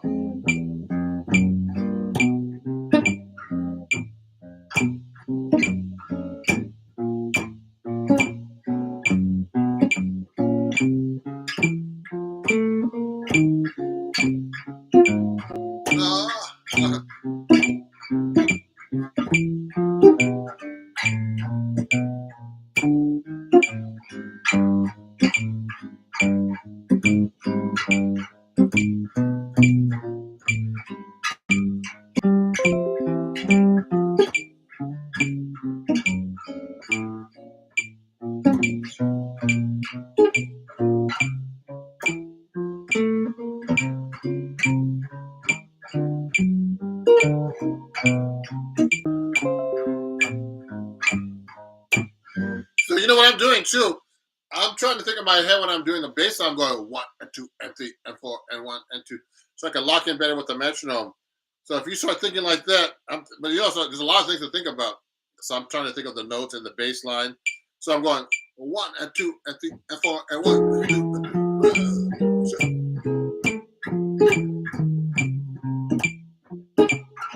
I'm going and 4 and 1 and 2 and 3 and 4 and 1 and 2 and 3. 1 and 2. So you know, I'm going. I saw I messed up there. 1, 2, 3, 4. 1, 2, 1 and 2 and 3 and 4. 1 and 2 and 3 and 4 and 1 and 2 and 3 and 4 and 1 and 2 and 3. 2, 3 and 4 and 1. 4 and 1 and 2 and 3 and 4 and 1 and 2 and 3 and 4 and 1. So you notice too, we talked about the rhythms like 1, 1 and 2. What I'm doing too, I'm making these into swing eighth notes. I forgot to talk about that. So there's straight eighth notes and there's swing eighth notes. Also, there's swing 16th notes and straight 16th notes. So you can go like this with the eighth note, like this: 1, 2, 3, 4, 1 and 2 and 3 and 4 and 1 and 2 and 3. So I'm doing swing 8th notes right now: 1 and 2 and 3 and 4 and so that comes from the triplet, actually. You know that we mentioned earlier, where you go 1 and 2 and 3 and but now you're taking the 1 and or trip and putting into one note and go trip up, triplet, triplet, triplet. You know, you're holding the note over it. So if I'm playing straight eighth notes, it would sound like this. Here's the difference: 1 and 2 and 3. Same tempo: 1, 2, 3. 1 and 3 and 4. Now I'm going to do straight.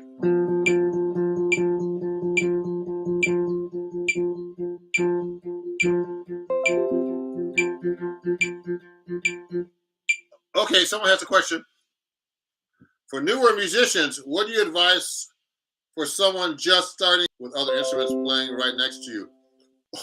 Oh, that's a good question. So when I'm in a band, it's really, really important to lock in with everybody in the band. So the best way to them more than yourself. I tell my students all this time, tell this to them all the time. You have to be able to lock in to other musicians. So when I'm actually playing, let's say I'm playing with the bass player and he's going. So what I'll do is I'll listen to his bass line to make sure my chord fits right in there.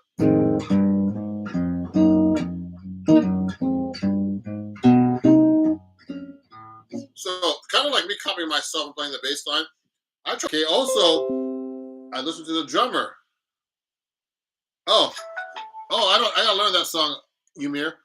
I gotta learn a million songs actually. But anyway, Jin Krishna. Who's that by? Send me that. You made a screenshot of the live lesson at the end, but yeah. So when you're playing in a band, I learned this from Rufus Reed, the bass player who lives right here in Joe Henderson. Thank you. And when I say Rufus Reed, he told me that's one of his things that he teaches. Like, when you're a band, you got to think of it like a pie. I'm hungry now. I want pie. I'm just kidding. So let's say you're playing in a band. You're in a pie. You have the piano, bass, drums, and guitar. So you got to think of yourself as 1/4 of that pie in a 4-piece band, and your focus, you're a part of that pie, but your focus is around the whole band actually. So I don't, when I'm in a band, I listen to everybody else more than myself actually, because what happens is when you listen to yourself, you actually lock in better in many ways, not only with timing, but with like harmony, everything that has to do with playing in a band. So I'm doing everything in that fashion when I'm actually doing when I'm in a band. So that's how you lock your groove in, and that's part of timing too. Like when someone's playing, follow them, and so you're playing with them in time as well. So we were talking about. I'll have a few more things before I finish up here. But look, so for example, when I'm doing 16th notes too, let me make this into a straight 4/4. So if I'm doing 16 notes, so what I'm doing is I'm doing straight 16 notes right now. So I'll count and 4 and 1. This is kind of fast. 7, 1 and 2 E, especially if you're counting out loud. 1 E and 2 E and so those are straight 16 notes. But when I like rap music, they do swing 16 notes. So it's like this. 1, 2 E and 3 E and 4 E and 1. Hear the difference? Straight. So they're like 8 notes, swing 8 notes, but put into 16 note context. So rap is a lot of swing 16 to 8 notes actually. Let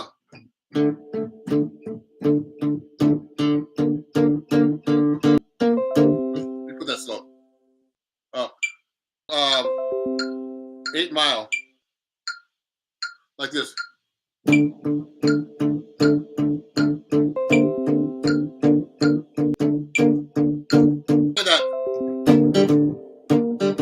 Those notes, B flat, G. I'm hitting a D drum. So what I'm doing is I'm doing swing 16 notes there. That's a great example. So a lot of rap and pop, a lot of it, even the rapping and the syllables they use is like scatting in jazz. Now if you hear a rap guy go,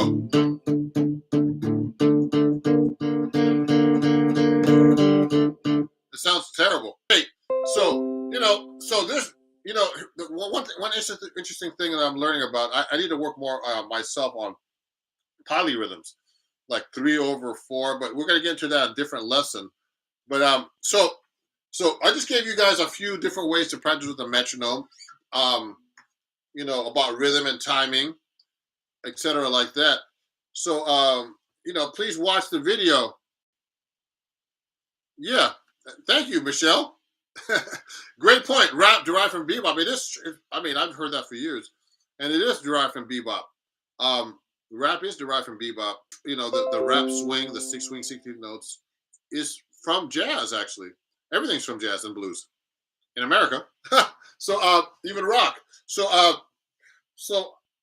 this is a basic thing about rhythm, a basic live lesson about rhythm.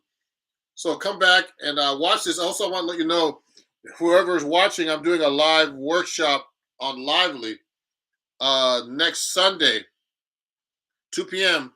It's this time, because in these live lessons you can't really like interact with anybody. You're just kind of like talking into the camera here, and so I'm doing a Lively lesson. I'm going to put that.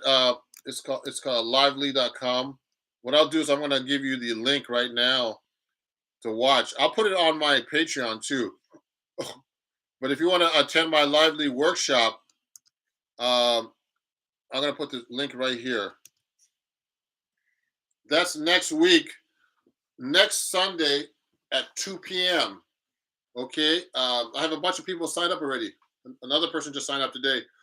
And I work for this organization called Lively, and they present like live workshops. No, I present lessons through them, private and workshops. But they also have yogis, cooks, a lot of people from well-known rock, funk, and R&B bands, jam bands, all kinds of stuff.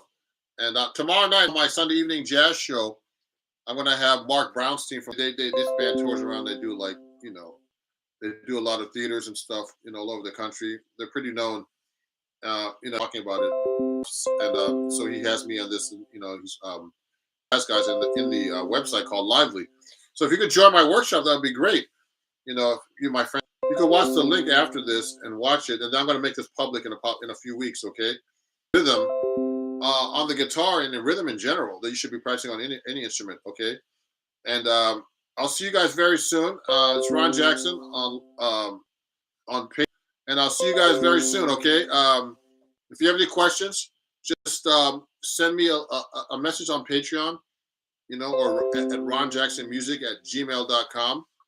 And I'll see you guys very soon for another live lesson next month on the second Saturday. And have a great weekend, okay? And I'll see you on social media or on Patreon, Facebook, Instagram, Twitter, TikTok. Okay, have a great day. Bye-bye.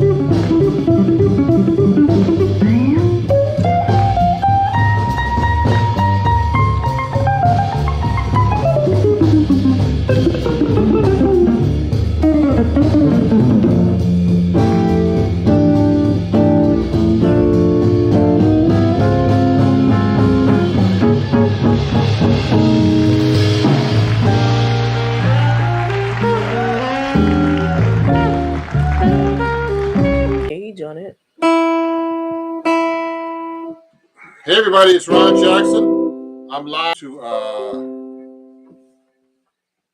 TikTok as well. And I'm going live on TikTok. I'm going to do like a little session about chord melody today. So let me take one of my books out so I can go live, do some stuff on chord melody. Impromptu live. I've been doing a lot of these sessions recently where I just go live all of a sudden and do some little subjects about different different aspects of the guitar playing. How you do chord melody, guys. And thank you everybody. I'm actually transmitting to YouTube and TikTok at the same time. For all my fans on TikTok, I need to go live more often on TikTok as well. So I'm in tune right now. I'm using my 6-string guitar, and there's a couple of people right now on YouTube. Okay. So what I'm going to do is actually this. I'm going to take questions sometimes, but I'm going to try to actually. Can you give me some water? A bottle of water. And song I don't know. I have this. You see that? And it's like a jazz standard chord melody on it. So what I'm going to do is I'm going to play the melody. So I'm a pretty good singer, and I'm actually going to play the melody one time through, and hit this 1, 2, 3, 4. 1, 2, 3, 4. 1, 2, 3, 4. 2, 3, 4.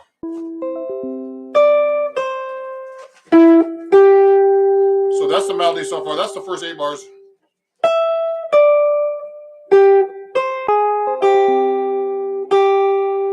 One, two,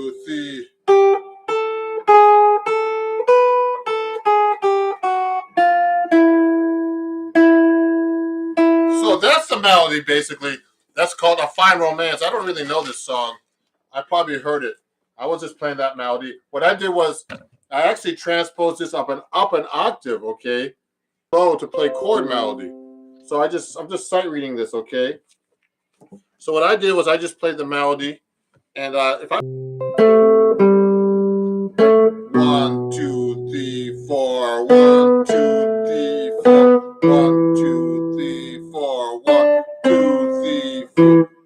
So yeah, I play the melody up at the way it's written, but on the guitar it sounds low. So what I'll do is I'll just actually play this up an octave now, which I did earlier. So it's like this: 1, 2, 3, 4, 2, 3, 4. Okay, etc.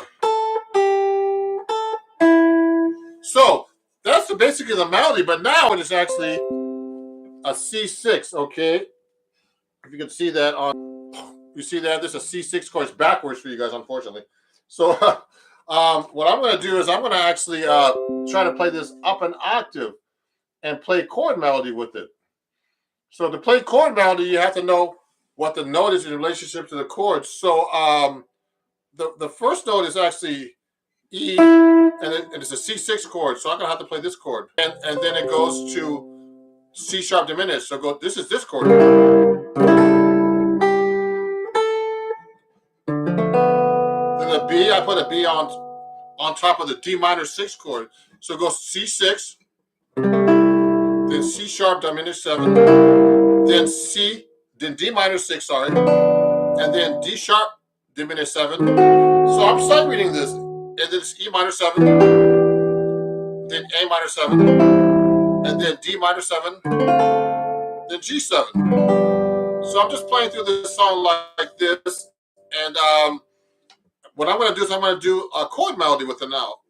So it's like 2, 3, 4, 2, 3, 4, 2, 3, 4, A minor 7. So that's the whole thing. That's the first 8 bars as a chord melody. So I was able to do that stuff. If there's any questions, please send them to me. Actually, your parents hate you, Storm. Okay, good job. Nice guitar. What model is it? So just so you guys know, this is an Eastman guitar. If you can see this tuner on this thing to keep myself in tune. It's a great strobe tuner. I'm an Eastman endorser, so I like to use to be on tune with this. I play this guitar. So this is my 6-string Eastman. It's actually an what they call a T49G V guitar. Okay, it's like an ES175. So what I'm doing is I'm doing a thing about chord melody. So this is a song I really don't know. So what I'm doing is I'm sight reading, but I'm playing when I get to that C sharp diminished. I can do that chord. So I can go like this actually.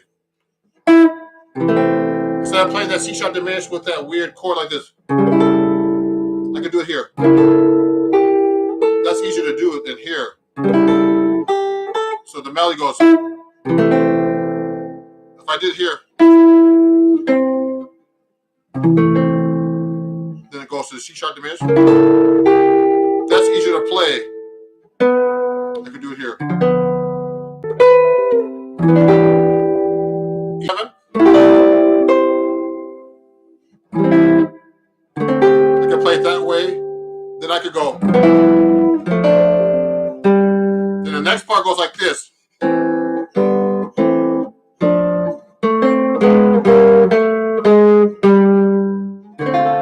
So if I'm going to play that, I'm going to play that up an octave higher like this. So the melody's written like this. If you look closely on the second A, etc. So to be able to play that chord melody, I have to play it up an octave, not the way it's written. So a lot of people, I know a lot of guitar players don't know how to read. So if you want to be a professional musician these days, it's very important to know how to read notation and not only tabs. I use tabs as a guide, but tabs are only a guide. You should know the notes on the guitar if you're going to play, okay? It's very important. So what I'm doing is I'm doing this from sight. And, this is not a hard melody. This is all quarter notes and stuff like that, and chord note triplets. When I'm actually playing, I'm obviously sight reading, so I'm playing this up an octave. So that melody goes like this. So if I'm gonna do chord melody with that, I'm gonna go, and then I'm gonna go. I could go.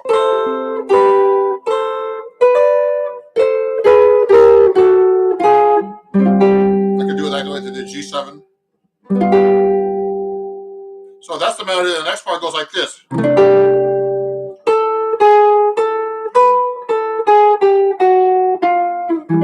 So the chords for that part is C6, then A7, and then G flat, F7, G flat 7, F7, then E7. Go like this with that melody.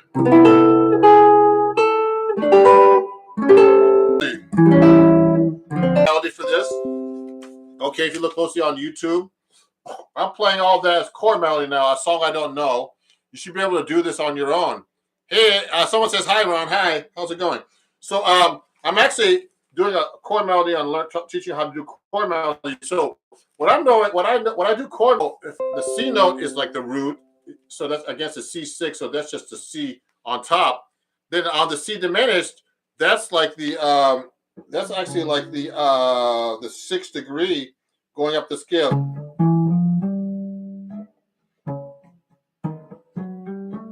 1, 2, 3, 4, 5, 6 notes away from the bottom, okay, etc. So I mean, you have to really know your chord scale relationships when you're actually playing chord melody. Now let me answer a couple of questions here while I'm doing this. I see a bunch of messages now on TikTok. Nice piece of strings on your lap. Thank you. Is there a reason why there are multiple fingerings for the same note, or is it just that's the way it is? So everybody. So if I'm playing a chord melody song and I'm going like this.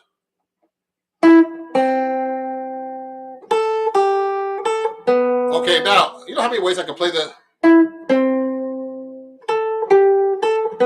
Watch it.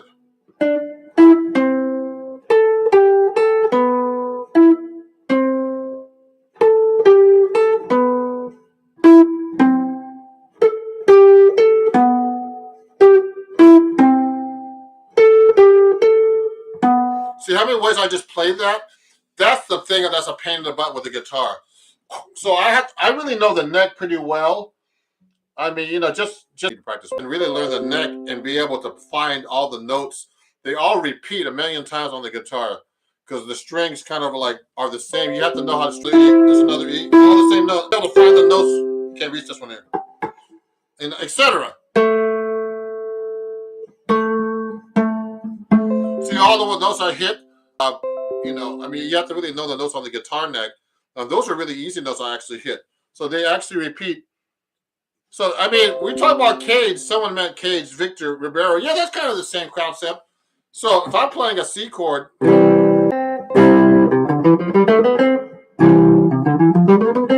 it's not because I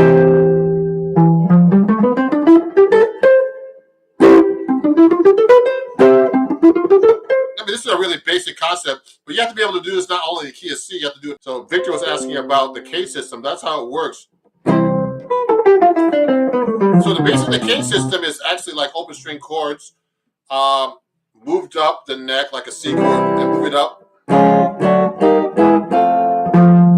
But K system is limited because you're gonna have to be able to play all the chords in the same key, all the notes and chords all over the fingerboard. So it's a lot of work to know the neck like that, okay? That's what I actually do. So let's get back to chord melody. And guys, I'm I'm gonna make a little chat here. You could actually I'm gonna put something right here. Venmo. If you could give a donation if you want. To me at Venmo, Cash App, and PayPal at Ron Jackson Music, which is right here. If I can put this up correctly. I'm going to set this on a comment. Okay. So you can actually do that if you want. Everybody.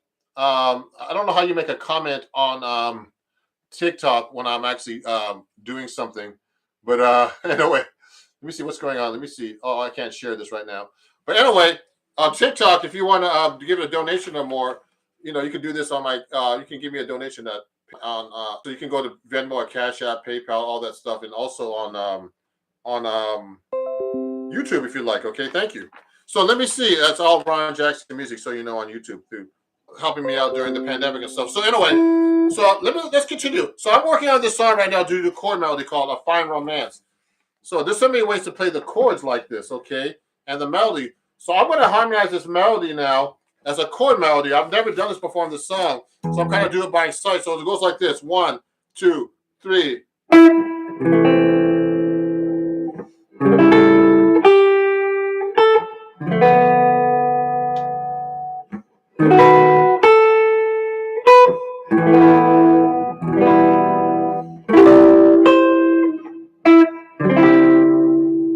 Okay.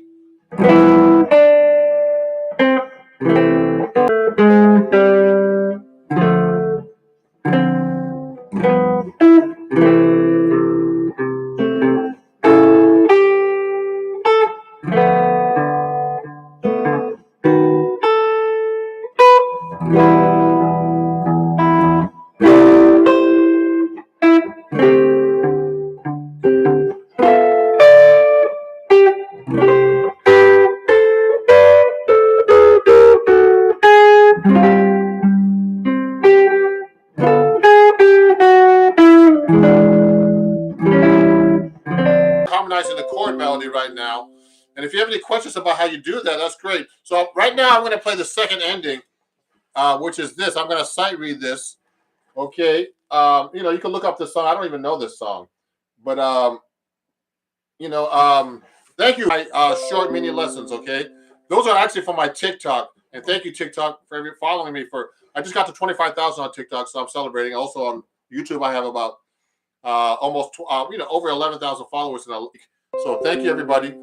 So this is the last 8 bars. So I'm sight reading this. This is kind of tricky. Nothing's easy to me. So I can play the last 8 bars of this. Goes like this. The melody goes like this. 4, 2, 3, 4. So the chords go. That's the melody. And what I'm going to do now, I'm going to add. Here's what the chords are to those last 8 bars. Just like this: C6, C7. Then goes F major 7. Then A7 with the E in the bass. D minor 7. D6. D minor 6. G7. Then C6. You can play it like this. So the chords and the melody together like this.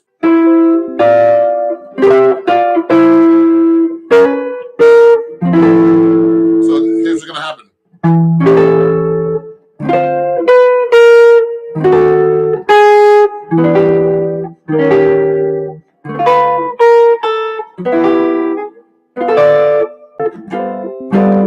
So that's the whole song, chord melody, A Fine Romance. Let me play the whole song as a chord melody. So this is a song I've never played chord melody or hardly ever played the song. I don't think I might have read through these now. Okay, and I'll answer some of your questions after.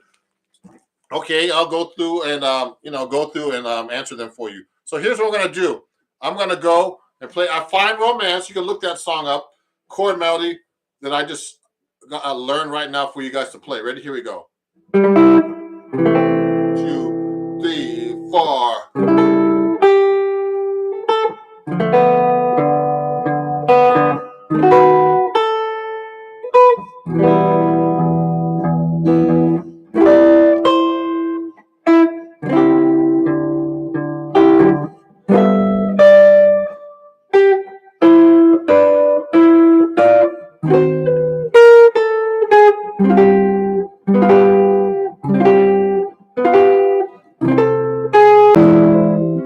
Almost perfect. I'll play a little different now.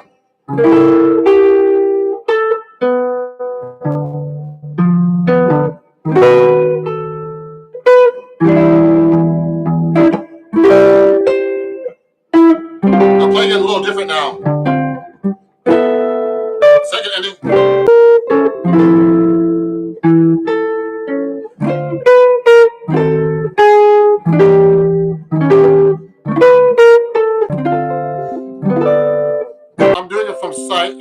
perfect, I don't think, the way I could play it better. I could play maybe this better. So like the second ending, I'm kind of sight reading still. I can go.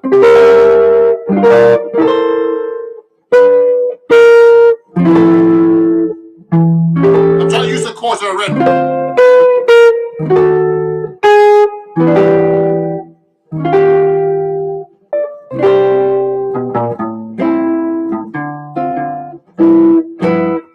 Okay, so I was just doing chord melody, and I'm just actually just trying to show you how you guys can learn chord melody. Let me take a few questions now.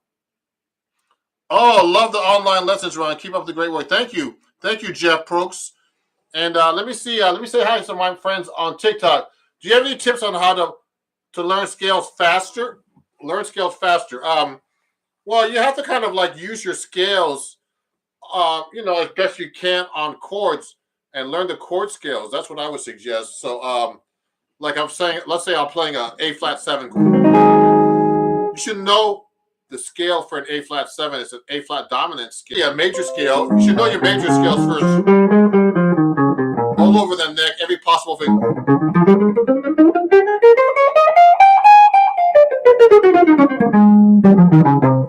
See what I'm doing?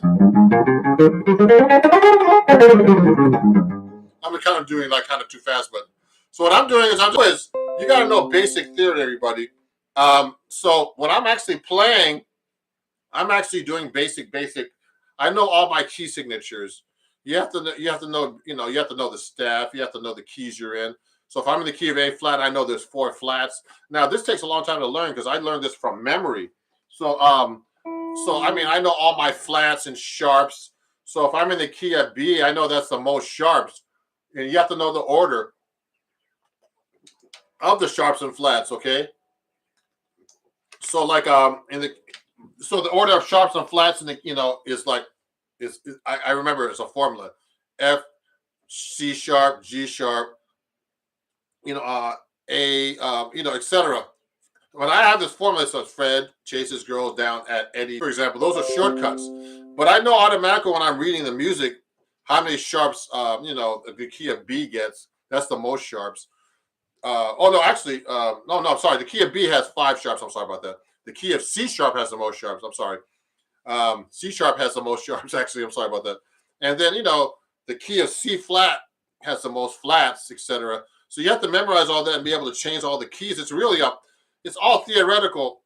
But I mean, when you're playing guitar or any instrument, you don't really have time to say what the sharps and flats are. You just got to be able to play, actually. So I'm not thinking about that when I'm actually playing. But if I'm reading, I have to think about it because I have to find the right notes if you're sight reading, okay? So it's very important to get that together. Let me answer some questions here. So that's how you get better at scales and learn scales fast. I'm going live on TikTok too as well because I don't go live enough for you guys. Okay, someone's asking me, Ron, how does someone approach jazz chords when starting to learn jazz guitar? Well, you have to know all your basics, everybody, when you're playing chords. So I was just doing chord melody, but to do chord melody, you have to know all your chord shapes, okay? So there are 4 basic chord shapes, everybody. There's the major, the minor. So I'm going to do it here because it's a little easier. There's the major shape, C, E, G, then the minor, diminished, and augmented. C, E flat, G flat, and C, E, G sharp. So those chord shapes make up the foundation of all these altered chords and flat 9 chords and all that. You have to really know your basic triads, though, in different chords. So you have to kind of be able to figure these out all over the neck. And you have to see it on the neck easily. So I know I can see easily, like, I know I can change that note there. You have to be able to change major to minor really easily. Depends on the neck of what key you're in. So I'm changing C major to C minor all over the neck like this. You have to know all your inversions as well. On major, for example, just all your inversions like this on same string.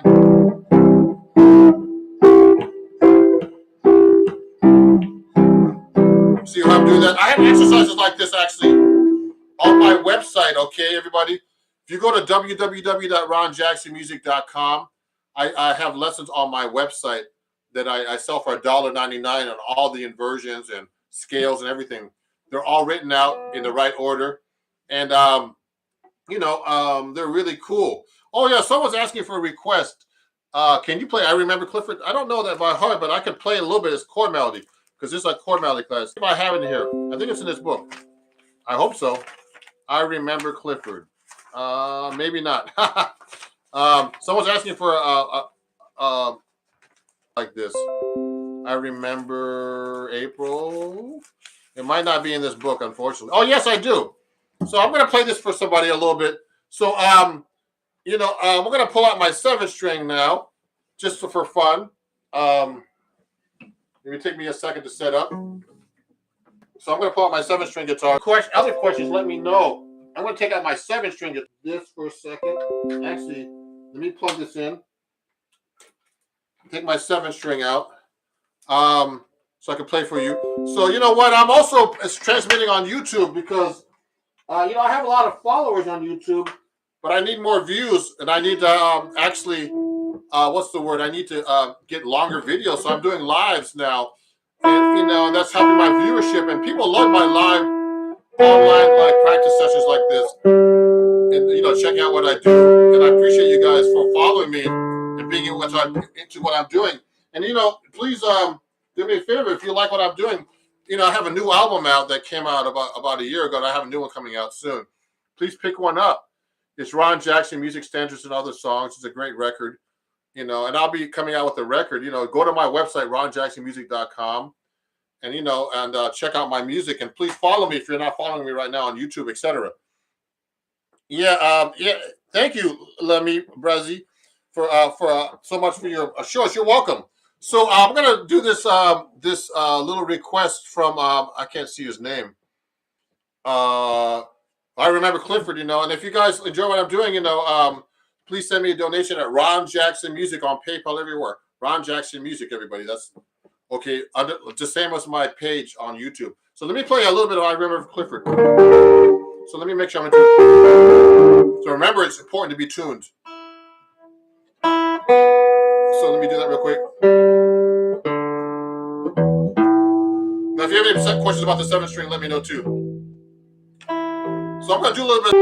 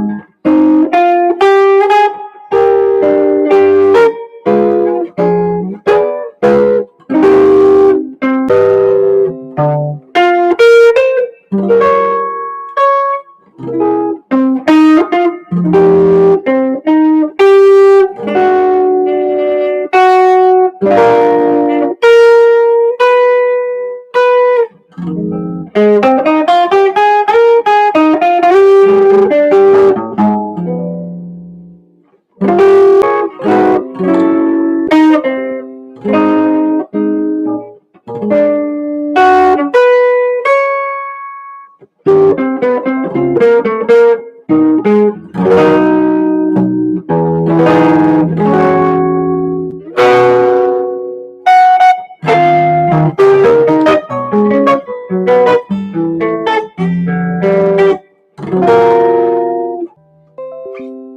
so that was actually, I remember Clifford. That's a great song.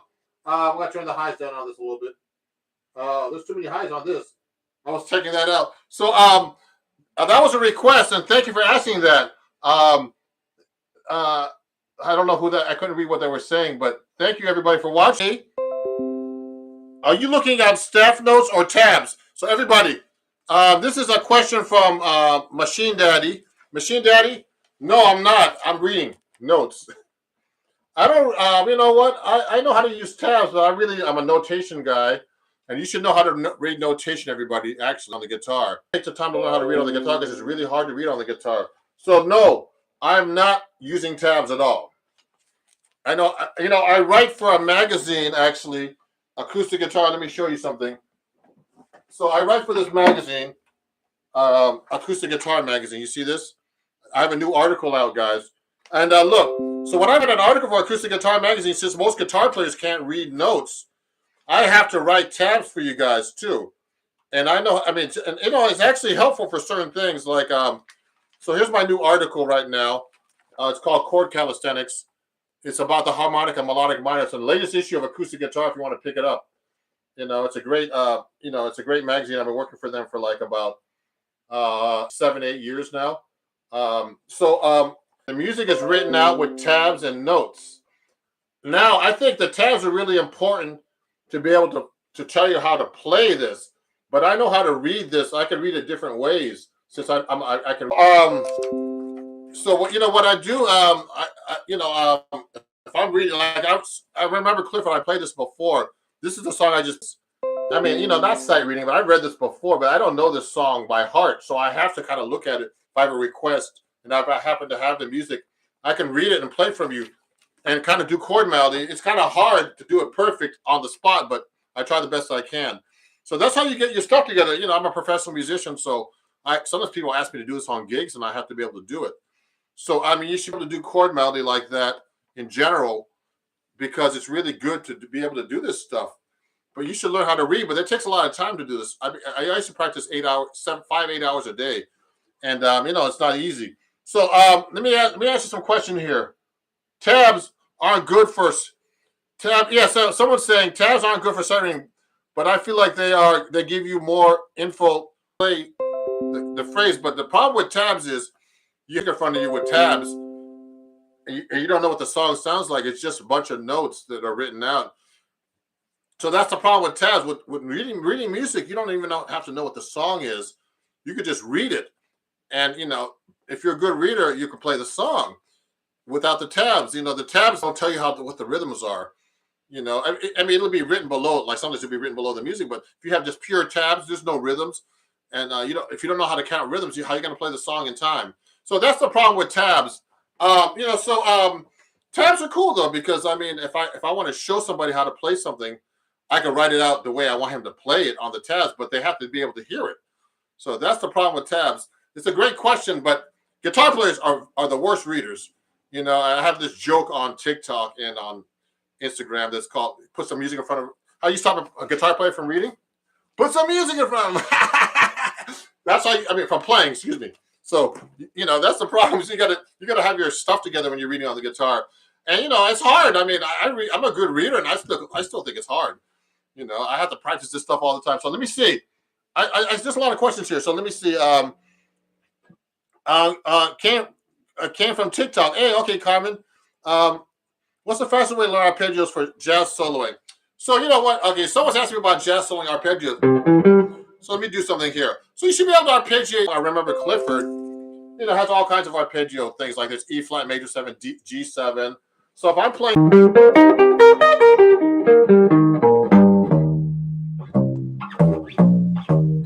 so I'm doing a 7 string.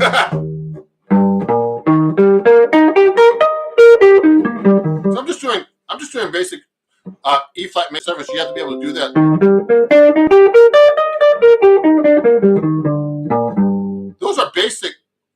things you have to know about soloing. So I'm doing a major 7. And I mean, now, if I'm going through a song, I should be able to arpeggiate every chord. So the first A flat major 7, A diminished, B dominant, B dominant, B flat dominant, B diminished. Now C minor 7. Then go C minor 7 with the B flat in the bass, which is the third inversion. And then it goes to A minor 7 flat 5. Now I'm doing it in 1 octave. But you should be able to play it everywhere like this. How long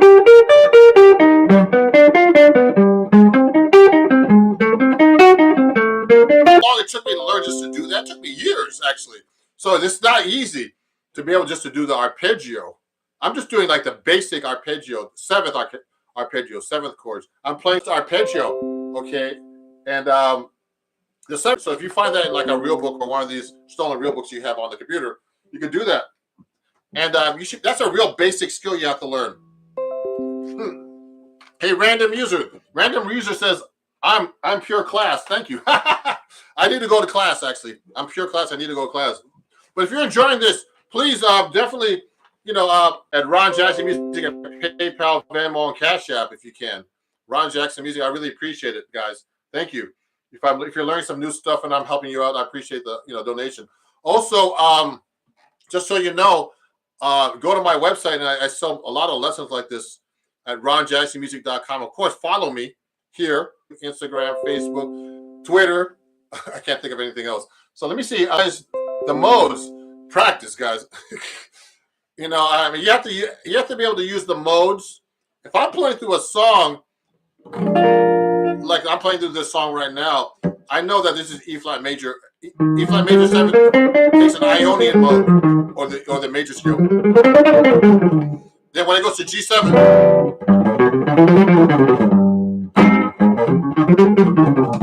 diminish. So I'm playing through those chords I played earlier, just a few minutes ago, playing the scales through them. Now you have to be able to play through the scales.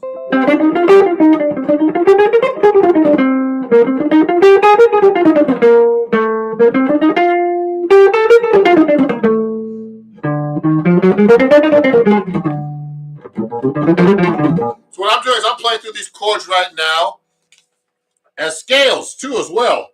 So I mean, you know what? Some of these scales, but you have to be able to know the scale, the basic scale. I use a lot of different scales a lot, so we're actually putting extra scales in there that are more interesting than what are written. Like if I play over like a G7, so that's actually a G7. In this key, this is a G7 flat, a sharp 5. So I'll play like what you call an altered scale. Didn't diminish. I'm just running up the scales. I'm not playing anything fancy. It sounds like I'm playing some fast stuff. I am, but I'm just running through them so I could get through the scale. But when I'm soloing, I'll use different patterns and stuff. I'll use lines, what we call in jazz. So if I'm taking a solo,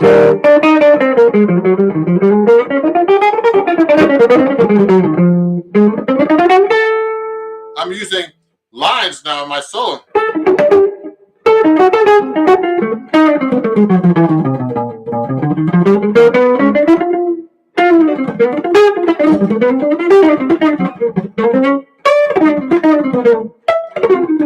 So I'm just basically playing lines through the chords now.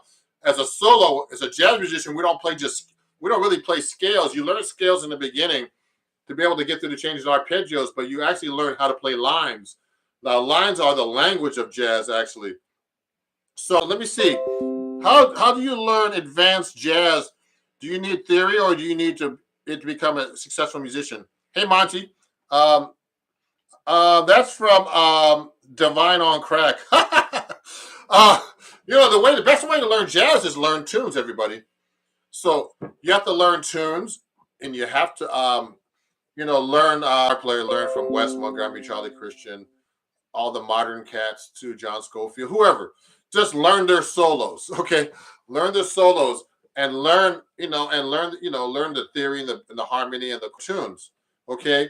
So that's why, I've been doing this for a long time. So that's what that's what it really takes. And you got to play with people, and you got to jam with people to get to. It's all trial and error too when you're taking solos. So it's very important to get all this stuff together. It takes a long time to get this together. So let me see. Do you need any simple jazz songs? Yeah. So you know what, guys? There's some of these questions are already are videos that are posted. Someone's asking me, Divine on Crack, is you need simple jazz songs that sound great? Yeah. Yeah. So you just learn the basic jazz songs first. I have some videos already on YouTube and on TikTok about what songs to learn, basic ones. I mean, I do like 5 at a time, but everybody's saying, "But I'll do these other songs." Sure, I only have 1 minute to put a short. So, but this and eventually you add your repertoire. Let me see some of these questions here. I never say never. You'd be surprised what you're capable of. Okay. Arpeggios. This makes my brain seriously hurt. Yes, everybody, my brain hurts right now. Lots of luck. I ain't good enough for all this. Everybody, you can be good enough if you practice. Remember, all this stuff. And you know what? It's very important. I teach too. I forgot to tell you guys, since we can get these lessons like this for $3 and up at patreon.com/RonJacksonMusic. So if you want to study with me, you can contact me. You can find me everywhere. Go to my link. Patreon, I have a lot of these lessons up there too.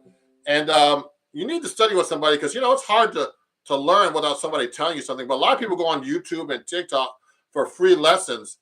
But free lessons only take you so far because I have a lot of students who go on YouTube and TikTok on my pages and they end up studying with me because they can't do it by themselves because, they don't know what they're doing. It's hard to judge yourself. I take lessons. I'm taking lessons right on my rhythm. So I take lessons with this drummer who's actually a great drummer. He has a great TikTok page. He got 1 million views on one of his videos actually recently, over 1 million. And it's called The Drummer's Almanac. He's Jay Finishow. He's a great drummer. And he has a lot of subscribers on YouTube, but I take lessons on rhythm with him. So this all kind of, you need to study. I've studied with a lot of great guitar players, Pat Martino, Ted Dunbar, Bucky Pizzarelli. That's why I play 7-string guitar. I've hung out with George Benson. He showed me a lot of stuff about his playing. You got to study with people. You can't just do this by yourself. It doesn't help. So everybody, I'm going to be ending soon because I've been up for about an hour, I think now. I went over a chord melody with you, and it's good to explain these things to you. I appreciate you guys watching me. And again, share my page. Please follow me everywhere. There's a playback. I don't know if I can put a playback on TikTok for my lives. They don't let you do that, but you can watch the same thing I went over today. You can watch that back. And I'm trying to put more views on YouTube because I need more hours for my YouTube channel. And they don't let you do it with short form videos on YouTube. Just so you guys know that if you're trying to develop your YouTube channel, you need to do a lot of things. Hold on. Let me ask a couple more questions because I got to eat dinner soon and it's late in New York here. So what was I going to say? Okay. Hey, it's Beatrice.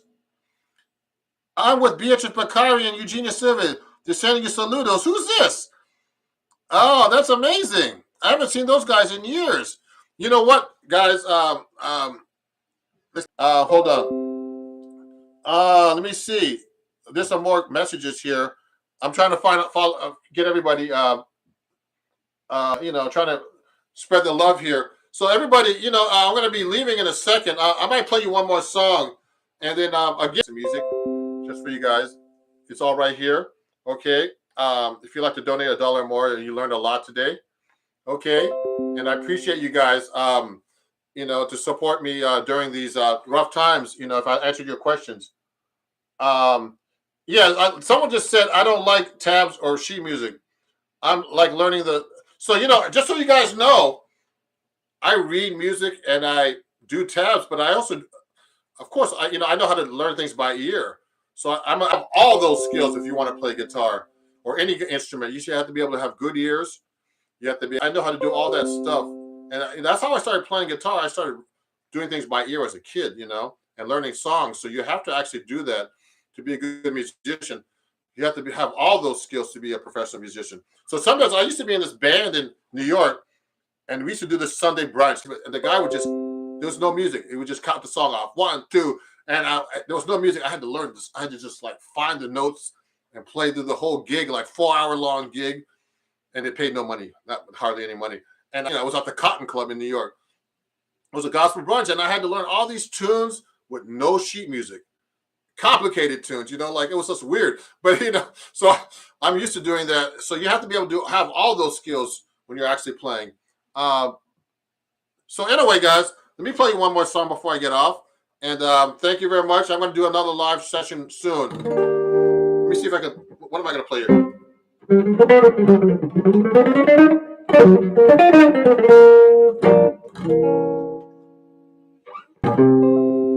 I'm going to try to think of something.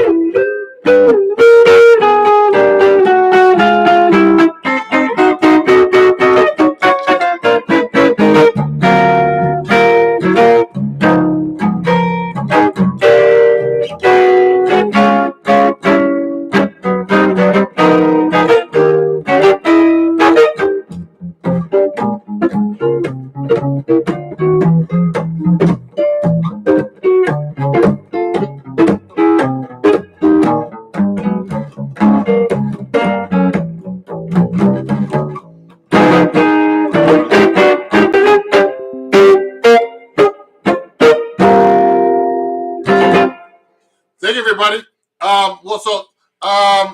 Yeah. Thank you, everybody.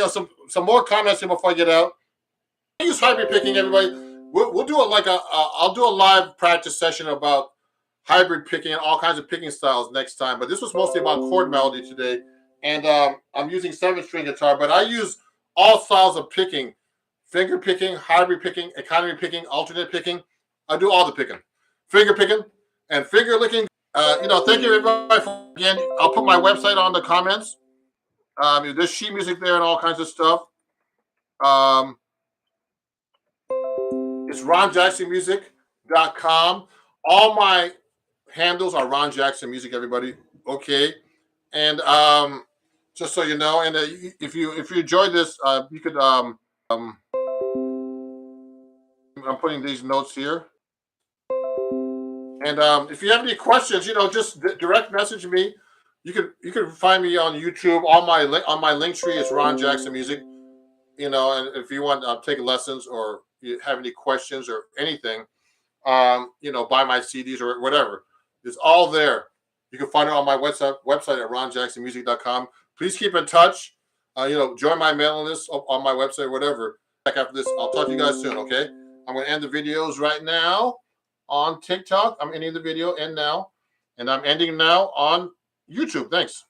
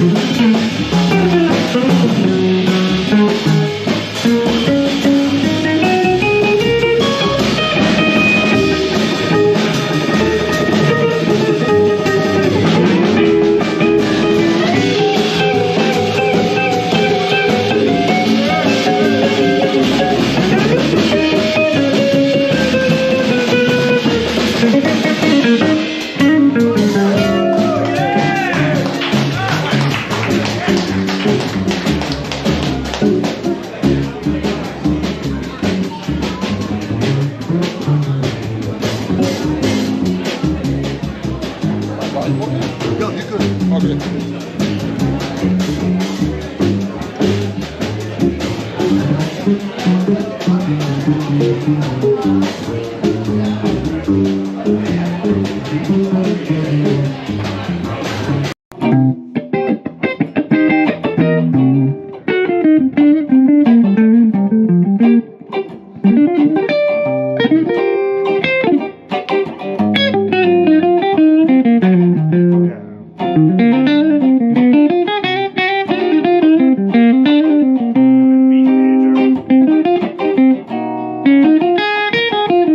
flat major, yeah.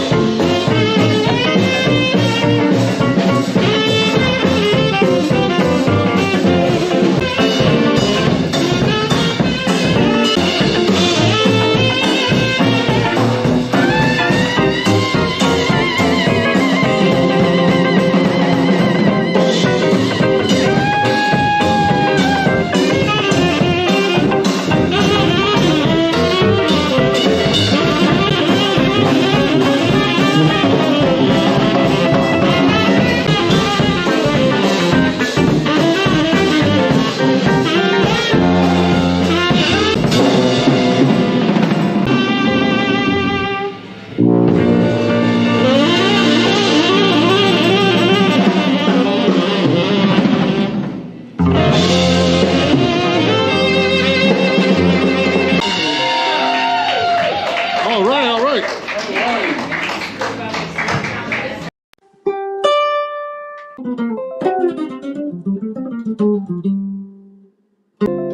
Okay, everybody, how's it going? I'm just checking here, and I'm actually live here on Facebook and YouTube, and I'm also going live. I think I'm going to go live right now on Instagram. So let me set that up. I'm going to actually go and go live on Instagram as well. So I'm going to do that right now on my other device. So we're all in sync right now. How's everybody doing? If there's any questions, please send them to me. This is a real last minute live here. And I'm going live actually as well on Twitch, which I never usually do. Hey everybody, how's it going on Facebook? So we'll start having people come in soon. Instagram. So let me set that up. And if there's any questions or anything or requests, let me know. I know it's it's like a Wednesday afternoon and people are working or something. And this is my job right now for fun. And I'm going to turn on badges on Instagram as well. Because they tell me to do that. I'm going live right now. Hey, everybody on Instagram as well. Hey, Dario. I always see Dario. Hey, Dario, what's going on, man? He's on YouTube. And I'm letting everybody know that I'm going live right now on Instagram, too. So let me do that right now. I'm actually on Instagram. Just so you know, on Instagram, I want to let you know that, my badges are turned on as well. So if you want to, throw a badge to my way for going live, Instagram is telling me to do that. So let me just start off with a song right now. This is a song that I used to play with Randy Weston. He actually died, I think, a year ago at least. Hey, Nancy. Hey, how's it going, Nancy? You should go live with me sometime. Nancy. Yeah, great singer. My manager, all the way, in New York. And thank you for watching. I'm just going live for fun. I'm going to take requests. Just so everybody knows, I'm also live right now on YouTube and Twitch and Facebook. Okay. Hey, Elikard. Hey, Jessic from Poland's here watching too. And Omed5. Thank you. Let me start off with the song that I did with Randy Weston. I used to work with Randy Weston. He just died a couple of years ago, I think. And he actually played this song that he wrote called High Fly. And he was a great guy. And what happened was his grandson started They own like these great smoke houses where they smoke meat. They have a place called Brothers Smokehouse here in New Jersey, in the Jersey area, and he they actually have jazz at this place. So I played there a couple of months ago with Winard Harper and Belden Bullock. It was a great gig. So let me start out with this song by Randy Weston called High Fly.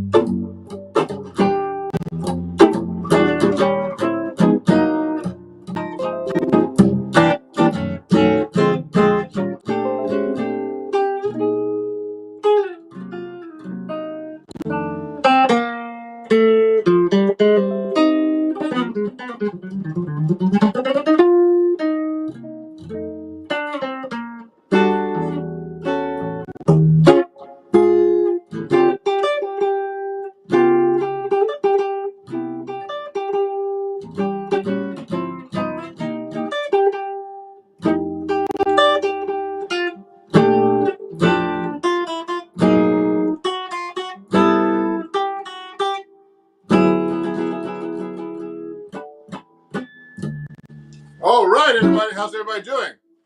Thank you for watching. Oh, I'd like to first announce thank you very much, YouTube, for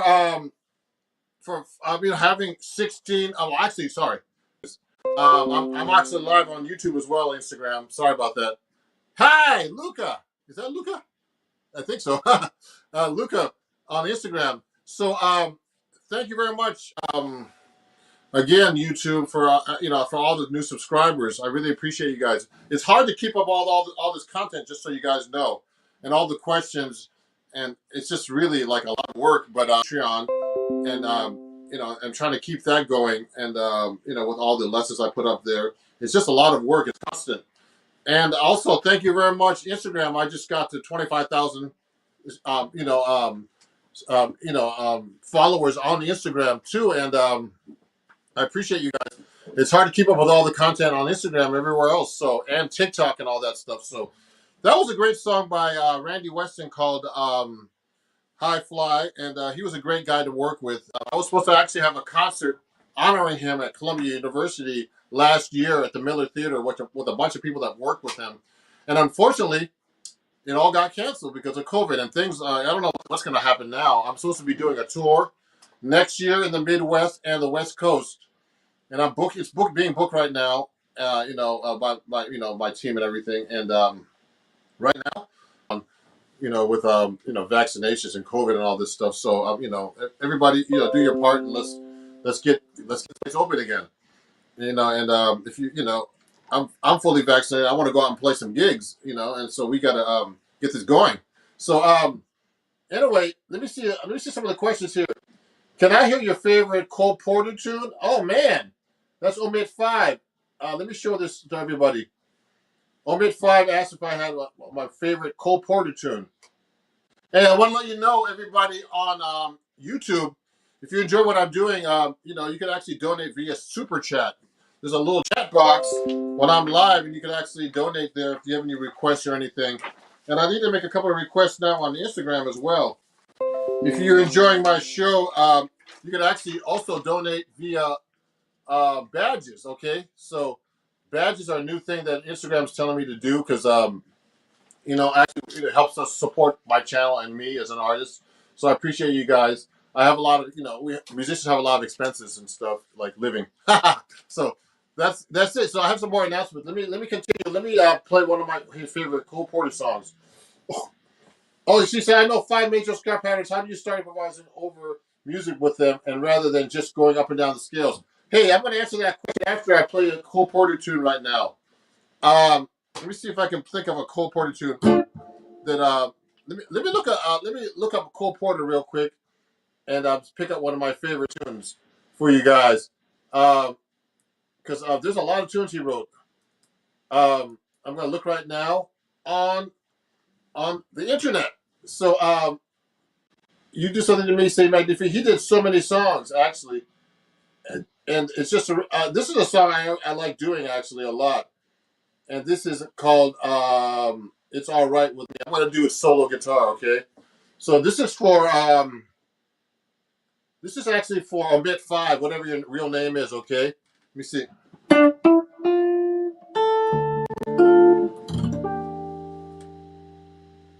Let me turn this down a little bit.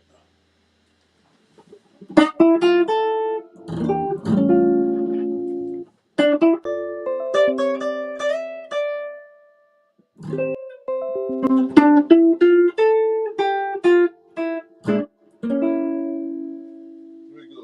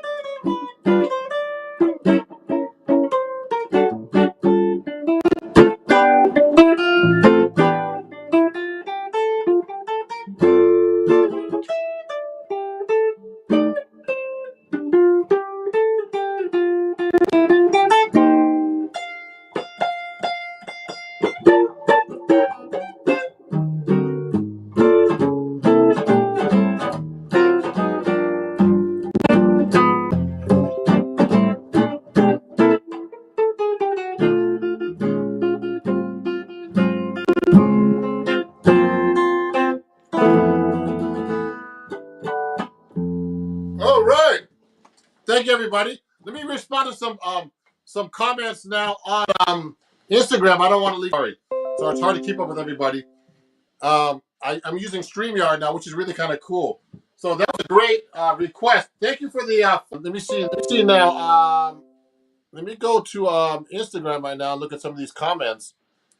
It's funny. I end up doing all this kind of business and stuff. I'm booking a tour. I'm about to do. Actually, everybody, I'm announcing. I'm going to be announcing in Indiegogo to do my new album. Okay. It's a follow up to my last album because right now, you know, right now I'm actually doing a new album that's a follow up for this album called Standards and Other Songs, and so I'm going to be actually announcing that very soon. Thank you, Omid5, for your donation on YouTube. I really appreciate you.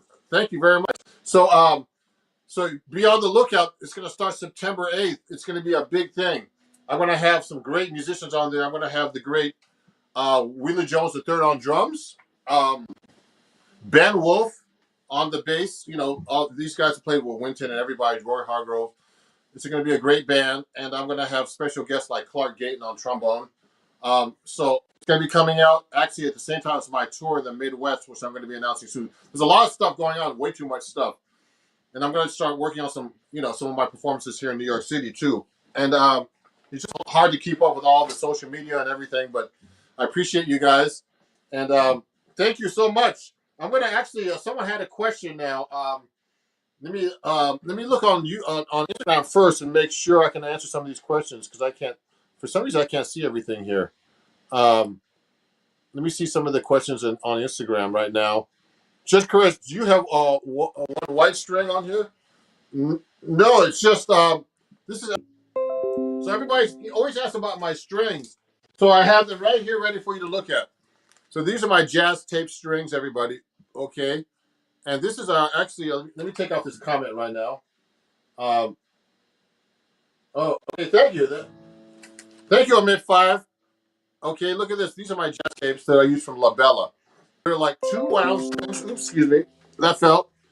They're 2 wound string. I mean, just regular steel strings. Then 4 wound bass string. Okay. So that's a really good question, Jethro, on Instagram. So now, thank you. Glenn, I wish I could make a donation. You don't have a single gig since. Oh, sorry about that, Glenn. Let me see. I want to answer a question before that. I know 5 major scale patterns. So that's I can't even say your name. His heck Dis. How do I start improvising over music with them rather than just playing up and down the scales? He's asking about major scales. So if you play let's say you're playing a C major scale, and you can do different kinds of techniques. You can actually arpeggiate the C major scale. Okay, you can actually use approach notes for each chord tone. So I'm using a half step below. I mean, there's 16 of them actually. All those different kinds of approach notes. So you don't have to just play the scale tones. You can use approach notes, enclosures they call it.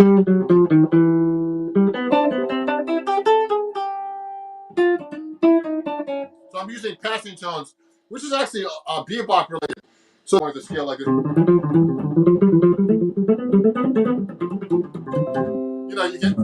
It sounds like a scale when you're doing that. It's not jazz. Language. So this language actually was asking me of jazz, okay?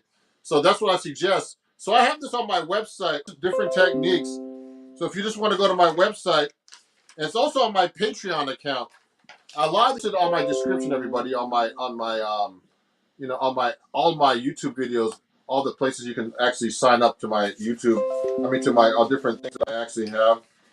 So, there's different techniques you can use. But the most important thing is really, I'm taking lessons myself. I've been studying with Mike Stern, the great guitar player from New York here, who played with Miles Davis. He plays the 55 ball. He's a monster. He knows all kinds of stuff. He's a really, really intellectual guitar player.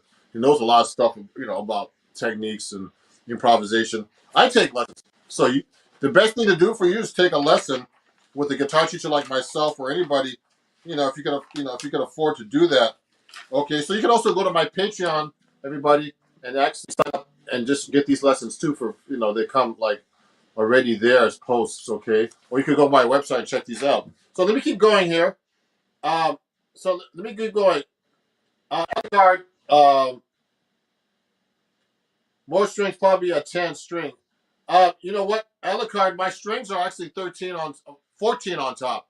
So okay? Someone's asking about that. So I use 14s on my guitar. Hey, Ymir! Hey, Ymir, how you doing, man? It's great. My student Ymir, he's a great guitar player. He went to see Julian Lodge, who's a monster guitar player I really enjoy. I've been hearing about Julian Lodge since she was like 10 years old or something. This guy, now he's like 30 something, and he's playing his butt off because when he was playing 10. He was 10 and playing the same way he's playing now. So, so Julian Lodge is a great guitar player. And my student, Ymir, went to go see him yesterday, I heard, in Fairfield, Connecticut. So he's a great guitar player. And so is my up-and-coming student, Ymir. And he's watching right now. I appreciate you, Ymir. And that bass is mean, thank you. Someone said my bass is mean, thank you. Glenn said that he wished he could make a donation, but he has a single gig or student since the pandemic. Really? Oh man, that's too bad. Okay, so if I'm playing, let's say I'm playing. There's so many ways to substitute chords, everybody. So when I'm playing like a dominant seventh chord, let's say F dominant, just a straight F, or like this. So I mean, I can substitute that. I don't have to play an F7. I can play F dominant 9. You can play the alternate. When I'm doing a dominant chord, for example, or I can make it a 9 chord, or sharp 11.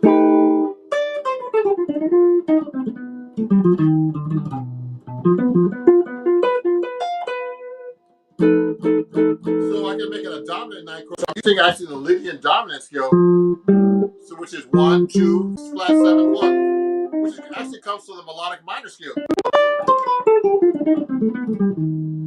So actually, everybody who's watching, I have some videos like this on YouTube already about substitutions, tritone substitutions, the modes of the melodic minor and the major, and you can use all these substitutions. Like for a minor chord, for example, okay, there's so many minor scales you get. So let's say I'm playing a D natural minor. I use a D, Dorian, Phrygian. I mean, there's so many minor scales. Harmonic minor. And particularly for guitar players, you should be able to play these everywhere on the fingerboard. Okay, you should be able to play them all over the neck. Any kind of minor scale, any scale, every key, every fingering. So that takes a lot of practice. And I still got to practice this stuff, And when I'm talking to you, teaching you this stuff, it's hard to actually play and teach at the same time as live. Because a lot of the guys you see on YouTube, it's all pre-recorded and really edited. But I'm actually doing this stuff live, which is really hard to do, actually. So, great question. Book to learn and apply theory on the guitar. So what I like to do is apply my theory to the guitar. So that's what I actually do on my videos and lessons on my website. So go to my website, and you can pick up those lessons really cheap, like a couple of dollars, and they come with videos, most of them, actually. Okay? Oh, okay, I'll do that too. I don't play for free. I'm just kidding. That's a good one. So let me see. Hello, sir. So yeah, so there's a lot of books though. I mean, it's hard to say. I mean, for jazz improvisation for guitar technique, I used how to. Let me show you the book here. This book from William Levitt. It's a good book. Okay, so everything, and it's actually a big ass. A big book. So, sorry about the language. So, this is a really big book, so it's a lot of studying to do. And I'm actually working through this book right now. Recently, when I get a chance to practice. So that's a great question. So for example, yes, I do lessons via Skype, actually FaceTime. I have lessons all over. Europe sometimes, Australia, depending on time. It's kind of hard with the time zone. So yes, I do lessons like that. So a free jazz tune. Let me see if I can do something like that. So, oh yeah, Glenn said he's been working on the harmonic, the melodic. I used to study. He was an interesting guy. He had the harmonic way of droning notes.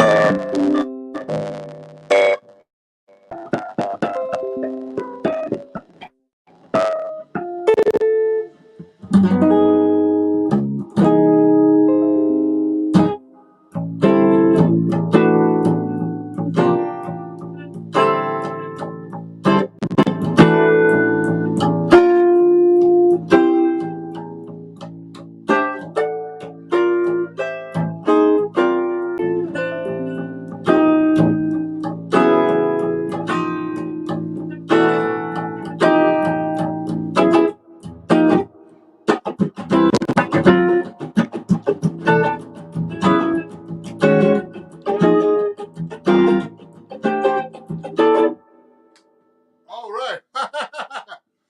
So that was some kind of avant-garde stuff, and someone wanted to hear something like that. So I might have freaked some people out, but anyway, thank you for watching. So notice a copy of this. But yeah, I was fortunate to have play with that ensemble. You know what? I used to play in the Mingus guitar band, so that was kind of cool. You know, and that's a great book here, the Mingus book. So yeah, it's a really great book, and if you want to learn some good Mingus songs, go check that out. On some of these books, you know, there's some really interesting books about jazz history here. Kaminsky book by Nicholas Slomninsky, and it's a really great book. You know, that's what John Coltrane used actually to do giant steps. I mean, to write giant steps. Actually, he used these patterns. I'm still working on this question, which is explaining the octave. See, I'm going to show Yamir's comment. What was your experience studying with Melvin Sparks? Oh yeah, Melvin Sparks. Oh, that's a great question. What was the most important lesson advice did you take away from him? So Melvin Sparks, he actually took me under his wing. He was like a mentor. He produced my album called Flubby Dubby, which is actually right over here 7 years ago. And so you can pick this up on my website actually if you want to, check out what he did for me. And so thing is like when I first met him is that I didn't have any I didn't have any idea about musicality. I had a lot of one of the things he had me do that really helped me, Ymir, is he actually had me switch from I used to use 413s on my guitar, and he told me you should put 14s on the guitar, and that was one of the most important things he had me do. And he told me a lot of stuff like when I performed live. I used to look at the band. One of my albums, a lot of stuff, not only about playing, about being on stage. He says, don't worry about the band behind you. Just worry about the audience. Don't even, they got you behind you and cue them and stuff. They know what to do and they'll follow you. If you don't, you can have your back to them. So, a lot of important things, a lot about, the blues, like, you don't have to play jazz all the time all over everything. You could be bluesy. So sometimes if it's more of a bluesy song, don't play all your jazz stuff. It doesn't fit sometimes. So play some bluesy stuff. And he was really great at the blues, Melvin. He was a monster guitar player. I've even talked to George Benson about Melvin Sparks, and he was he considered one of the master guitar players. He was on a lot of recording sessions, all kinds of stuff. Actually, Melvin, until he died. Unfortunately, he died so early, man, of a heart attack. So, thank you for watching. Right now I'm starting to actually, actually it's about lunchtime here in New York, so I'm gonna go get some lunch right now. But I'm gonna be going live once in a while. And I really appreciate you guys watching. I'll be going live. I go live at least once a week. And I usually have a background behind me. Today I just have my books and stuff, A little bit background. I have tons of books, guys. I have this Brazilian book, Latin bass book, because I play bass a little bit too. I mean, these books I got to work on. I have just so many books. And the thing is, guys, especially for watching me, guys, and it's really important to learn how to read music. Sheet music. Okay, and a lot, like the classical method, and that William Levitt book I showed you earlier is really a good book for you to learn how the modern method for reading on the guitar and techniques. I mean, you don't want to get too into this because he told me he's a great guitar player. Told me a lot of guitar players sound generic when they come out of Berkeley because they use the same method. So just try to find your own way of playing this stuff if you use this kind of book, okay? But it's a really great book called A Modern Method of Guitar. I have tons of books and that I need to work out of myself. So don't get too bogged down with books. Play your gigs and actually get a good teacher and they'll tell you what to do. And you can't really tell how you play unless someone tells you and listens to your playing. Okay? So does anybody use jazz? Of course. Yes, someone said to me, I can't say your name. Shartanya Mehta. Yeah, no, of course I use distortion and jazz on here on YouTube. Playing Moment's Notice with distortion pedal, using my solid body guitar. And I don't do that on an arch-top guitar because it's just hard to control. It's funny, I've been taking lessons with Mike Stern and he wants to rock out at the end of, during his solos too. And it's really hard about hollow body, you know what I mean? But he uses a completely solid body, but then, he plays jazz, he plays the crap out of jazz on that, and then he rocks out because he can do that, on a solid body. So yes, you can do that. Yes, so yes, I like Dario. He said, Satya, it's just a color. Great. Oh, Albert, my friend Albert's there, and he has a comment, but he didn't say anything. So, hey, everybody, YouTube, Instagram, Facebook, if you like what I did on YouTube, please hit the $sign on the right-hand corner. And you can give me a donation if you want, or you can just go to, in my Ron Jackson Music and Zelle at ronjacksonmusic@gmail.com. And the same thing for you on Instagram. If you're enjoying the show, you can actually donate to me here at Ron Jackson Music at gmail.com or Ron Jackson Music to Cash App, Venmo, and PayPal. And just so you know, everybody on Instagram, I take badges now. So you can donate a badge to me if you're enjoying the show or you learned something new today. You could just donate a badge of $1, $2, and $5, okay? Thank you very much. I want to get going in a minute. What's your favorite exercise to improve? Art. I can't even say your name. Just make sure you have your thumb behind the neck like this and your fingers straight so you have support to be able to play a bar chord, okay? So That's a big question. I actually have a TikTok and YouTube video about that already. Okay, so make sure you have support. You got to when you're pressing a barcode, your finger should be doing this. Okay, like it's like this kind of motion, so you can hold that barcode. Hey, I'm new here. Can I ask you how many years have you been playing? I've been playing for quite a long time. You know what? Please follow me. Please share this with your friends. And where to what's it called? Twitch. I'm starting that channel now. So I mean, I only have a few people there, but I appreciate all the people watching. I've had like I have like 30,000 subscribers now. It's catching up to my TikTok, which has about 31,000. So I'm getting really, really, a lot of, subscribers on Instagram.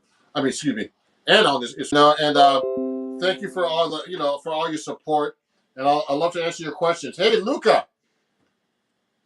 Yeah, hi, Luca from Italy. It's good to see you. I think Luca was on my same Luca because maybe there's a couple of Lucas, but he was on my.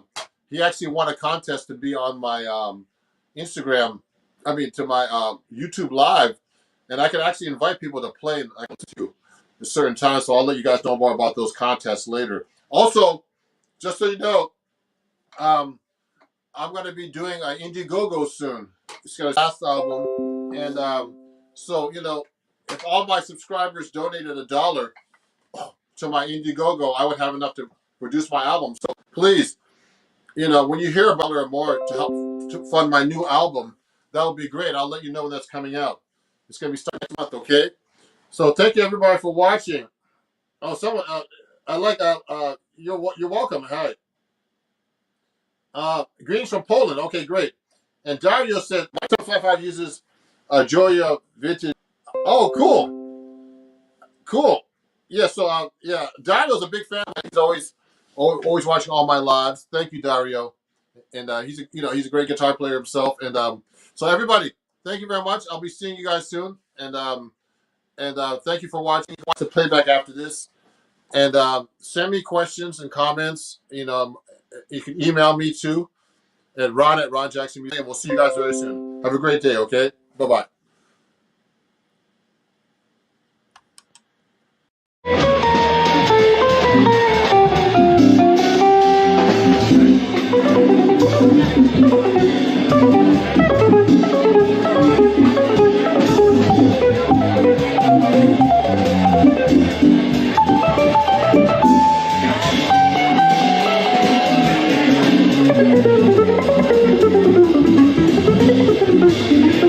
Thank you.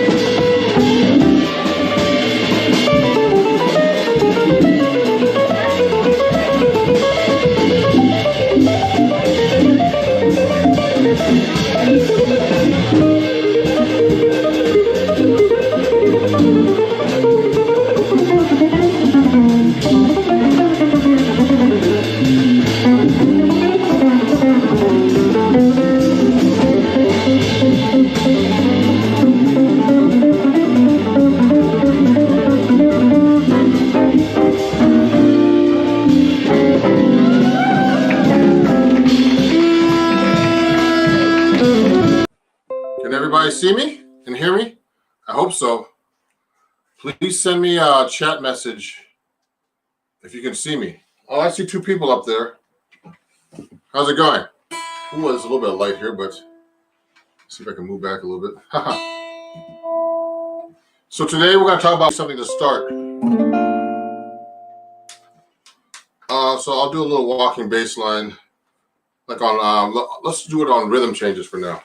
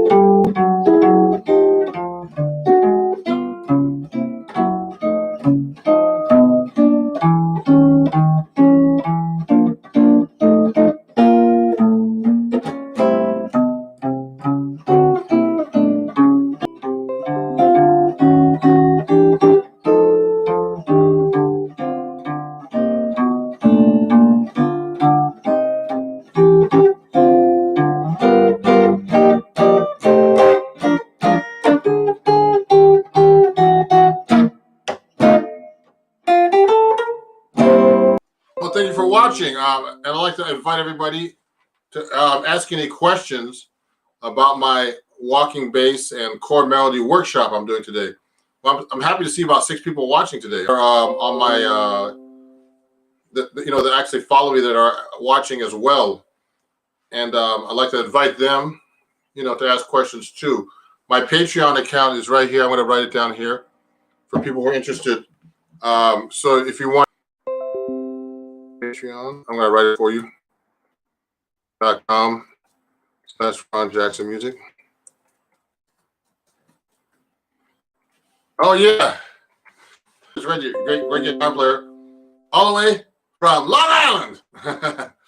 He's asking a question right now, and it's actually the question is, do I use the 4th string for bass lines or the 5th and 6th string? So most of the time I use most of the time just the 5th and 6th strings, right?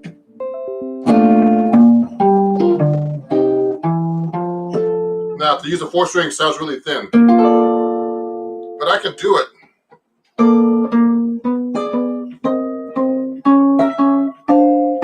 Did you hear that? So I can do that right now. And it's funny because I play 7th string. I'm going to play 7th string for you guys a little bit so you can see.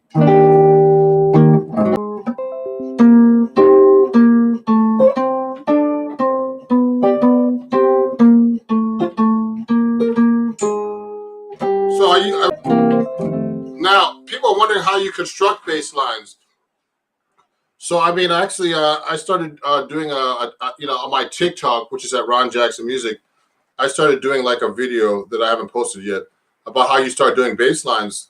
The most important thing about a walking bass line in jazz on 4, you gotta keep that going all the time. Now, and then you gotta do, of course, you're gonna have to fill it with a comp. Okay, so I'm going like this. Let me turn this way so you can see better. So I'm on the 5th fret. The 6th fret of a B flat chord. You could just do a B flat dominant if you're playing along, and just keep trying. So if we take a blues and holding the chord for 1 beat or 1 measure. Sorry, 4 beats. It's early for me. That's hard to even do. You notice how I emphasize the 2 and 4 at the same time? That's a very, very basic exercise.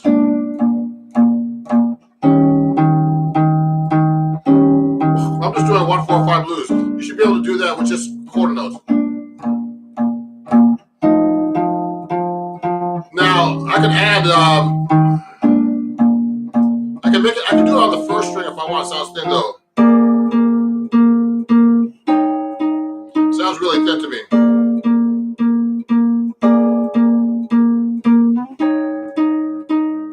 So that's a good way to start. You should try that right now while I'm doing the workshop. But the next thing to do is actually do something like do.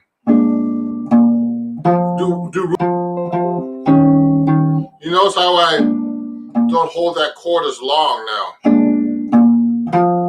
like that. Nice thing.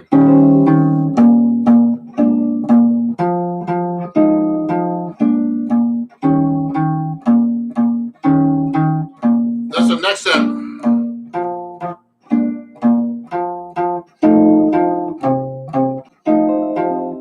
Basic for a bass line.